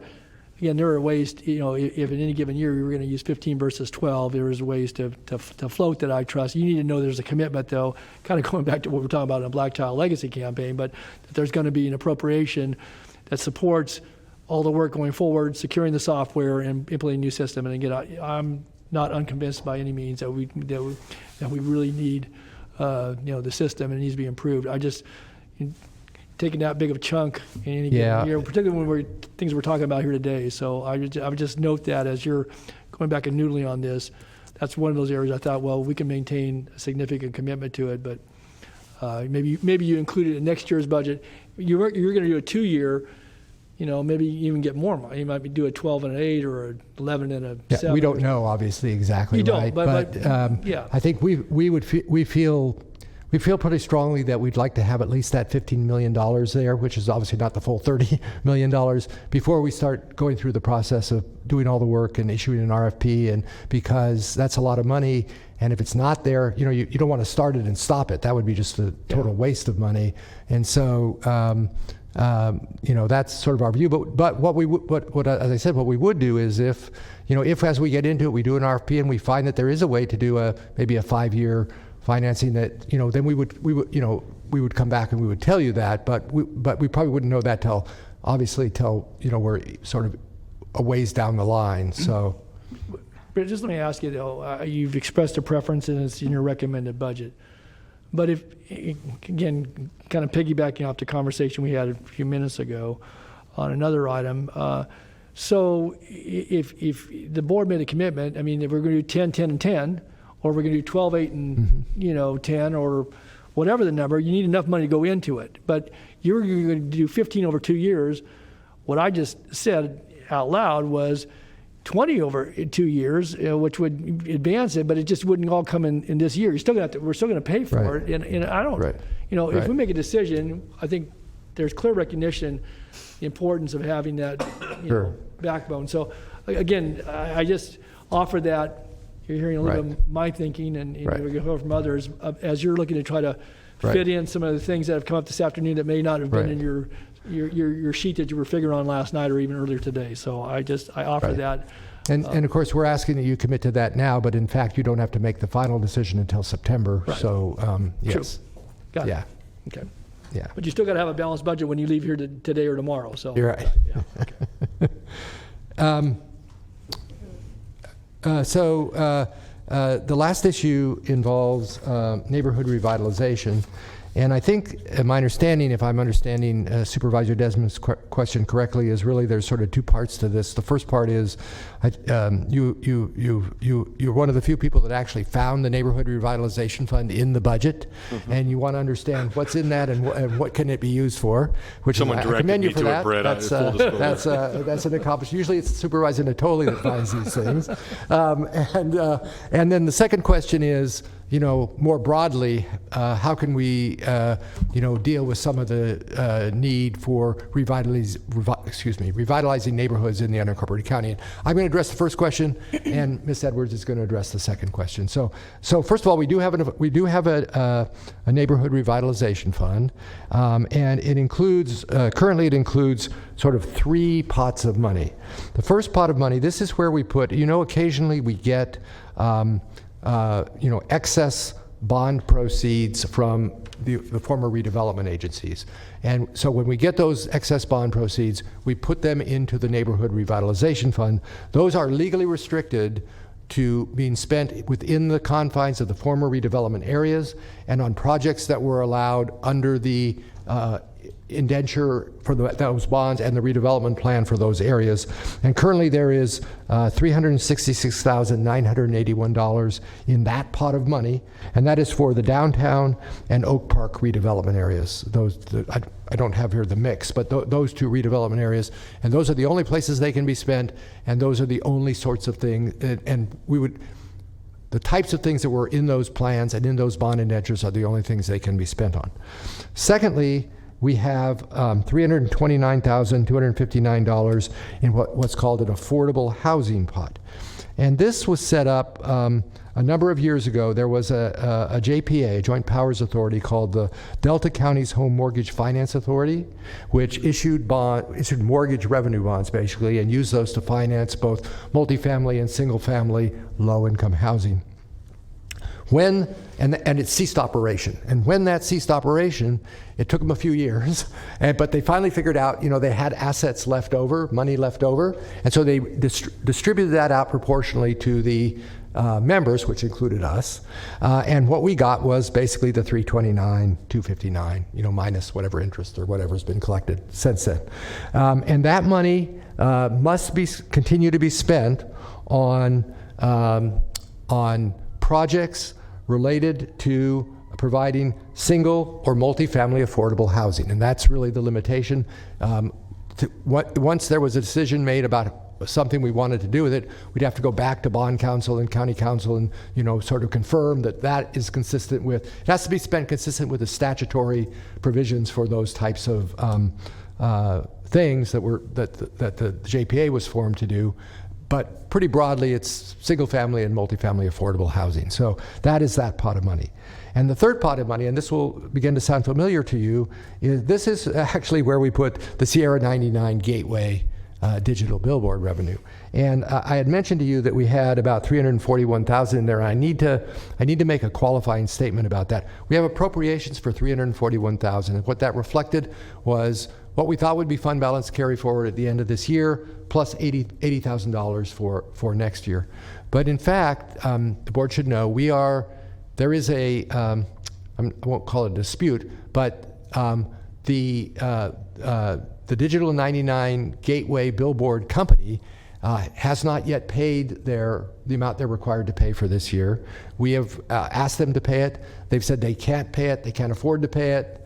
And so we're not certain we're going to get that. So that's $80,000 that would be off that. And so we're not certain we're going to get it next year. We're going to do everything we can, and there may be legal issues and whatever. For now, absent that comes down to $181,369 for sure we have, and we may get that additional $160,000. If you take the redevelopment stuff, you got to just leave for those redevelopment areas. But if you take the other money, if you take the $181,000 in Digital 99, assuming, because this would be something you could do with that money that would be focused on the intent, sort of the intended language of the MOU, you could take the $181,369, the $329,259, and you'd have $510,000 that you could spend on. You could spend it on neighborhood revitalization type things, although the 329 would have to be related to Housing. Affordable housing in some way. So, but it's not clear how broad that would be. It might not be, development of new housing. There might be some flexibility in how you could use that related to affordable housing. So that's what's there. There used to be other money in that, but what happened was, you'll recall when the decision was made a number of years ago to implement the neighborhood cleanup initiative, the money that was in there at that time, which was discretionary money essentially, was all committed to doing that project, which obviously meets the definition of neighborhood revitalization. There were really issues there. So it was an appropriate use, but that was the board's decision at that time. So those are the only remaining pots of money in that fund. Supervisor Desmond has a question. Okay, thank you. Thanks very much, Britt. I appreciate that. Can you tell me when is the last time we tapped into the affordable housing pot of that?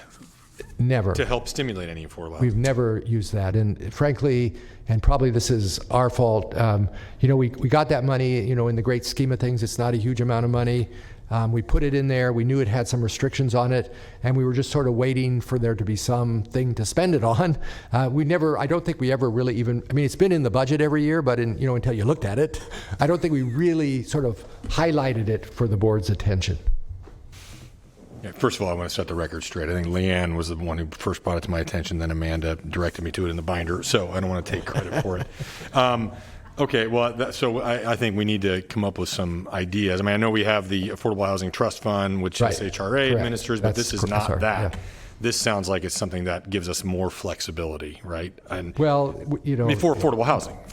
That one on affordable housing. Yes. And of course, the Digital 99 revenue you could spend on is totally pretty much anything you want. Okay, and I appreciate that. And I think that, it would still be, I'm assuming you don't have any kind of recommendation to add more to this unrestricted fund.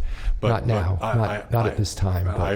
I would like to have a discussion with my colleagues here about maybe seeding some additional money into that unrestricted fund that we'd be able to use.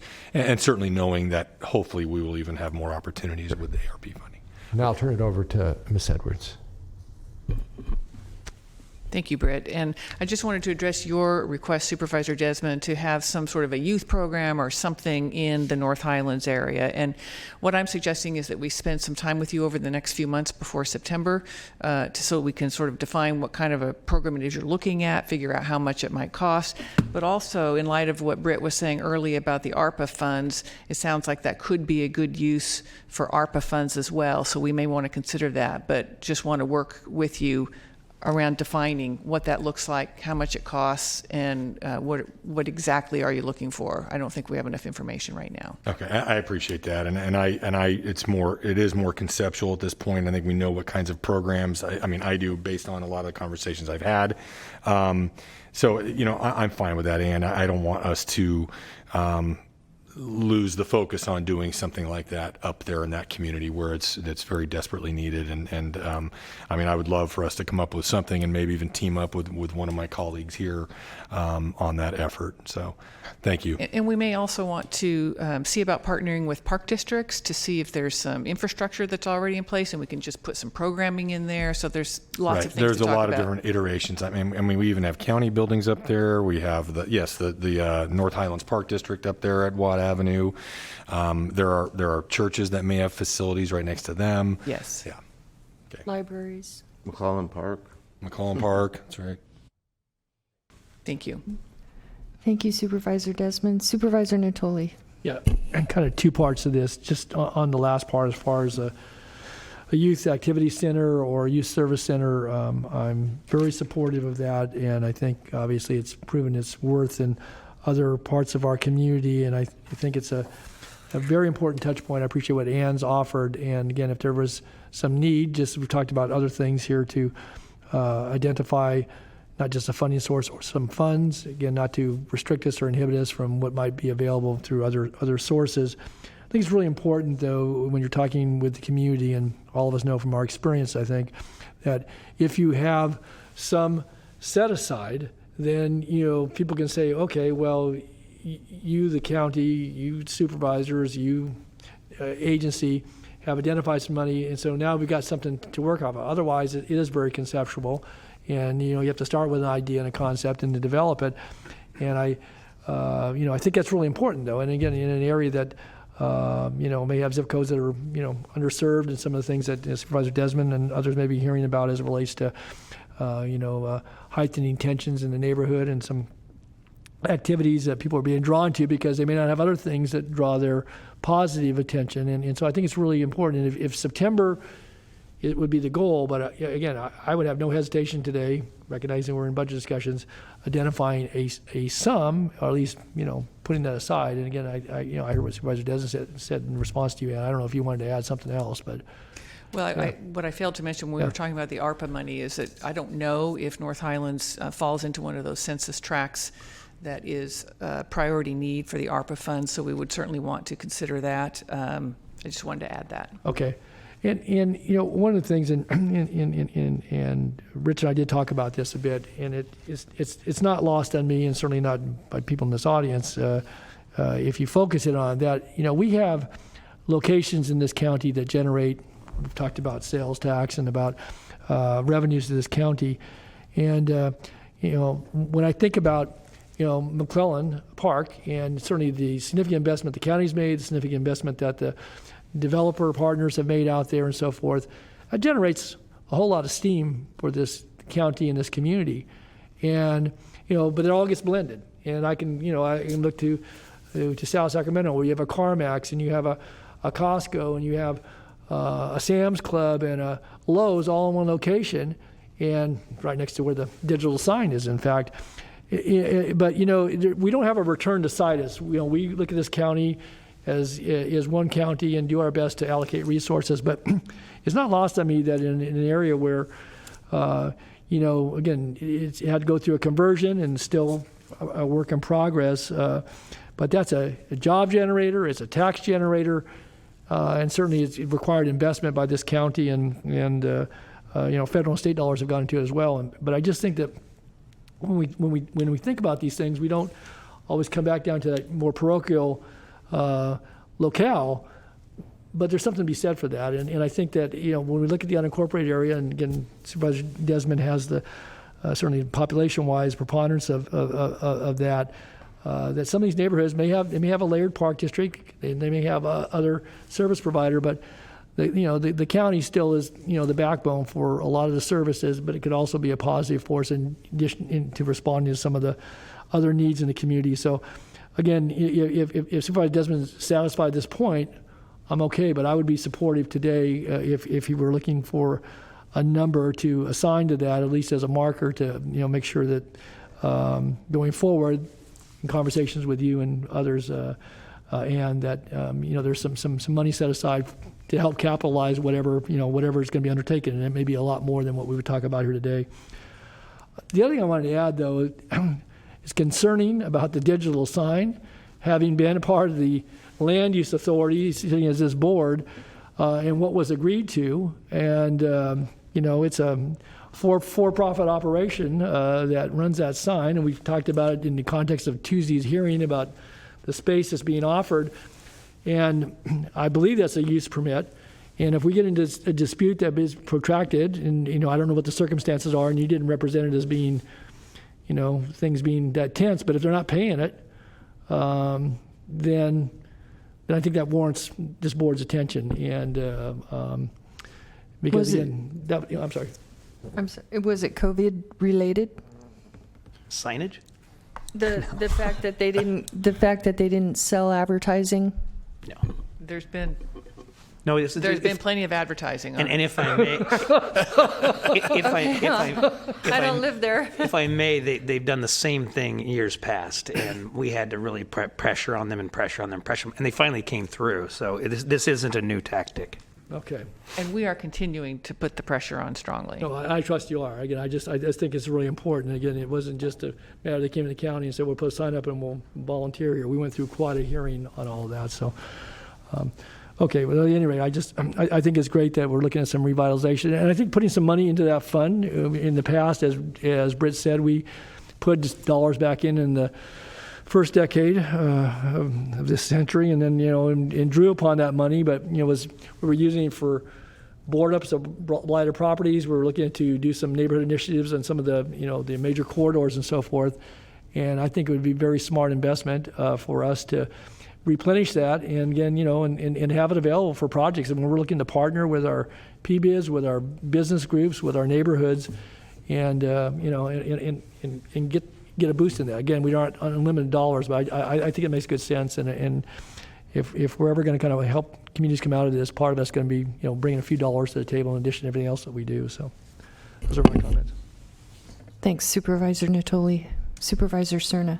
Thank you. I share the concerns just expressed by my colleague about the billboard, and it's even a little more disheartening to hear from Supervisor Kennedy that this seems to be a regular practice, because I remember those conversations pretty vividly about the conditions for that billboard in the first place. But what I wanted to address before we move on is, I really appreciate Supervisor Desmond's thoughtfulness and early leadership in his tenure here to identify that what could be characterized as a youth services desert in parts of a community that both he and I have the honor of representing. He certainly represents a larger portion of North Highlands, but I think, as many know, the intersection of Watt Avenue and Elkhorn is actually shared by Supervisor Frost and Desmond and myself, and I think it would be incumbent upon me as a partner serving that area to work with Supervisor Desmond. I would like to echo the suggestion, strong suggestion from Supervisor Natoli that should Supervisor Desmond wish to identify an amount to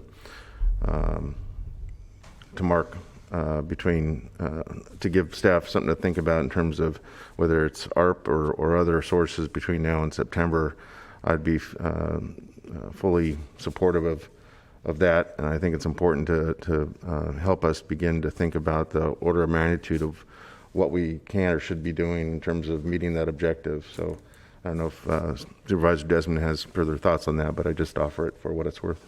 Thank you, Supervisor Cerna. Supervisor Desmond.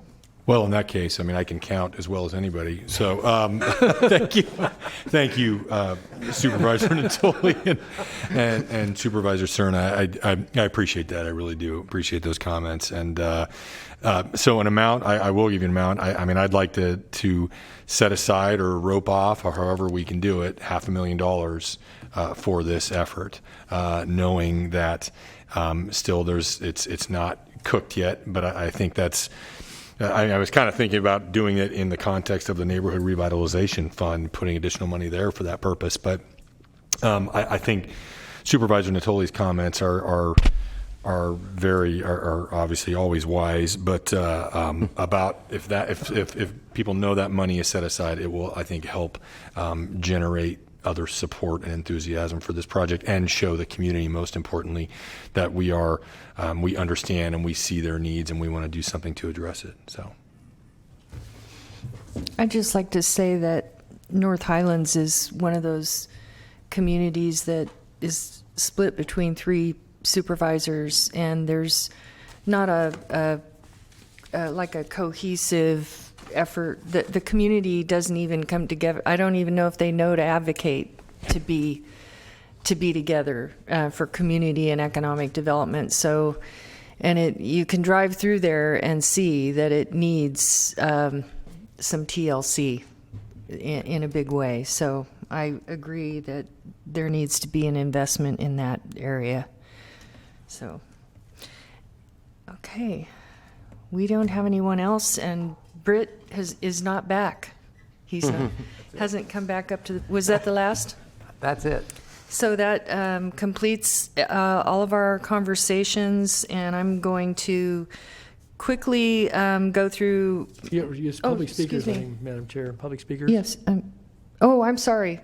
Yes. And Public comment. We have quite a few. And then maybe board member comments before we give staff Yes, the okay, task. yes. Okay, thanks. I'm sorry. Thank you. Okay, please transfer the caller.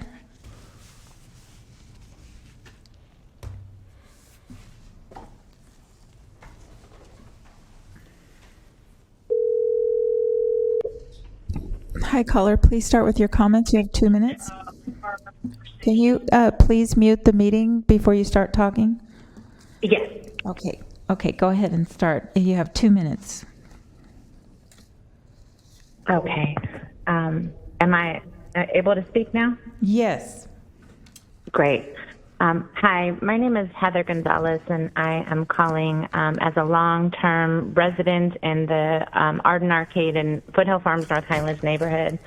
Additionally, I've had the honor to work with the Black Child Legacy campaign and Healing the Hood efforts through the Arden Arcade neighborhood since the beginning of the work. And I really just am calling today for a couple of reasons. One, to really implore the importance of the commitment to continually, financially invest in the proven efforts of the Black Child Legacy campaign. I really wanted to lift and honor the work and champion that we have in Phil Cerna for continuing his commitment to address what we consider to be one of the original pandemics that have been historical and continual and preventable in Sacramento County. And then also to emphasize Rich Desmond's point of the importance of equitable investment and the systemic barriers that have resulted in some of the disparities that exist in the North today, although we have been doing a lot of great work. And so, our record tells the story of the effectiveness of the work, and it's really important to have sustainability, quite honestly, so that we can continue to deepen our efforts and create a framework of sustainability, especially in the North, and just really want to draw attention to the benefit of this investment. You have 15 seconds. Okay, thank you. Even to the areas such as like Rosemont, where, because of this framework, we've been able to support other neighborhoods. And so the support is needed. We've made a lot of headway, but the continued support is necessary. And so thank you so much.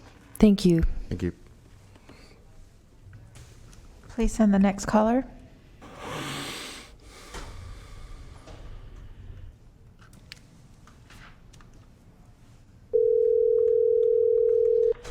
Hi, caller. Please start with your comments. You have 2 minutes. Okay, thank you. Even to the areas such as like Rosemont.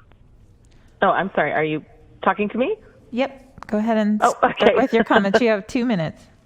Okay. My name's Jennifer. I live in Citrus Heights. I've lived in Sacramento my whole life and have been paying a lot of attention to what's been going on, especially in our city's criminal justice, or our county's criminal justice system.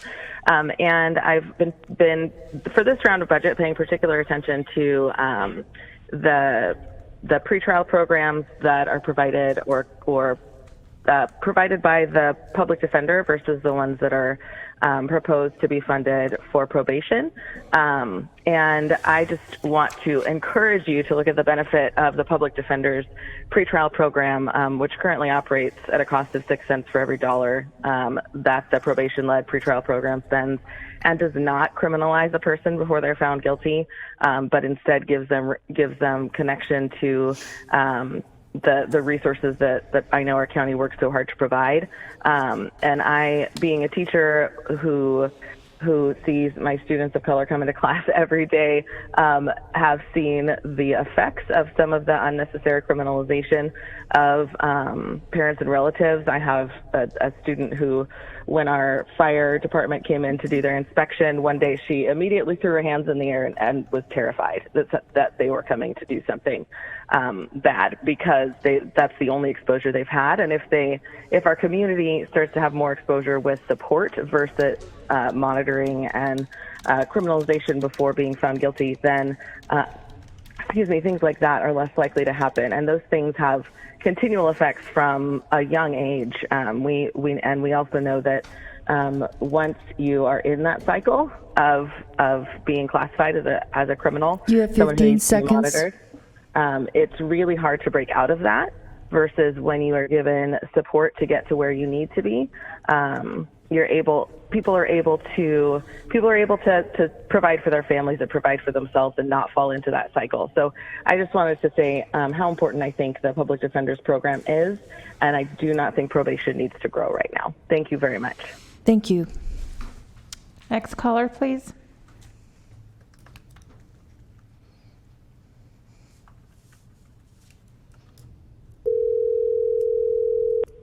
Hi, caller. Please start with your comments. You have 2 minutes. Good afternoon. My name is Christine Bailey, and I'm a member of the Unitarian Church in West Arden Arcade. I'm calling to thank Supervisor Desmond for his proposal for the funding for equity and investment in the neighborhood of West Arden Arcade, and to support his proposal. And thank you to the other board members who support this, and to staff.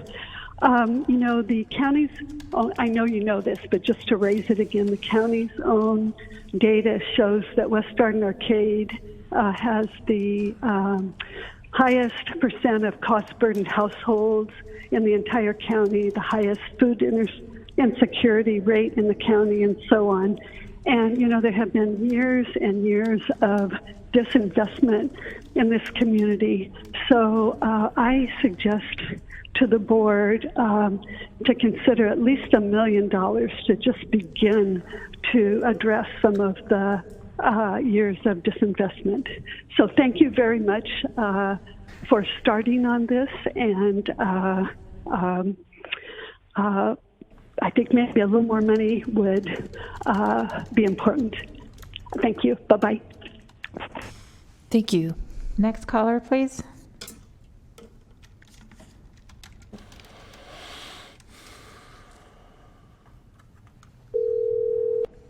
Hi, caller. Please start with your comments. You have 2 minutes. Good afternoon. Judy Hyman, a homeowner in Supervisor Cerna's district. First, with due respect, Mr. Ferguson's assurances about data transparency for the proposed Public Safety and Justice Agency are not reassuring. 2 years ago in this chamber, we heard earnest assurances about public data dashboards and racial bias data, and we've seen none of that. On the contrary, data requests on the Public Records Act have been rebuffed verbally and in writing with the claim that the county doesn't collect these data. Now, when they come under fire for lack of transparency, probation has suddenly posted demographics, but there's no analysis of racial impact. What's needed is outcomes disaggregated by demographics, not simplistic pie charts of who's been through the program. Second, Mr. Ferguson's characterization that the probation allocation is not a program expansion is misleading. Converting a state-funded pilot program to an ongoing program with county discretionary resources is, by definition, an expansion. Third, from today's testimony, it's clear that only the Public Defenders Program is effectively addressing the root causes of incarceration, including mental health, housing, and drug treatment needs. Caseloads in the Public Defenders Program are 3 to 4 times those of probation collaborative court caseloads, and yet the Public Defender's Office manages to connect with service providers throughout the community to address these issues holistically and to collect data and show their outcomes. Further, they laid out how this program pays for itself.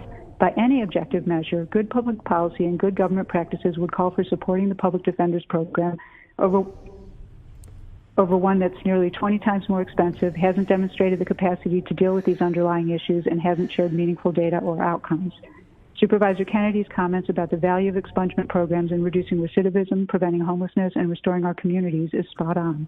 The modest investment for the 2 public defender programs would pay back many times over in cost avoidance, community stability, and economic restoration.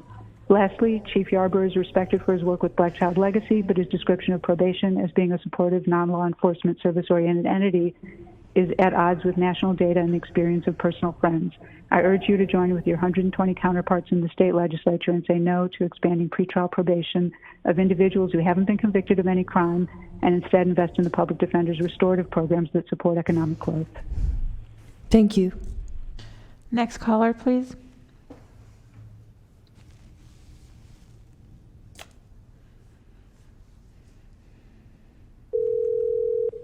Hi, caller. Please start with your comment. You have 2 minutes. Good afternoon. This is Brenda Ruiz from the Sacramento Food Policy Council. I would like to make a notation for the Board of Supervisors that the environmental justice element, food access chapter, part of the GPU from last year, is one of the newer work areas for the county. I tried to review the budget as much as I could, and I didn't see a specific call out for supporting implementation of any of the objectives.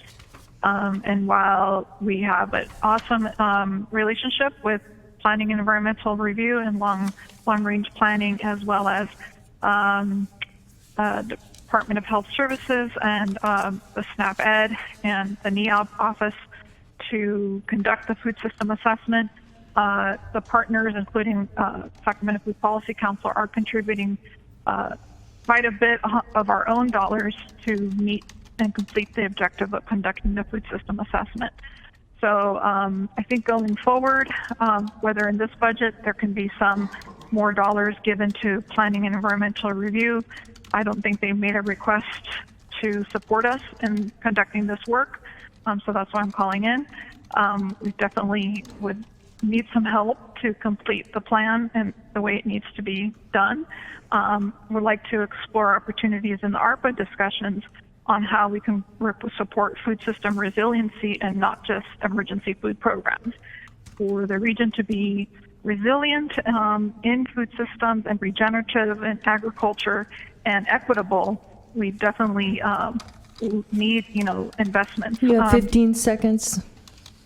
Sure. We look forward to continuing our work with the county, and hopefully with 20 million in reserves, there's something that can be put forward to complete the food system assessment as well. Thank you. Thank you. Next caller, please.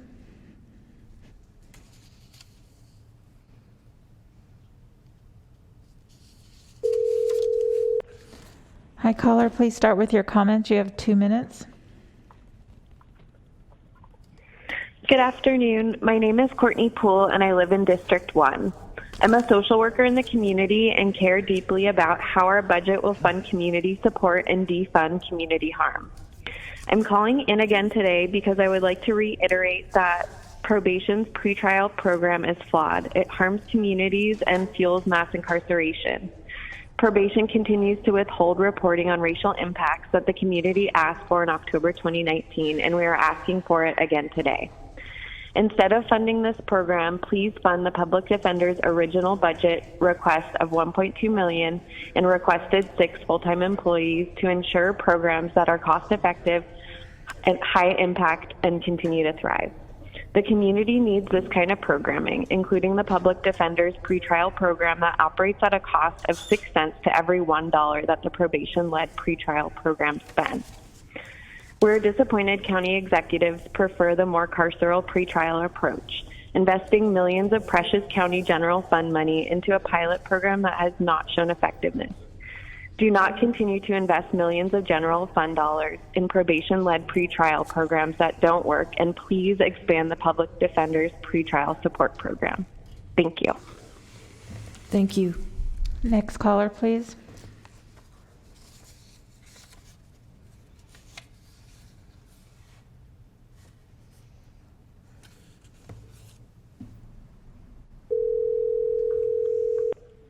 Hi, caller. Please start with your comments. You have 2 minutes.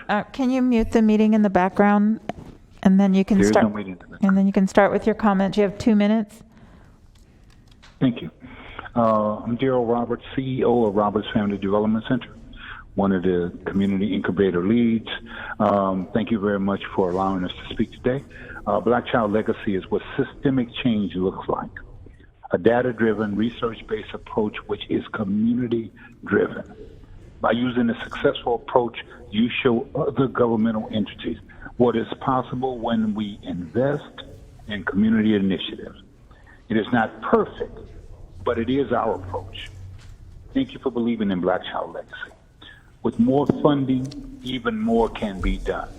We are ready to serve, and we're ready to continue to serve. But I want to take the moment to provide you kudos for investing in the past and provide you kudos for your planned investment in the future. Thank you very much. Thank you. Next caller, please.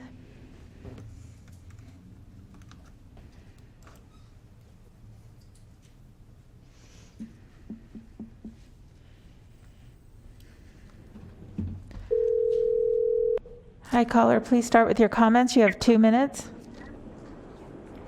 Hi. I was calling to piggyback off of the disappointment that we are all feeling and the county executive's decision to fund more money to probation and into the carceral prison system. That we know that this starts in schools.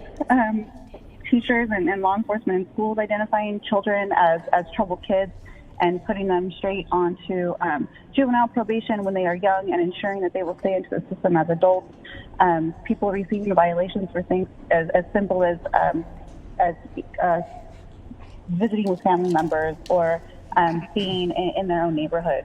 These things are unjust and unfair. And earlier there was a mention of the pretrial program helping communities that need the most help. And the reason that the communities are in need of the most help is because they are targeted over and over again by the system. And funding more money into probation is not helping the communities. And you guys consistently ignore the voices of the community. You consistently ask for data that has been compiled, that has been shown to you, that has been told to you that it exists, and you continually ignore it and continually fund programs that are a detriment to society as a whole, especially our own communities, and you continue to ignore it. Yet you will sit in your meetings and mention all of the work that happens with community members and community groups and activists, people that are struggling on their own right, and then still here begging for just little bits of money to fund those programs that are proven to work. Yet we have no qualms about spending millions and millions and millions into our jails and prison systems and funding the police and giving shout outs and accolades to Sheriff Jones. Like, this is just ridiculous. To mention that how many people are homeless because of their criminal records that should be expunged. To have a rational conversation with people that can rationally acknowledge that people are literally on the streets because of criminal records. Can you please wrap up your comments? That is so completely hard to do. Yes. Fuck Scott Jones. Please invest in your communities and do what you know needs to be done. The data is there. Quit ignoring it and do what you need to do. Thank you.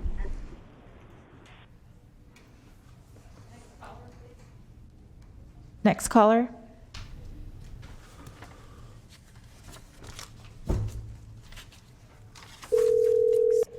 Hi, caller. Please start with your comments. You have 2 minutes.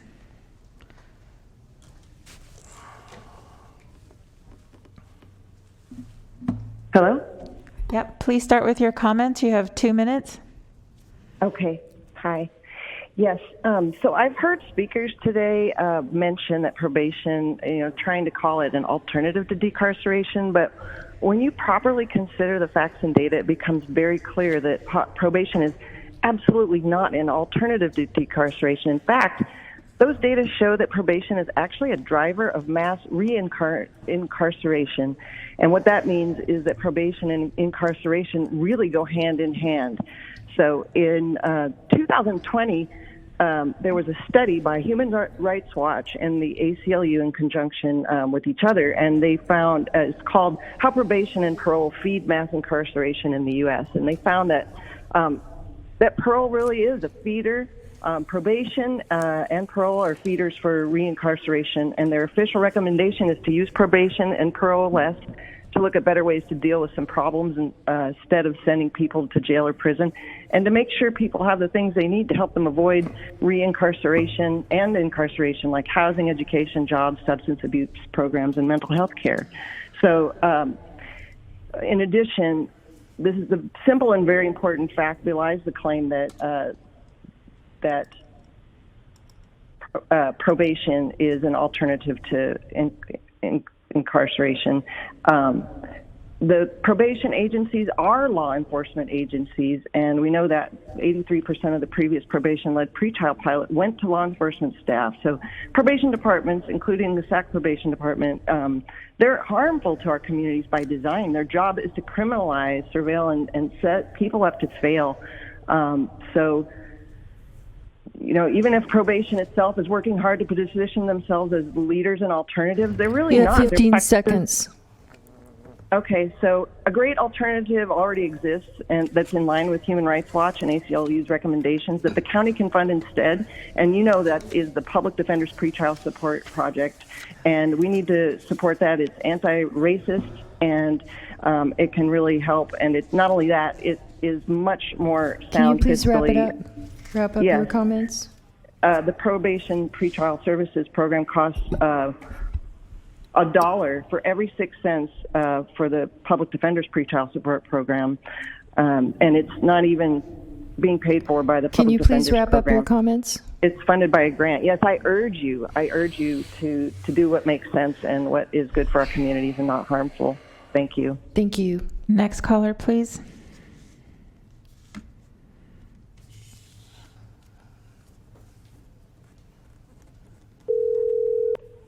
Hi, caller. Please start with your comments. You have 2 minutes. Thank you. Hi, this is Liz Blum with Decarcerate SAC. My brother's currently on probation, and it's been extremely harmful a few years for him. I wish more than anything that he was connected to a program like the Public Defenders when he was pretrial. The Public Defenders pretrial program actually connects people to personalized services pretrial, which gets them out without being under control of law enforcement. Probation's program does not do this. And the Public Defenders program actually had a better success rate. Less people have been rearrested on their program, and they have a stated goal of racial equity. If you vote to fund probation's pretrial program, you are planning to continue a pilot program that literally goes against the will of Sacramento County voters. Staff's presentation completely left out the fact that this pilot program, probation's SB 10 pilot program, was temporary and should not continue now that Prop 25 was rejected by voters and therefore rejected SB 10. This is anti-democratic, plain and simple. The Public Defenders program is the most cost-effective program. Thank you, Supervisor Kennedy, for pointing out that this is a low-risk investment and that we do need more resources for expungement. Expungements keep people out of jail. Please also recognize that the probation's data includes the Public Defender's pretrial data, and recognize that there's obviously a huge difference here. They provide community support for people when they're released. The Public Defender's program is being nationally recognized, while probation has been rejected by our county's voters by rejecting Prop 25. This fact alone should motivate you all to fund the pretrial defenders, the Public Defenders program by $3 million instead of probation's pilot program. The overall disparities between the DA, the sheriff, probation, Yeah, 15 and the public seconds. Thank you. And the Public Defender's budget is part of the reason behind Sacramento County's over-incarceration problem, which led to the Mays consent decree. Fully funding the Public Defender's office is critical Can to you please decreasing wrap the up your jail comments? population. Next caller, please. You.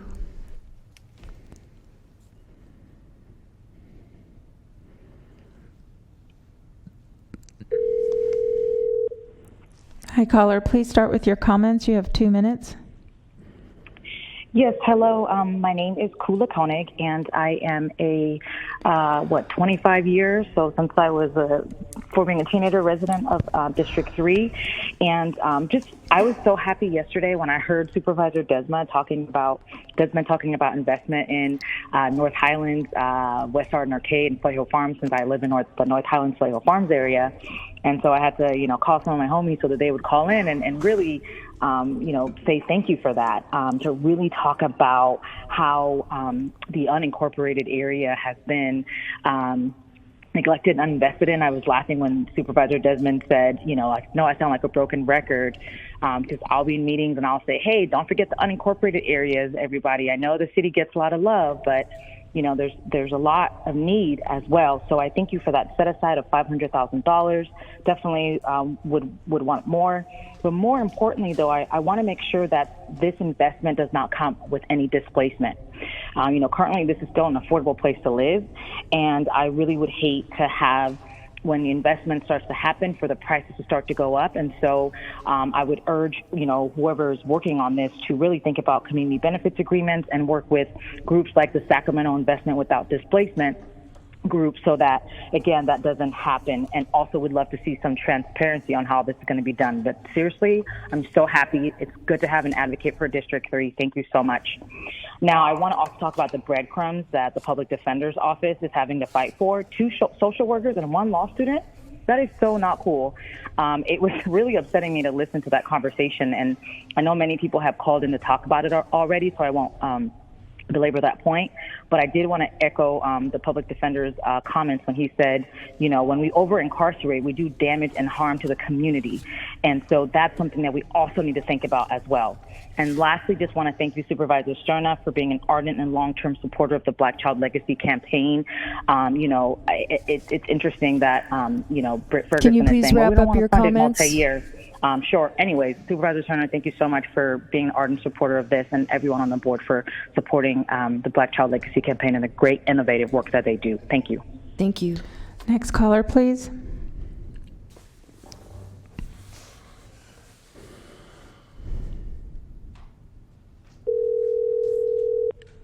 Hi, caller. Please start with your comments. You have 2 minutes. Yes, thank you. Good afternoon, Chair Frost and members of the board. My name is Cassandra Jennings, and I'm President and CEO of the Greater Sacramento Urban League. I want to make 3 points today. First of all, I want to thank you for your discussion in the budget process around neighborhoods, community wellness, and youth. Secondly, in the conversation about affordable housing in Oak Park, would love to get engaged in that because there's still a lot of work to do. And thirdly and foremost, I'm calling to urge your full support and commitment for 3 years of fundings for the Black Child Legacy. It will help with planning, sustainability, and great outcomes that we all want to see. I want to say that the Black Child Legacy model works. It creates a collaborative and a network across the county. To Supervisor Desmond's point, we are the lead in Oak Park. We have a facility that's housed in our building in Del Paso Heights, and we work everywhere. And so we support each other at Arden, in North Highlands, in the South area, and everywhere. The effectiveness really addresses the disparities in our communities. The expansion that is requested will really bring in other neighborhoods that experience multiple pandemics with little or few resources to help, again, our most disenfranchised residents. This expansion will also allow the collaborator to be more proactive than reactive. I thank you, and I encourage you to support Black Child Legacy and continue the conversation around healthy communities. Thank you very much. Thank you. Next caller, please.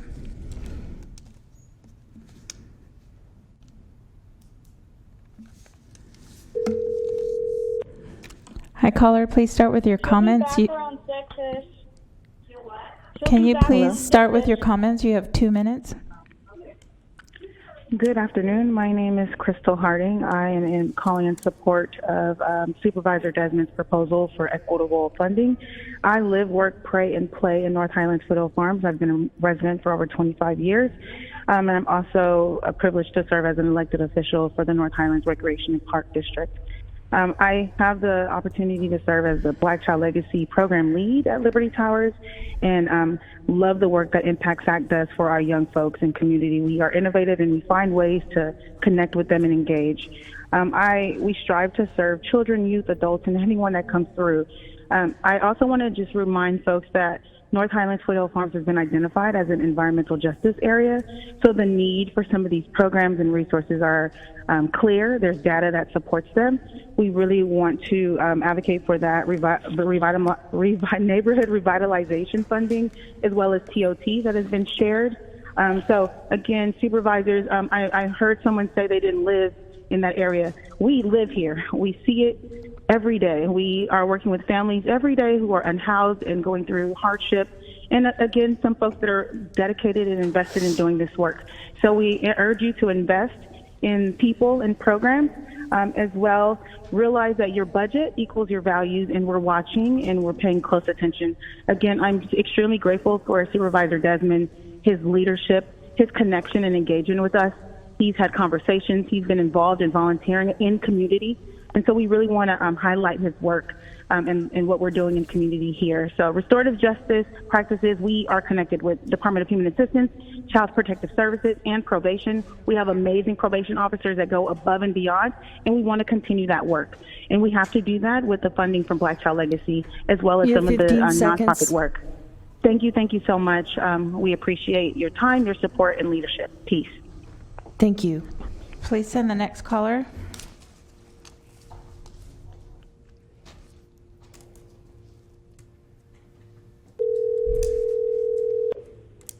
Hi, caller. Please start with your comments. You have 2 minutes. Good afternoon, Madam Chair, Board. My name is Tina Roberts, Roberts Family Development Center, North Sac, Del Paso Heights, Black Child Legacy. I'm also a member of the steering committee for Black Child Legacy, and I first want to thank you for your continued support of Black Child Legacy as we work hard to improve the well-being of our community members. So while you all have data to support that our approach is making a difference, we live in these districts and we get to see the difference. We get to feel the difference. Now, we know that we still have a long way to go, but isn't it wonderful that you have an approach that is making a difference? So I am urging you to expand that approach so that we can have an influence on the other community members that need our support and our help. Thank you so much. Bye-bye. Thank you. Next caller, please.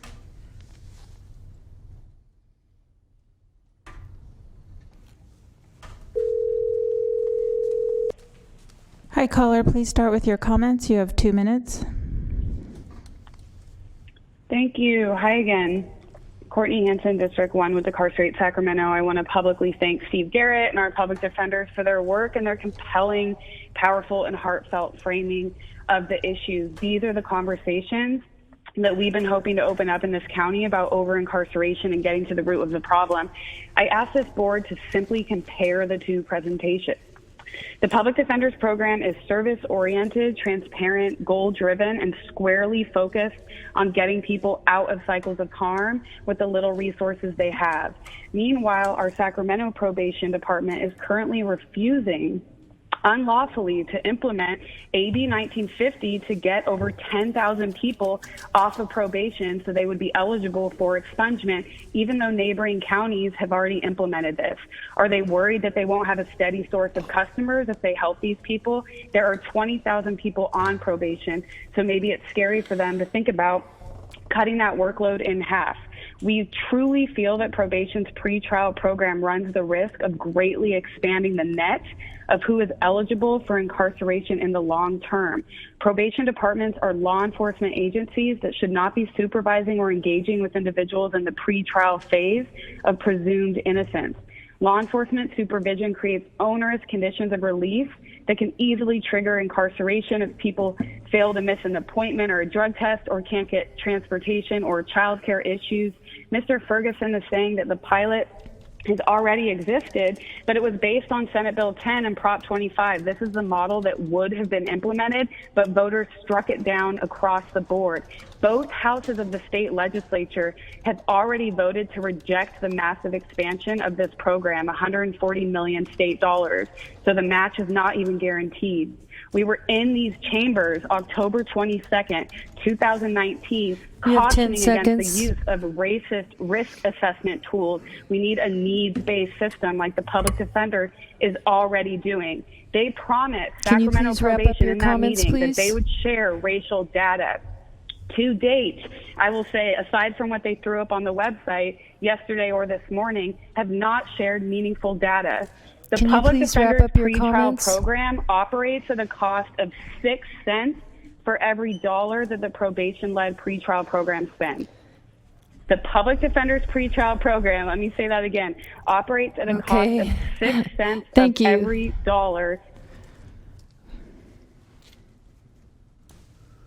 Okay, we took a little bit of a break with the phone. We have one public comment, Jeffrey Tartagia. It's good to see you. And we thought we would let you have your turn next. My name is Jeff Tartagia, an advocate, should we say, a resident am born here in Sacramento. And Patrick, I appreciate what you did dealing with the factors going on there. Richard, I appreciate hearing what you're doing is for the North Highlands and the other. Sue, I have yet to find out what's going on in your district. I know what Phil is doing, and I think I know what they're. But my public comment is reiterating what you're hearing here is you need a better system for law enforcement. The other thing I will also offer to you is this.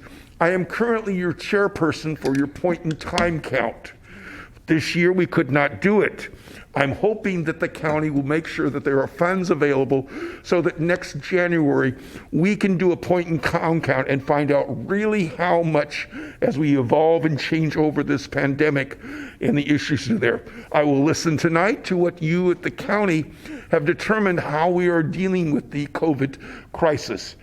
And with that, I think I will allow you to say, is this, guys, you need to do more.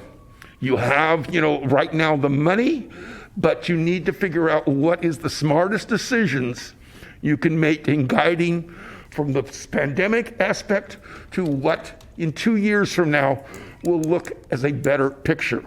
And that's my public comment to you guys today. And I need to come visit with you and see you. And I'm glad that you are open. And at the same time, it was a little hard to get in here, but I managed to get in here just like at the Capitol, just like with the city.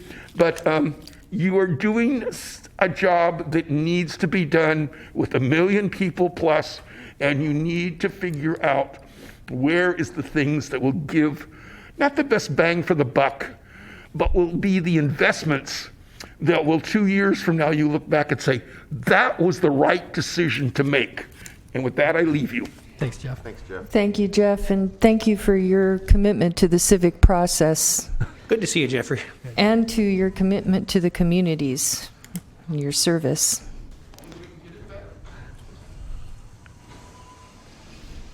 Okay. Next caller, please.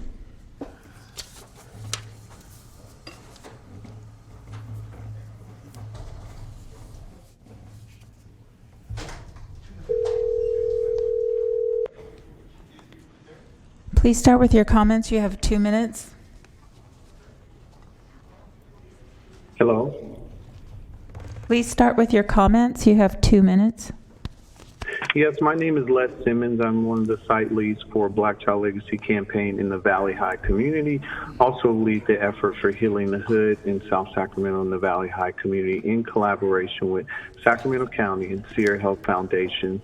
I'm calling to express my support for the expansion of Healing the Hood and Black Child Legacy campaign and its efforts to reduce community violence, which it has been very instrumental in doing over the past couple of years, even in the uptick of violence throughout the multiple pandemics of COVID-19, which we've seen multiple challenges around community violence. The Black Child Legacy campaign, the collaborative, have been instrumental in reducing both community violence and retaliatory violence. And I'm calling in support of funding peace by expanding its network and expanding its reach to other communities and other neighborhoods as we continue to build this collaborative in a way that's effective, data-driven, and with a collaborative approach. Calling to express my support. I want to thank you all for your support and ask that you support this initiative as well. Thank you. Thank you, Les. You're welcome. Next caller, please.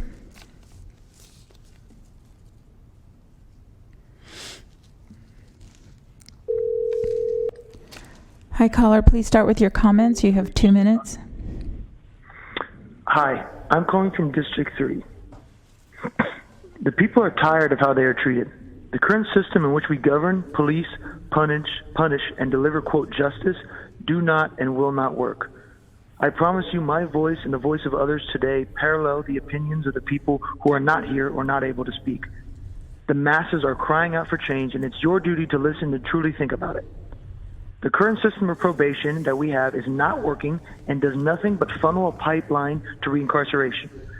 For example, there's a system in place right now called stalking horse, which police use probation searches in order to bypass search warrants.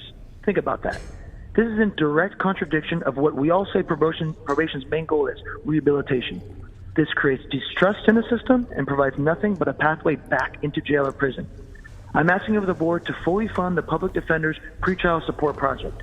Not only will this help address racial inequalities in our current system, but lead us towards better programs for Black, Brown, and Indigenous community members who have been oppressed by the legal system in this city, state, and country since the beginning. And also, this program will only cost 6 cents for every dollar that the probation pretrial services cost. In conclusion, racism and inequality are sown into the absolute roots of our current system. Our criminal punishment system is a rotten tree, with probation being a large branch of that tree. It is time we turn away from the systems that are rooted and connected to this rotten and soiled tree. I'm calling on the board today to realize that by trusting in current carceral systems, you are absolutely refusing to address the rotten roots of our city, state, and country. We have a right to demand better and not accept the current systems as the only solution to public safety and justice because they do not inspire rehabilitation, but further punishment for You our have 15 communities. seconds. For our communities, and more specifically, marginalized communities such as Black, Brown, and Indigenous people. I support Decarcerated Sacramento and all their points on the Public Defender Pretrial Service programs. Take a step today in actually addressing the issues that plague our city and this nation as a whole. The lives of Sacramento citizens are in your hands, and if change isn't Can you made, please their wrap blood up will your be on your comments? hands as well. Yes, that is it. Thank you. Thank you. Next caller, please.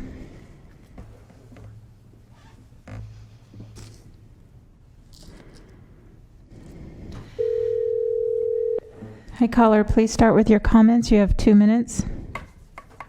Yeah, thank you. Hi, my name is Nikki. I'm a part of Decarcerated Sacramento and also the Sacramento Homeless Organizing Committee.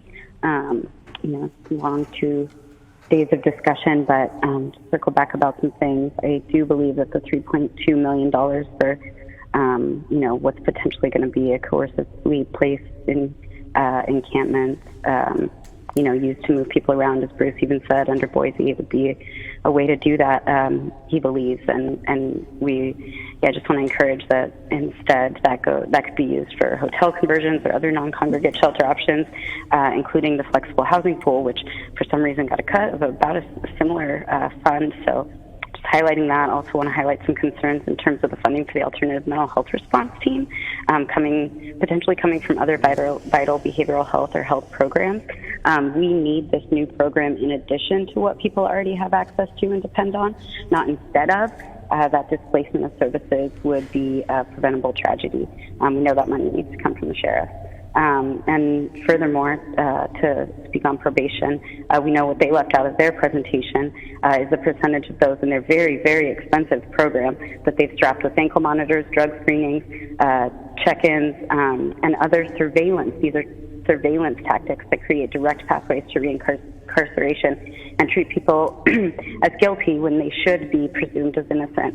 We need, the idea that, I don't know if y'all have ever needed the services of a public defender, but I certainly have, and what I could see was that they were already working 15-hour days. They were They had very little meeting space or time to work with the people. Their caseloads are so full. Their funding in comparative overall. I mean, we can talk about this 1.2 million, but why is the disparity You have 15 existing in their seconds. funding? Yeah, with the DA's office and law enforcement, we fund these carceral systems, and we're not doing a service to the clients of the public defender's office when we overwork and underfund. Can you please wrap up your comments? Yeah, absolutely. I mean, let's take money out of these carceral systems and put them into the community where they're needed, where they'll actually make the kind of impact that you want to see and that you proclaim to want to see. Thank you. Thank you. Next caller, please.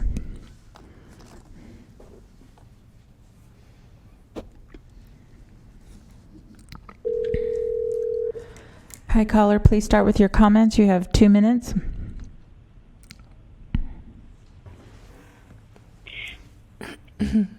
Are you there? Yes, I am. And should I start now? Yes, please. You have 2 minutes. Hi, my name is Alice Walker, and I am here to speak out against the harms of probation. We want an equity-centered pretrial program, not probation's pretrial pilot. We are really disappointed that probation, or primarily law enforcement, with the support of the county executives, has been co-opting the award-winning interview-based public defender-led pretrial support programs that are proven effective. Probation's pretrial initiative is fundamentally flawed. It relies on racist risk assessments and electronic shackles. Probation continues to withhold reporting on racial impact. And they have said in the board, we have said this before and we're saying it again, probation-led pretrial programs are harming our communities and fueling mass incarceration. We hope you will vote no on this and stop this conversation and this harm once and for all. Thank you. Thank you. Next caller, please.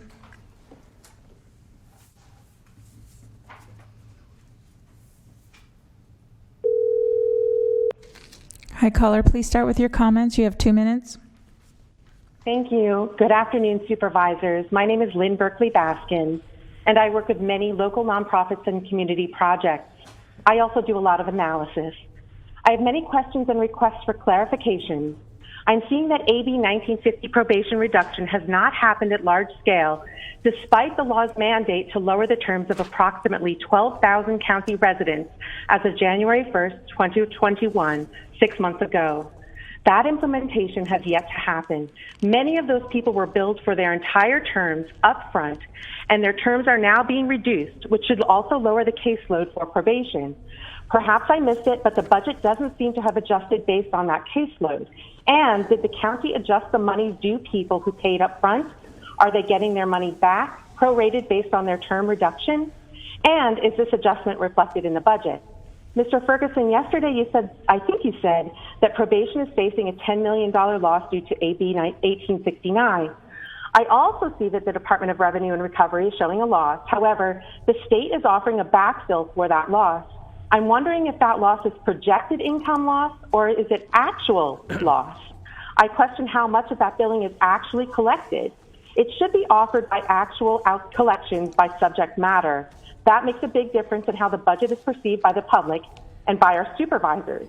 I'm questioning if the $10 million you mentioned earlier was accurate, and now I recognize that the approximately $4 million backfill to replace the actual income loss of DR&R may be used for more carceral allocation. That would be an absolute misallocation of funds and flies against the intention of AB 1869. Having asked for those questions and clarifications, funding for BCLC and the communities in which many Black people live, while systemically stripping wealth by not clearing fees and continuing to extract dollars from people who can't pay, and now diverting the county's possible $4 million share into county coffers, is unjust and simply perpetuates the cycle of disinvestment. This money should be used for massive expensive services. One sentence. Warrant clearance, credit repair, and job training, all of which begin to address root causes that this county consistently fails to address. Thank you in advance for addressing the questions. Thank you. Next caller, please.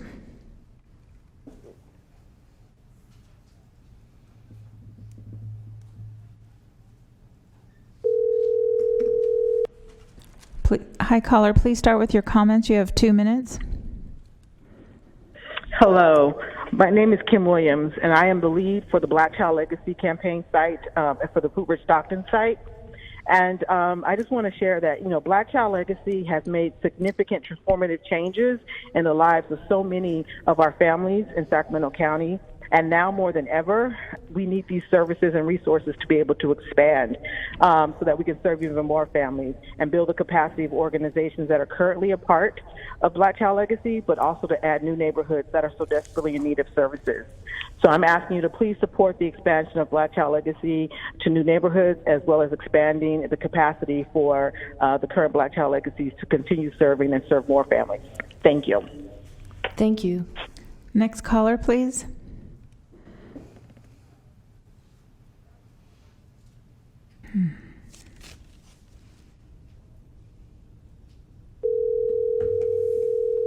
Hi, caller. Please start with your comments. You have 2 minutes.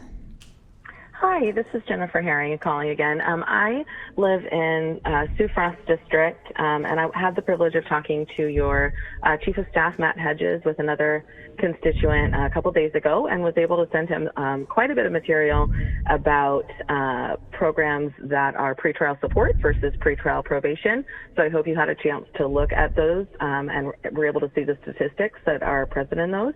And I just wanted to reiterate the idea that's in our Constitution, the idea of innocence until proven guilty, putting people in probation before they've even had a chance to go to trial is at the very least unconstitutional, if not to say more. It's that whole innocent until proven guilty concept gets dashed once they're under surveillance and in touch with probation and parole.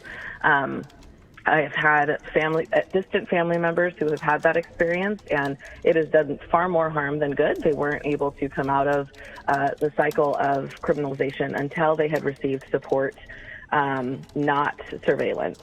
And I also just wanted to bring up the fact that with the positive attention that the public defender's office is getting for the work that they're doing, I would imagine that that's something that Sacramento would like to be known for. I imagine that we would like to be on the side of publicity where we're looking at programs that are making progress and that other cities and counties want to mimic and want to learn from, rather than on the side of where we have been seen in the public eye over the past several years, where law enforcement has had a problematic relationship, at least with our city and with our populations of color. And I think that is something that needs to be taken into consideration, along with the fact that seconds. they've been doing so much with such little funding, and with an increase in funding, I can only imagine that their impact would be even greater. Thank you so much. Thank you. Next caller, please.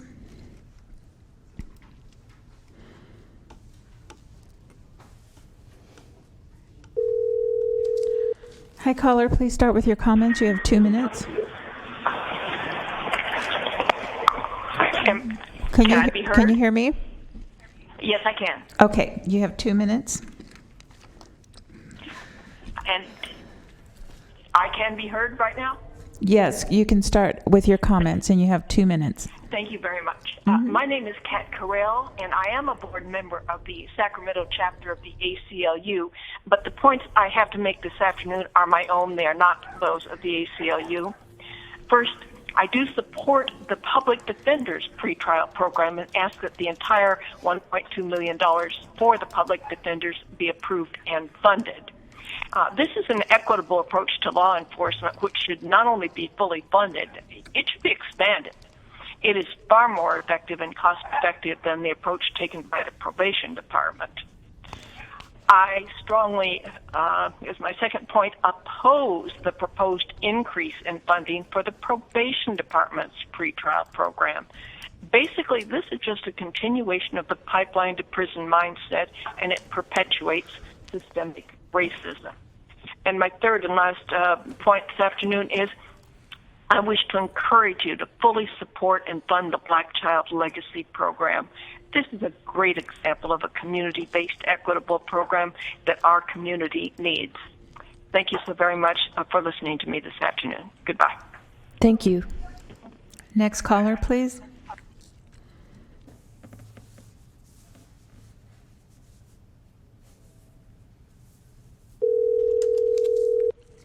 Hi, caller. Please start with your comments. You have 2 minutes. Hi, my name is Tiffany Russell-Moyer. I am a Sacramento resident. I first want to thank the board for having this conversation around the efforts to reduce the jail population. I have to say it's really refreshing. But I'll jump right to it. 2 minutes are insufficient to address all of the issues that are related to the budget. So I'll focus my comment on the funding being proposed to go to probation. And I'll be transparent and say that my priority is to reduce the jail population, and I don't think that funding the probation department to run a pretrial service program is the way. They've had 2 years with a pilot program, and they haven't produced reliable data to analyze what they themselves are calling a success. And now they're asking for further funding just to be able to adequately analyze it. I mean, for me, that's the textbook definition of incompetence, and I'm not being facetious. I'm just appalled. I urge the board to scrutinize the appropriateness of the probation to run pretrial services. They stated that their 2 goals are to get people to go to court and to keep people from reoffending. And they claim this 85% number of people who didn't reoffend, but there's no data to prove that this number wouldn't be the same or higher without their intervention at all. There are a lot of people in our jail right now who are simply there because they violated probation conditions that were inappropriate from the jump. For example, there are a number of homeless folks who are in jail for failing to charge their ankle monitor. As a constituent, my goal is actually to protect people who are at risk of harm within the pretrial confinement system and to limit the dangers of jail and other forms of incarceration. But probation is a form of incarceration. Probation was developed in a way that presumes a conviction. It's typically a part of sentencing, and conditions of probation are punitive. They restrict movement, restrict association, they restrict privacy rights, and they often fail to adequately consider or accommodate people's disabilities, such as mental health needs and developmental disabilities. And it results in people with disabilities being reincarcerated for failing to meet reasonable supervision terms. For many of You have 15 seconds. Instead of steel cages, funding probation unreasonably restricts people instead of providing them the services that they need, much like that were mentioned by the Public Defender's Office. Thank you. Thank you. Next caller, please.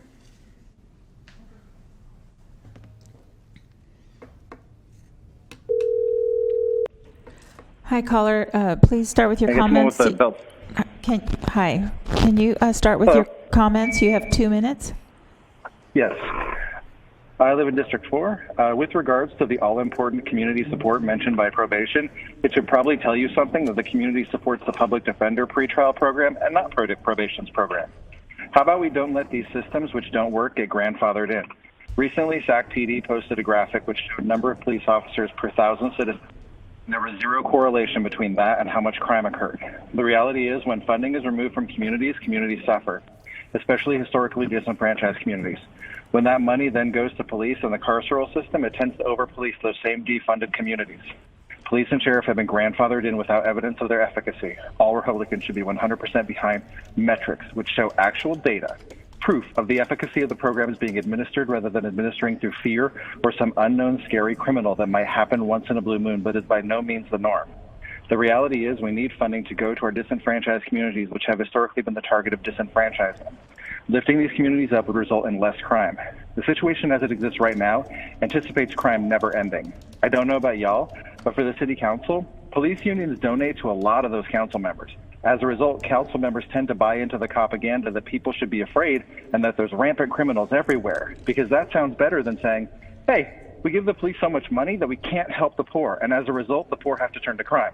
Oh, and by the way, we are shutting down your library and we're limiting the hours on all public facilities, all because we have to feed into the narrative that you should be terrified because of rampant criminals that are just criminal for the sake of being criminal, not because of other circumstances which drove them to it. Poverty.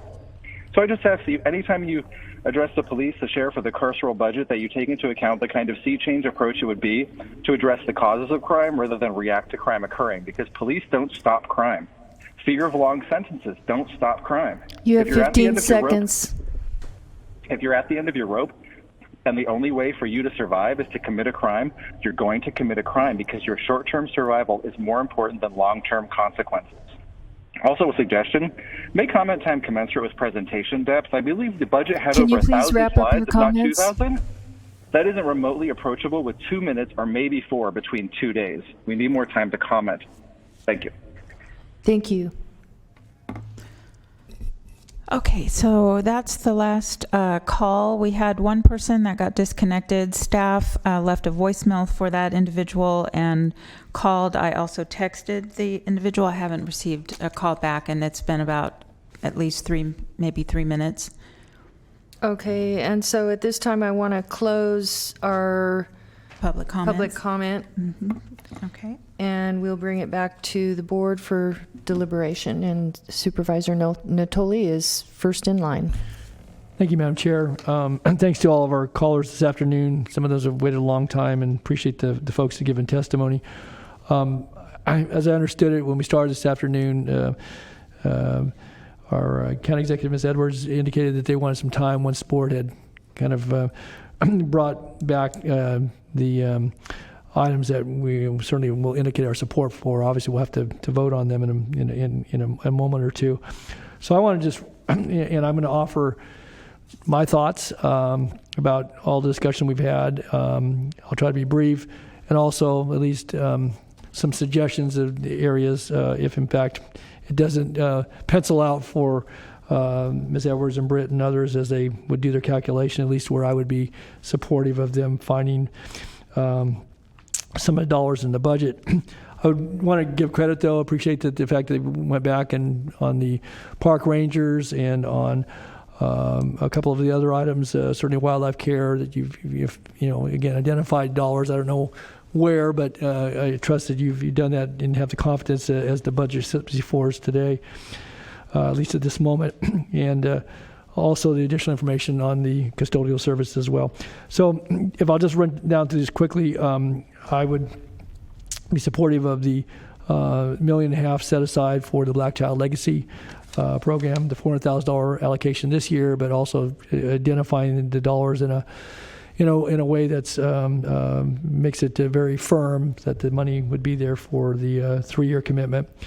I think we've heard a lot today, as we all have, and I'm sure others will weigh in on the pretrial support program and the expungement, and some of my colleagues, I'm sure, will speak to that in greater detail, but I'm supportive of what's currently recommended unfunded, but to fund both of those elements for the $1.2 million. I'm also supportive of moving forward with the full release for parks of both the recommended portion and the portion that was being held over to September, the $1.6 million, in addition to the 2.4. Again, I thank our staff for the consideration given to some of the needs in parks, and also would ask that we would add, I'm supportive of, an additional $500,000 for what was talked about earlier this afternoon as related to some of the our partnerships on the ranch properties and some of the smaller units within the county service areas that need attention. With the understanding, obviously, one of my colleagues asked about funding for some long overdue repair and restoration of picnic shelters out in the Parkway, Discovery Park. I'm supportive of the roping off the dollars for the seed money for the investment in the North Highlands, Foothill Farms communities, the $500,000 that Supervisor Desmond had pointed out. I would also be supportive if there was, and again, we may be able to have some more discussion in September, but I think the Neighborhood Revitalization Fund needs to have some dollars in it beyond those that are restricted currently, and certainly would be interested in having further conversation as we not only get into the American Rescue Plan funding, but also other dollars as we identify them for the September budget. Yesterday I asked, and one of my colleagues commented to me that people's eyes got wide open. I asked about Mr. Vicari, what could happen with $10 million in roads. I'm not going to suggest that's where I'm at today, but I am supportive of, in addition to the $20 million loan that's being recommended, to have an additional $2.5 million so that we would put $22.5 million into our road repair this year. I'm not bent on the fact that it would have to be the $2.5 additional million would be for without having the repayment terms. But I just think we have to capture the opportunity, as we've talked about many things here, human services and infrastructure, and I think there's capacity in this budget to, as outlined, in the items I spoke to previously, but I feel really strongly about that, as I do on many of these items. And then I would just note that where I would suggest, again, we'll make the choice here, but I would suggest that as you're looking at this, and that you would look to rolling out in a different fashion the funding for the investment in the property tax system, that we have a commitment certainly that would get us there over the 3 years. But if that was one area, I just would offer a suggestion. The other one would be, I'm supportive of keeping the increase in the general reserves, but if you need to look to someplace, at least for purposes of the June recommended budget, I would suggest we look to the audit report payback, litigation settlement, and look to some of those dollars. Initially, you can put them as a priority for September, but I think there's capacity. I support the contingency as well. So those would be two suggestions. You may have others, and again, I'm going to leave that to you to come back to us in a little while. But I think there's sufficient funding there. We can still increase the reserves, and stay close to the one-third that you all started out with here yesterday when we opened these hearings. But I think there's some really pressing needs, and again, I appreciate Ann and Britt and all those that contributed to this, the thoughtfulness that went into this. And again, we're not far off in my mind. I happen to see a few of these as being a little more pressing, and would hope that we could come to some agreement today. So I'll leave it with that for now. Thanks.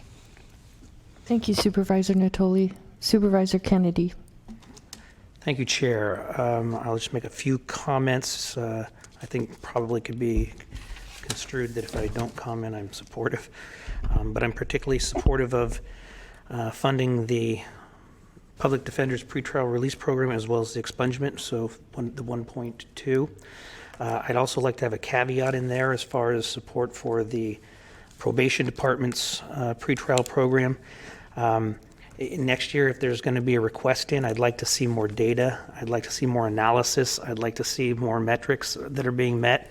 Not saying they aren't, but there's a lot of questions that still need to be answered as far as I'm concerned. I would say that about any program. And I'd ask the same of the public defender, frankly. I support the Black Child Legacy Campaign set-aside, not the giving 3 years at one lump sum, but the set-aside as we talked about. I obviously support the Wellness Crisis Response and Call Center and thank staff for the hard work that you've done on that. And I support the park ranger recommendation by Supervisor Cerna, but I would like to ask that in the future, and we had this brief discussion yesterday, that we look at ways to accomplish the same thing, eyes on the parkway, but get a little more creative and not look always to sworn officers, which are extremely expensive.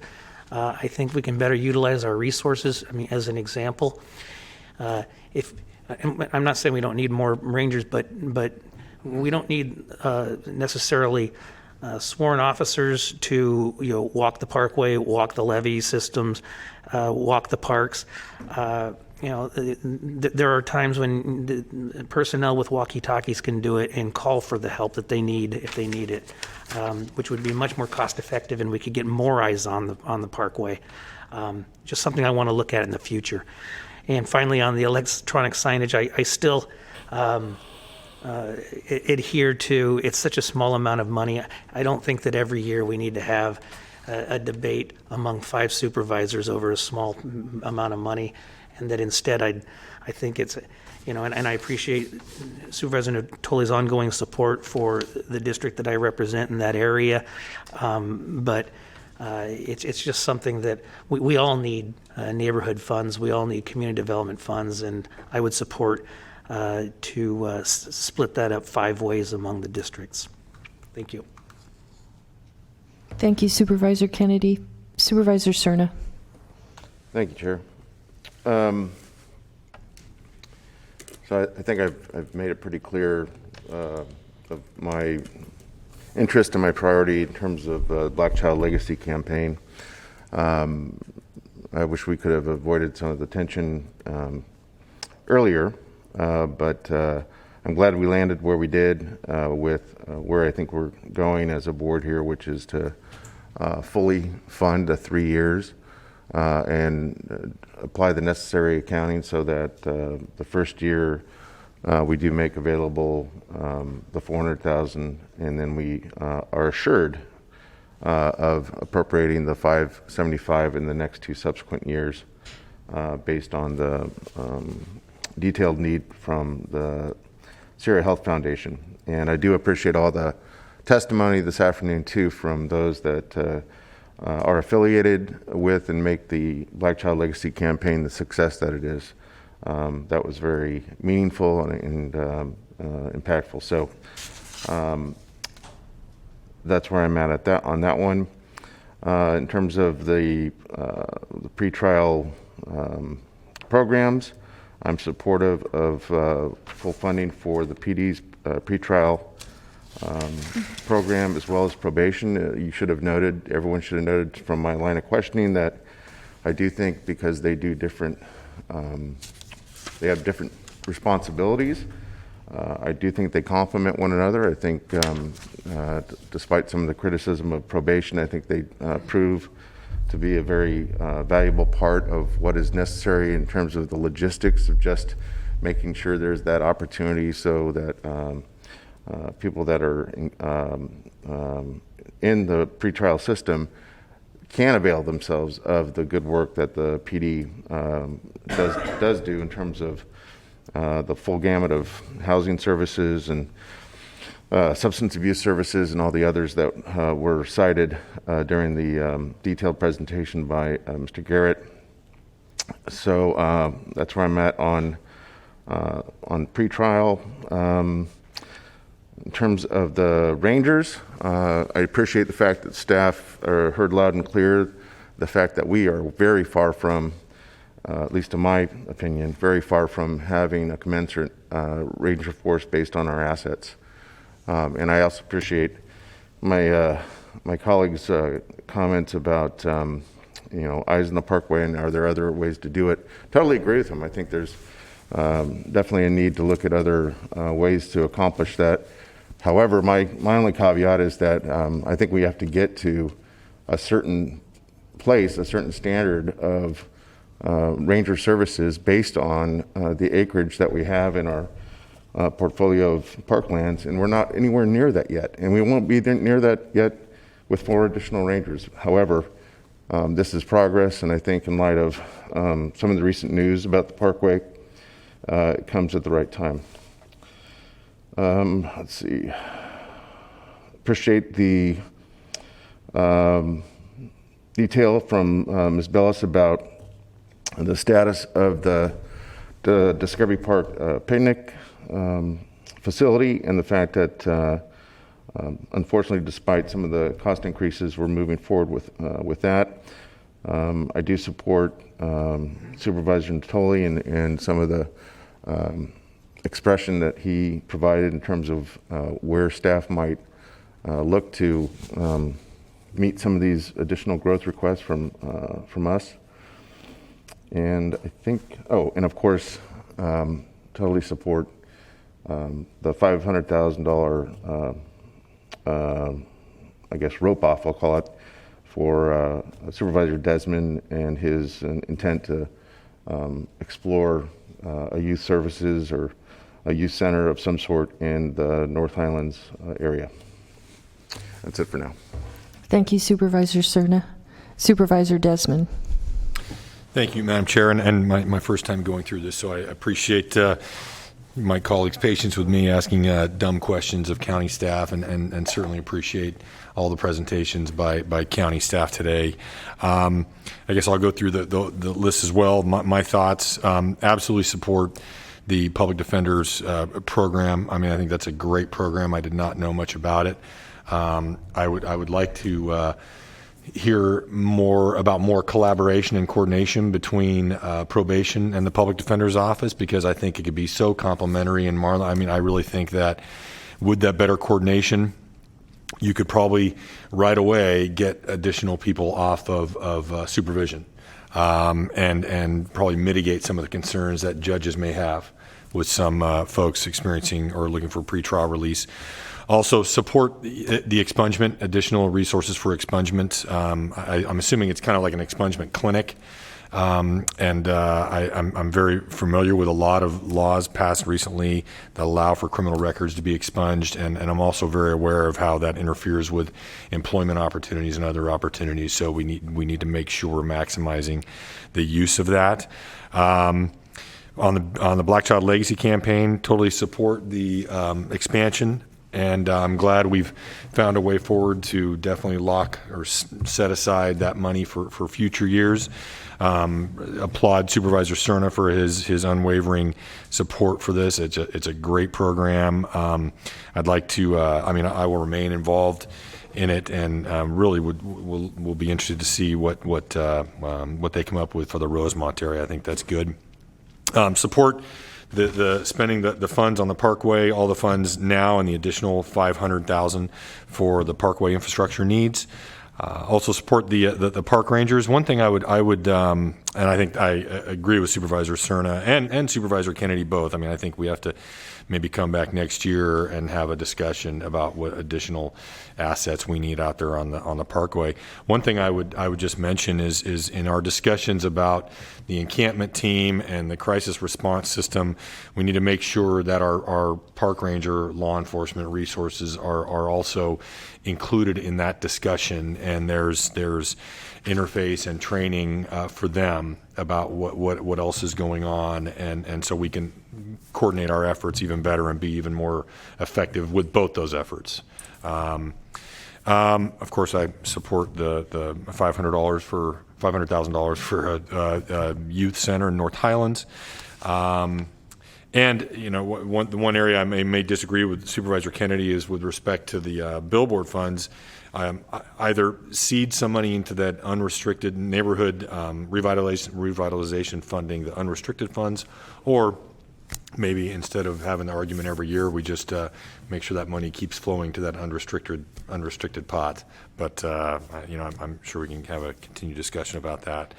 And I support the $25,000 additional for the Wildlife Fund group that Supervisor Natoli is supporting, and I support that. And then finally on the roads, I was hoping for something bigger in addition to the 20 million, but I'll support Supervisor Natoli's additional $2.5 million ask for roadway maintenance on top of the 20 million. So Was it 2.5 or 2? 2.5. Okay. 22.5. 22.5. So 22.5 total.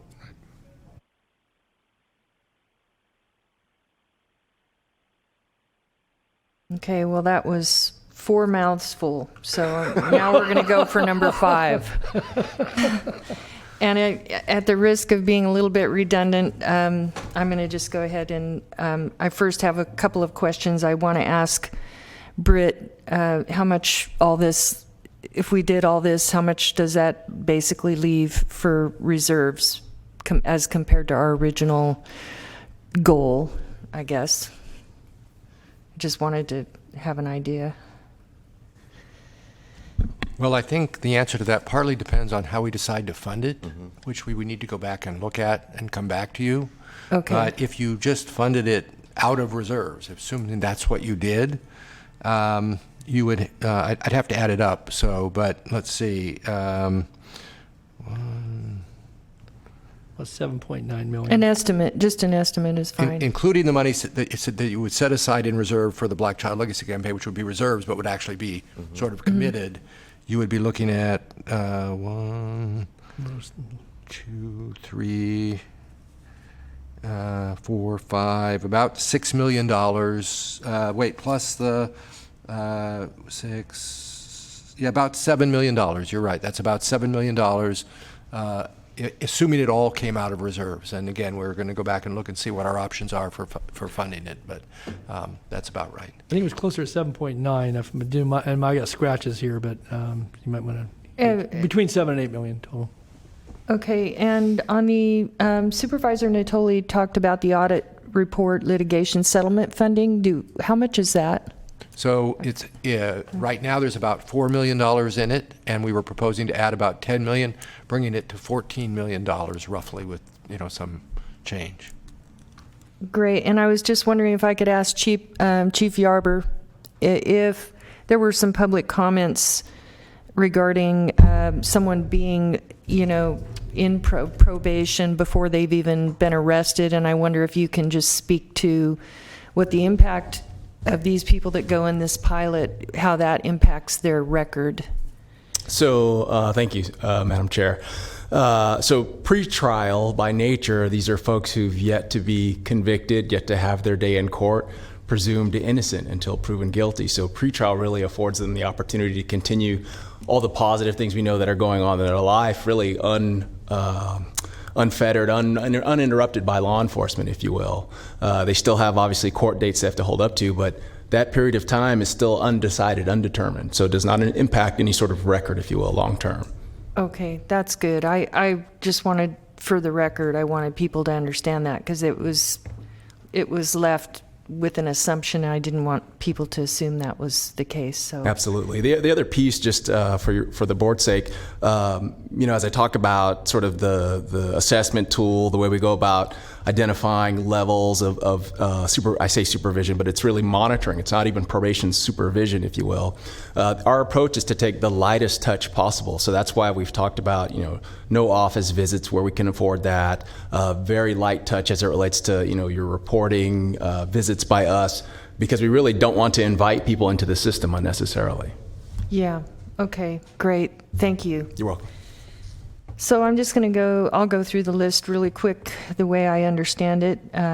I support the staff's recommendations for non-law enforcement alternative emergency responses to persons dealing with mental illness. Again, want to thank Supervisor Kennedy for his leadership in getting us here with that.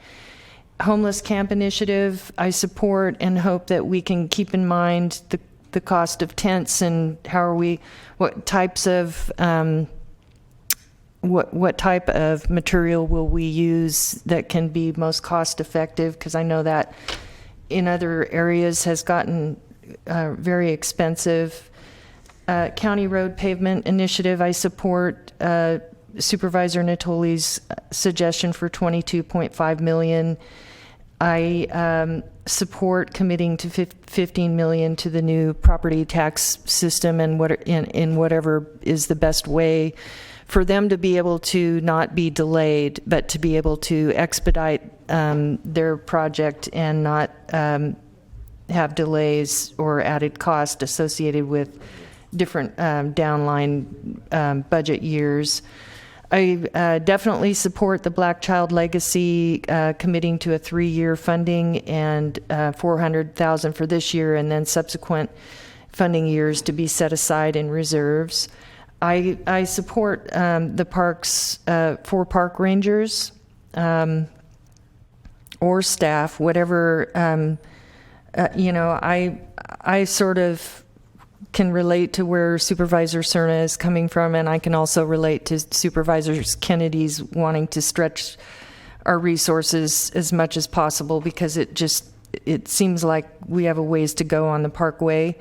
I also support the extra funding for the vehicles and equipment for the parkway, and the added $500,000 for miscellaneous parks partners, with the idea in mind that I don't know if soil-borne farms and some of these other ranches are feeding into food banks, but we actually in my district have farms that are actually selling food, and part of the money goes to the food bank. And I wonder if part of the American Recovery Act funding could help with that, because the food banks were definitely hugely impacted by COVID. And so there might be some additional funding for local farm to fork, local farms that are feeding the community and the food banks, which we need more of those. And I support funding probation, their pretrial juvenile diversion program, and also I support the public defender pretrial pilot with 3 full-time employees and $125,000 plus the expungement program. I actually have people in my district I have people who are waiting to get their construction license and they can't because they have a felony on their record, and they're just really good. They have come back, and they're just now their past is haunting them and they can't get back. So I totally get the expungement and support the idea of helping people with that. I support funding the Wildlife Care Foundation, Supervisor Natoli's priority for $25,000. I support committing this $322,000 for sheriff's jail janitorial. I support setting aside $500,000 for a youth center for North Highlands. Plus, on the electronic signage and neighborhood revitalization funds, we could divide it 5 ways, and we could also be open, because every now and then some, amazing project like, an affordable housing project or something comes up that could happen in one district, but it can't happen in another. So, and we oftentimes do, we can do it here this time, and maybe next time we can get you. So we don't always get total, even amounts, but I know we all have needs, and I appreciate that too. So I'm open to how we handle the neighborhood funds with the idea in mind that we try to, sooner or later be fair with each other about it. And that's it.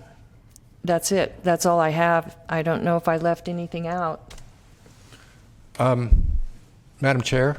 Yes. Could I just ask, so we've been trying to keep track of what everybody said, rather than hold a vote on tentative vote and then come back with our recommendations. We will come back with our recommendations for you to vote on, including funding. But a couple things I just want to be clear on.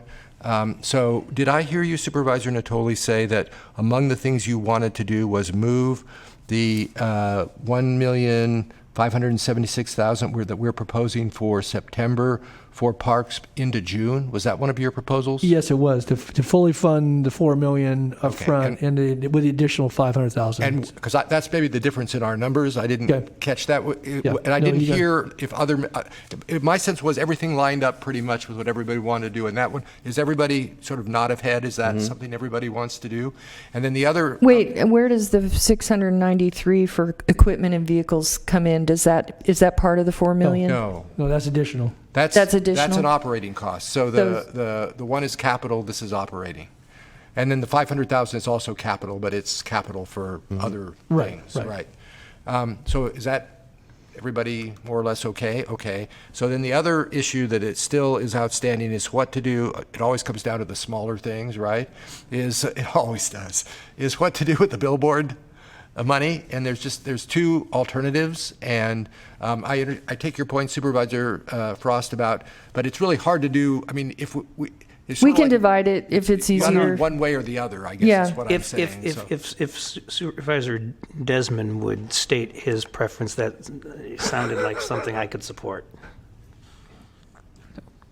Thank you, Supervisor Kennedy. What I was just suggesting is, instead of looking for other funding sources to maybe seed that neighborhood revitalization fund, the unrestricted pot, I would just ask that maybe we have the billboard funds continue going into that unrestricted pot. And in addition, $500,000. Yes, set aside for youth center. Got it. That's okay with Supervisor Kennedy. Is that okay with the rest of the board? I support that. Yep. Is the unrestricted, what happens to the we can still decide. Then we have a future, we can have conversations. So then as projects come up, we would Right. come to you, and that's a source of funding for those projects. Yes. I'm okay with that.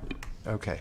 So with that, I think there is consensus on the board. Oh. Well, I'm sorry. I wasn't sure that I saw all head nods. I may have just missed it around the 2.5 million additional for roads. Does everybody want that? Yeah. It's actually, yes, Okay. it's 22.5 million. Yes, thank you. Yeah, total. Okay. So that being the case, then, if we could, with the board's indulgence, if we could have about a half an hour to go back, we'll come back with recommended ways to fund this, which you can obviously change, and a set of recommended motions in order to implement what you've done. You want a half an hour? Might be, well, to be safe, a half an hour. Okay. Well, we can do IHSS now, right? Yeah. Pardon me? We can do IHSS. Yeah, can we move forward, or, I mean, with IHSS, You need a or? timeout. You need a timeout with all your staff. Or- I guess. Or do you want to come back tomorrow? It's No. 4:30, so. Yeah, okay, yeah. I think okay. I need to be Everyone with Britt wants- to sort of weigh in on the decisions on how we fund all this. But we could do IHSS right now if you wanted to get one thing out of the way. Yeah, That's can usually we pretty just quick. keep going with IHSS while you do that? Well, the IHSS thing usually takes about like 2 minutes. 1 minute. Yeah. And so then the longer-ish term issue could potentially be the CIP. So may I suggest that Britt and staff go get started on that? I'll stay here for the IHSS. When IHSS is done, I'll join them upstairs. Right. Okay. Perfect.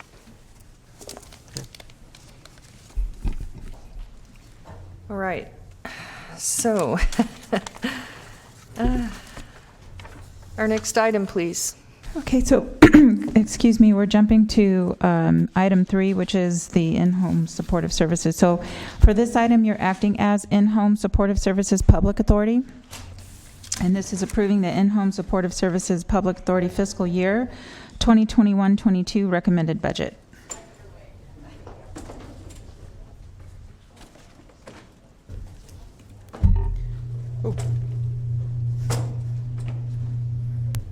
Another one of those tall people. Good afternoon, everyone. My name is John Kazitsa. I'm the Executive Director for the In-Home Supportive Services Public Authority, and I'm here today to request your approval for the 21-22 Public Authority's recommended budget in the amount of $2,730,249, and that is presented to you on Attachment A of our item. This budget is exactly the same as last year's right now. It is 100% funded from federal and state money, so there's no local general fund money needed to support this program. And at this time, I'd like to ask for your approval, and if you have any questions regarding the budget, I'd be happy to answer those. Yes, we do have Supervisor Cerna. Madam Chair, if there's no questions, I'm going to move approval. Okay, we have a motion by Supervisor Cerna. But they're not even to the elevator yet. I know. I didn't expect this. Do we have public comments What else on can you this? tell us? I second it. No, we don't have public comments, so you would want to open and close the public hearing, and then you guys can take your vote. Okay, we have a second by Supervisor Natoli, and I'll open the public hearing at this time. And I see no one in the chambers or on the phone, so I'll close the public hearing and call for a vote. Please vote. Unanimous vote. I would just remind folks who may not have any remembrance of it because you weren't here, but there were days when we were talking about the public authority and we had chambers full and how we were going to fund it and what the authority was going to be. So this is far cry from that, but you know, it's, there's some history that goes with No, all it wasn't always a 30-second. No, it wasn't. Thanks, John. Madam Chair, would you consider closing the off-agenda comments? You do not have any public comments for off-agenda at this time? Yes, at this time, I'll close our off-agenda public comments. And I guess we need a recess for 25 minutes, or recess till 5. Okay. All right.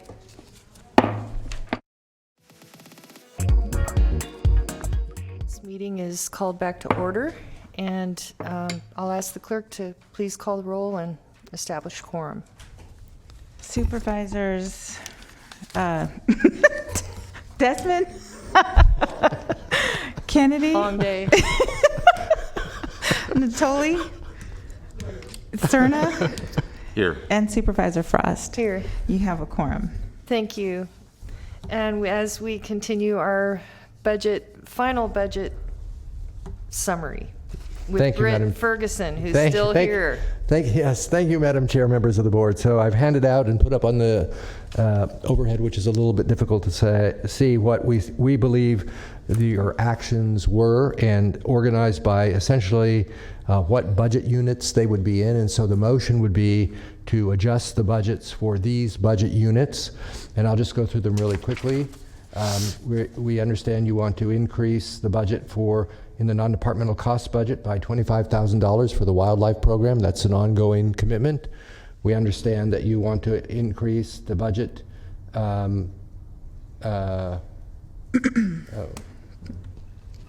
Okay, so there's a.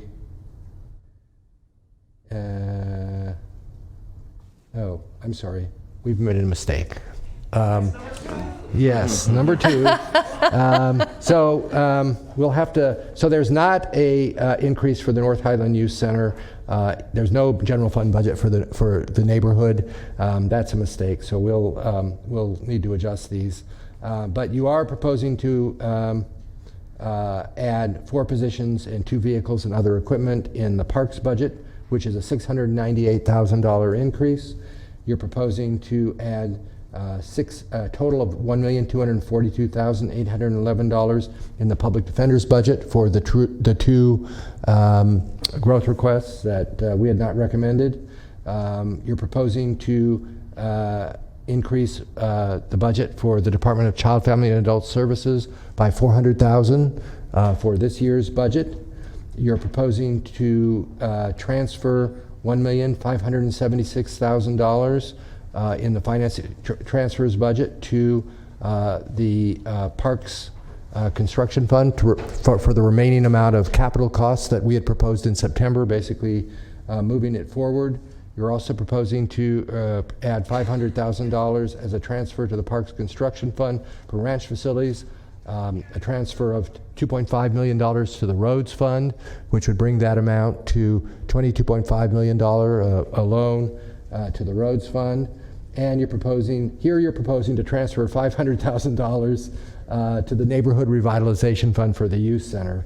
So the actual amount that should be should not be 7.4 million, obviously, because there's an extra 500. It looks like there's an extra 500,000 in there, so it should be 500,000 less than that, and we'll get that for you in order to make that right. And then whatever that, and then you're proposing to create a new reserve in the general fund reserve for the Black Child Legacy augmentation, $1,150,000. Can I interrupt on that real quick? Just for clarity's sake, should that be 2-year for that? Because the 3-year, the first year you got it. That's true, and it's really, in a way, it's one time because you're putting it aside. Right. So yeah, but that's right. Yes. And so the difference, the $8,593,580, we're basically taking Supervisor Natoli's recommendation and taking that out of the amount that we had proposed for the audit report payback litigation reserve. I'm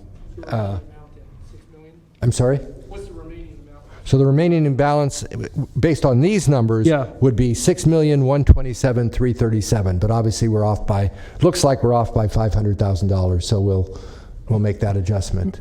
Supervisor Desmond might keep that money. It gives him $1 million for that neighborhood stuff. So I don't know if he wants to change that. He might want to move it like it looks like here. We double counted, so I'm sorry.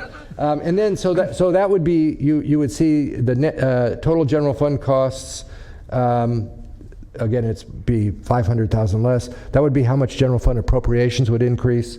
Then the reserve is just a reserve adjustment. It's not appropriations. And then, of course, there's also the reserve reduction. And then the money that you're transferring to other funds would also result in appropriation increase in those funds. So you can see that down below. So the road fund is going to increase by $2.5 million. Parks construction is going to increase by $4 million. Wait. That's something wrong there. Yep. I apologize. That should be $2 million. $2,576,000. Or no, just $2,076,000. I'm sorry, $2,076,000. Sorry, we're rushing. And then the neighborhood revitalization fund will increase by $500,000.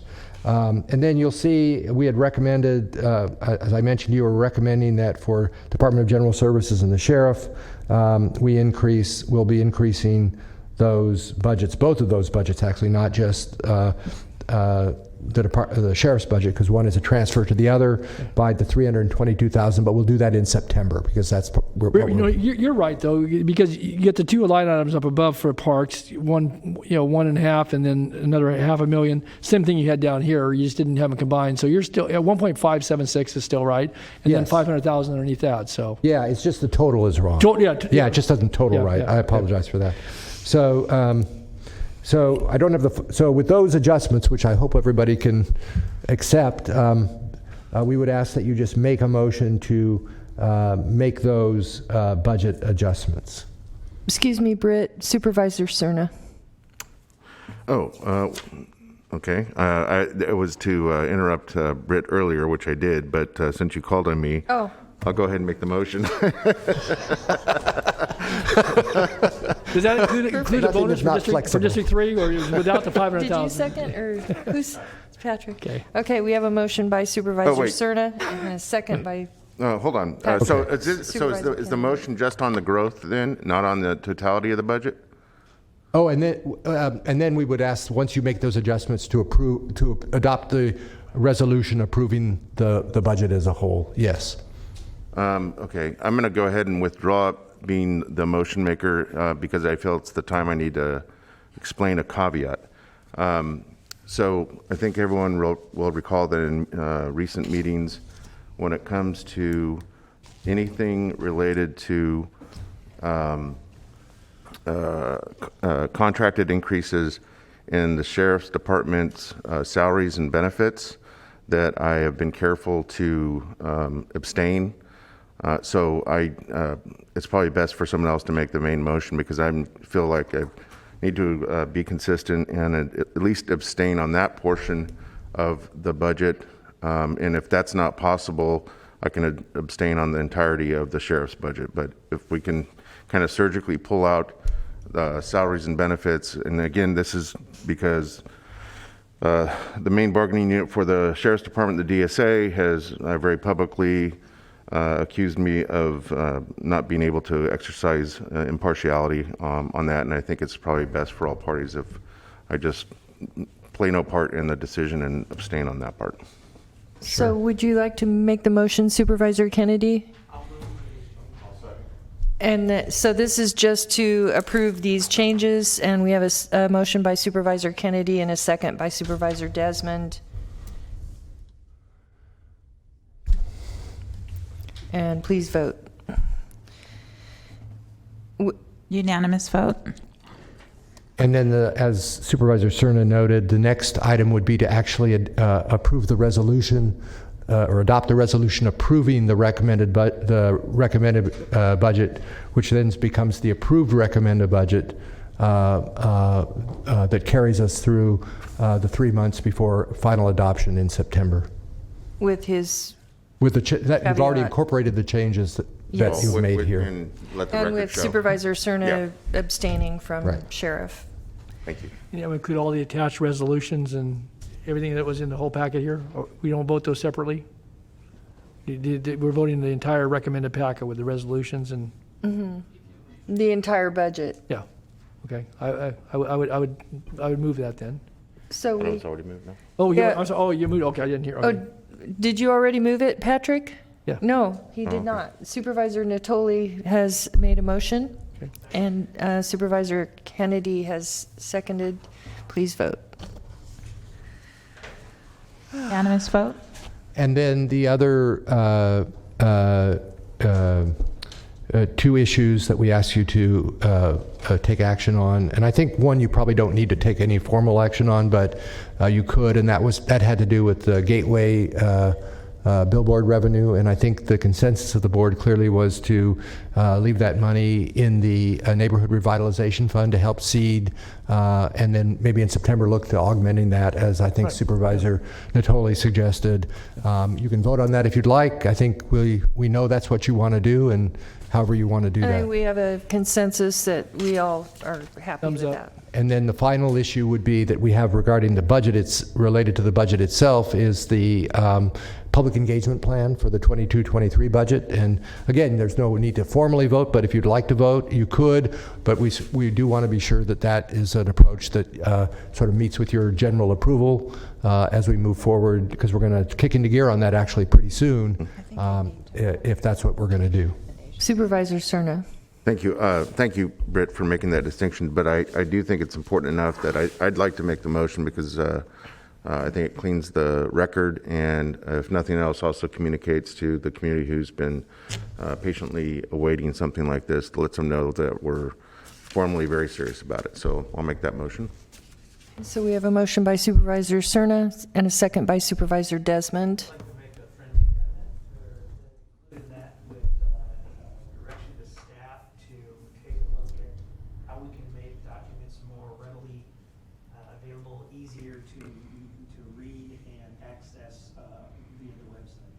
Great. I accept the amendment. Sounds good. Did you hear the amendment, Flo? Okay. Please vote. Unanimous vote. Thank you, Madam Chair. Thank you. Thank you, Britt. And all right, I think Britt, we're not done for the day. You're not leaving, are you? Okay. Okay, for item 2, this is to adopt the final fiscal year 2021-22 5-year capital improvement plan and incorporate additional projects. Good afternoon, Colin. Good evening. Good Colin. evening. Good evening, Madam Chair and Supervisors. The item before you is the 21-22 capital improvement plan for fiscal year 21-22 through 25-26. Per Ordinance 21.15, the Capital Improvement Program document is to be developed by the County Executive and transmitted to the Board. The Board then refers the Capital Improvement Program to the Planning Commission for review. That was completed on April 6th. The Planning Commission reviewed the projects on May 10th and determined that they are consistent with the general plan. As mentioned in the April 6th presentation, new this year in the CIP is the unfunded section for the Department of Waste Management and Recycling. These projects are included in an unfunded section due to the lack of current funding for the capital projects. Additionally, there was a large discussion around the one-time growth requests that include either unfunded projects or projects currently shown as planned in future years. These requests, as approved, will be brought back late July or early August as an amendment to the CIP to ensure that the projects get underway as soon as possible. For the airports, this contains $102.6 million in fiscal year 21-22 and a plan for additional spending of $252.9 million in the following 4 years. For county buildings and capital construction, it includes $28.4 in fiscal year 21-22 and a plan for future spending of an additional $59.7 in the following 4 years. You'll note that the CIP identifies funding for the Correctional Health and Mental Health Facility. It was included as projections were identified in March as the CIP was being developed. To date, we have spent approximately $2.1 million. The majority of the remaining funding will be reallocated to fund future ADA improvements needed in the main jail and the RCCC. For the library, it contains $1.6 million in fiscal year 21-22 and a plan for future year spending of additional $4.6 million over the following 4 years.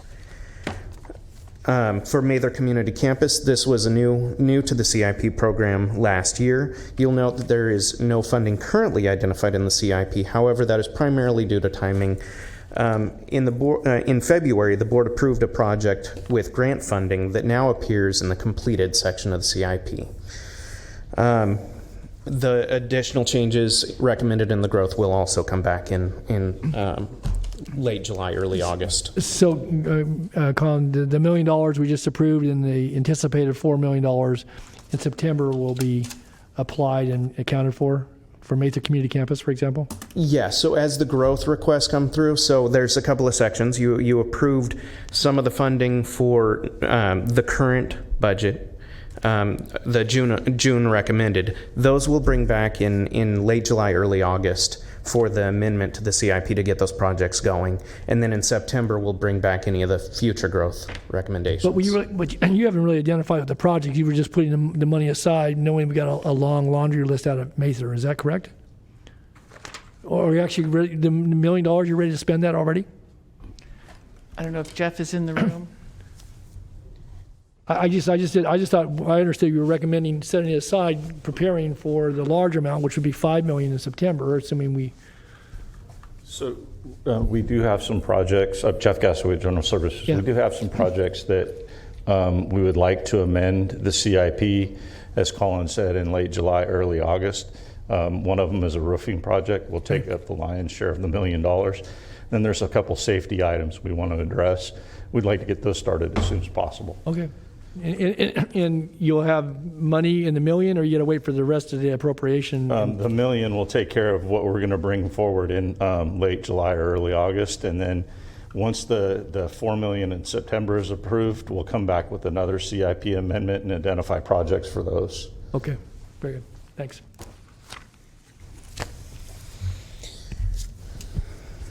So moving on to regional parks, we have $5.9 million identified in fiscal year 21-22, and an additional amount of $2.1 million in the following 4 years. Again, that doesn't include the growth requests.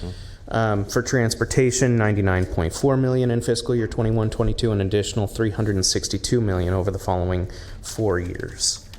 In waste management, we have $22.9 in fiscal year 21-22 with an additional $71.7 million over the following 4 years.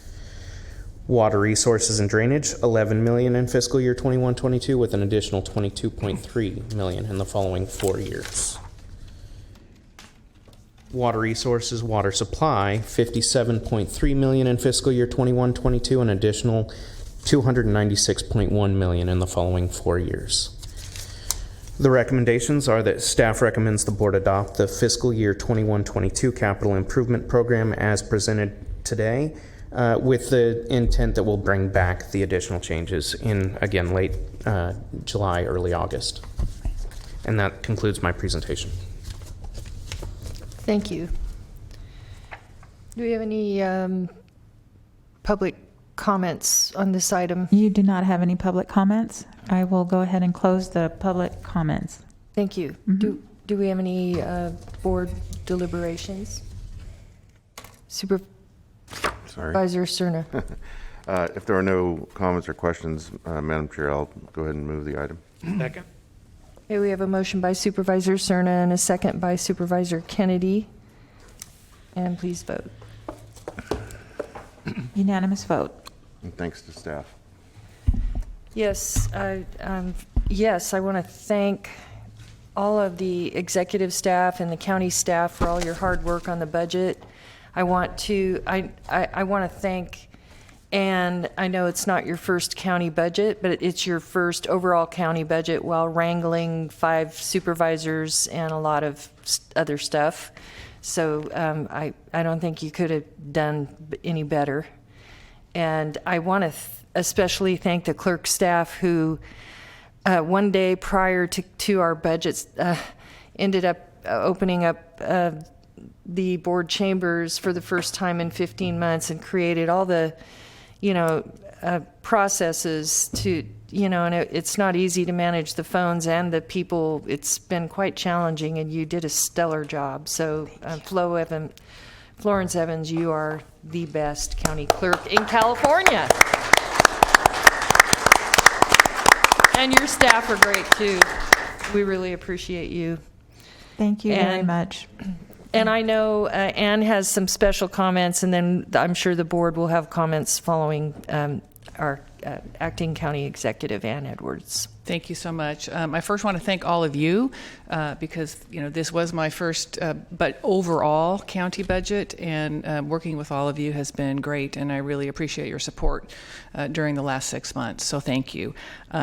I also want to thank all the department heads and their fiscal staffs. Again, I know I said that at the very beginning, but the work to get here today is a really heavy lift for them. It's all-consuming, and I think they've done a really remarkable job of making thoughtful recommendations. Want to thank the deputy CEOs again, because they really were right beside me this whole way, helping make sure that we brought thoughtful recommendations to you and brought things that we knew you wanted. So I really appreciate that. And then also finally the fiscal staff in my office, who just did a remarkable job. And I too have to echo the support for Flo and her staff. And I want to add the DTEC staff as well, because they did a lot of work behind the scenes to make all of this work with in-person, the Zoom setup, the phone. I mean, it was really a remarkable job for all of them. So I want to thank all of them. And then last but not least, I want to thank Britt Ferguson again for coming out of retirement to help lead this effort this time. I made a special request of him when you gave me this assignment for him to come back and really help me and the whole county, and he has done just a remarkable job, not just now, but his whole tenure here. And I'm sorry I find myself getting a little choked up. I have really, really enjoyed working with Britt. He is smart, he is funny, he's super creative. I mean, he really is a solution guy. Like, how do we figure out how to solve this problem? I mean, it's just been remarkable. He's also profoundly calm. You know, when things are blowing up around us, Britt has a steady hand, and he's really, really calm. And I am really going to miss him. I have the utmost confidence in Amanda's ability to carry on, but I've worked with Britt ever since he came. Was it been about 8 years? But Britt, I just want to thank you. It's been a pleasure, and I wish you well in your retirement. And keep your cell phone handy. Thank you.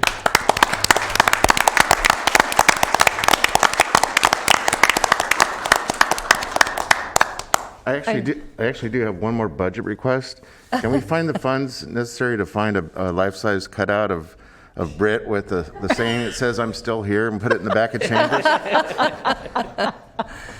Oh, yeah. Well, Britt, we really appreciate that you came back to help us through this. I know retirement must be wonderful, but we needed you, and you were here for us. And Amanda Thomas, our new Chief Fiscal Officer, thank you for jumping right in. I know you were intricately involved, even though Britt was presenting. I know I've been hearing about you, all good things. And so we're really excited that we got the cream of the crop to come to Sacramento County, and your reputation did precede you. I've heard from several people from different places in California about how great you are. So we're happy that you're here. We have confidence in you. So, Britt, we're going to miss you, but maybe we'll see you from time to time. Hope you enjoy every minute of your retirement. Supervisor Natoli. Yeah, I just would echo the thank yous to all of our very competent, professional, and hardworking I say staff, but certainly the folks that lead, but also the folks who contribute to this budget. And we've heard the commentary about the people's budget, but this budget belongs to the people of Sacramento County, and we're all given the privilege and responsibility as the 5 elected supervisors to be able to deliberate and contribute to our thoughts, and certainly sit here at this dais and be able to at times grill you over a lot of the detail, but it's never lost on me the talent, certainly here in the room today, but that's in this organization, and for all the back and forth that you may have amongst us up here at times, and certainly from folks that are at the podium and responding to questions. It's done in the spirit and the vein of trying to figure out, not only direction, but prioritization, and again, having certainly the help in the meetings with our clerk and helping the public to have access to these meetings. That's essential as well. And I would just say thank you, Ann, for your good work and pulling us together over the last few months. And thank all the staff, and certainly a special thank you to you, Britt. Over the last few months, as you've presented before this board, your sense of humor has shined, along with obviously your expertise, and I know Michael Peterson will never forget the shot about the dog on a pork chop. So, and Ron Vicari about the general fund. But again, you got a piece of it this year though, Ron. So Britt held off for a lot of years, but this year obviously we went in a bit of a different direction. But I would just say that you're a consummate professional, and I've appreciated working with you. And just of note, this is during my years of county service the 43rd time that I've observed either close hand or been a part of the budgeting process, and it never ceases to amaze me. How in a document that has many hundreds of pages and all the appendixes and so forth, but what this embodies is the spirit and the heart of what we do as county employees, and not just the leadership, but all the folks at the line level. And it's the guide, it's the resource allocation, but it really tells a lot of the story. And today, again, I learned today from folks in presenting at the podium. And it's an ongoing learning experience, and it's certainly a pleasure to serve with my colleagues and to have the opportunity to exchange ideas, but with all of you. And so, but I thank you, all of you that are here today, and all of your colleagues, and certainly County Council. June said a lot today, so you might have missed it. It's a good day when our County Council's silent, right? And of course, Lisa was with us too. But all that being said, thank you so very much, and I think we can be proud of the work that goes into this and the work that will come out of this, because the work never ceases. And I wish you well too, Britt, in your second retirement. And if Ann calls you again for some reason, please answer the phone, because we'll always have a special place in our hearts and minds for you. And Amanda, good luck to you. You've got a strong mentor that's been here, and I'm sure you can pick up the phone and call him as well. So, and to our chair, I wanted to say thank you, Chairwoman Frost. You did a good job helping us through this. You're very kind and considerate in the way you recognize your colleagues, but certainly in handling all the interaction here. And I was amazed that you had all those notes at the end of the day. You're doing all this, and boy, you were right there on spot when you finally got to your comments. And so, well, I had to keep up with Phil Cerna. He's a hard act to follow. Anyway, and thanks to my colleagues again. It's a pleasure to serve. Thanks. Thank you, Supervisor Cerna. Thank you. Always a mistake to follow Supervisor Natoli, especially at the end of a budget hearing. But I just wanted to add my sincerest thanks to everyone, all the professional staff. I think everyone's fairly aware that in our role as elected members of the Board of Supervisors, we have that unique place where we're expected to balance the professional advice and assessment, analysis that we get from all of you in your various capacities on wide variety of subject matter, and marry that to what we hear sometimes hourly from our constituents. And it can be a very tough existence, but it's also, I think, almost a sacred one too, quite frankly. I mean, there's a lot of trust that goes into what we do, not just by the people that put us here, but in our working relationships with all of you. And hopefully, despite what can be at times perhaps perceived as tension between us in terms of priorities, and certainly this is the one venue each year and the one time each year where the expression of our values and our priorities is probably most profound to all of us, but certainly to the entire community. But you should never take it personally. You should always temper it with a very clear understanding that we're trying to do our jobs as well to best represent the people of Sacramento County, and that's not always easy. But we can't do what we do. We can't be expected to solve problems and deal with the variety of concerns that our constituents have without your constant assistance. And so I just wanted to offer that and thank everyone for their contribution to what I think is a budget we can be very proud of this year.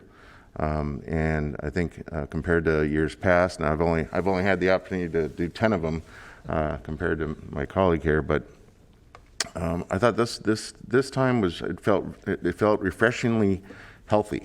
Even some of the exchanges where perhaps we didn't see exactly eye to eye, it just felt like it was a different day in terms of how we got to the place that we did to make sure that the people of Sacramento County receive the services that they do and have enjoy the capital facilities that they come to expect. And lastly, I just wanted to also lend my sincerest thanks to Britt for his service and congratulate Amanda and look forward to working with you in the future. And of course, I'll end with Ms. Edwards. I think she's done an incredible job in the last few months under difficult circumstances with the pandemic. But I think you can certainly note that this is, I think, a great first achievement, a grand achievement to get us through today with, again, a budget that all of us can be proud of. So thank you all. Thank you, Supervisor Cerna. Supervisor Kennedy.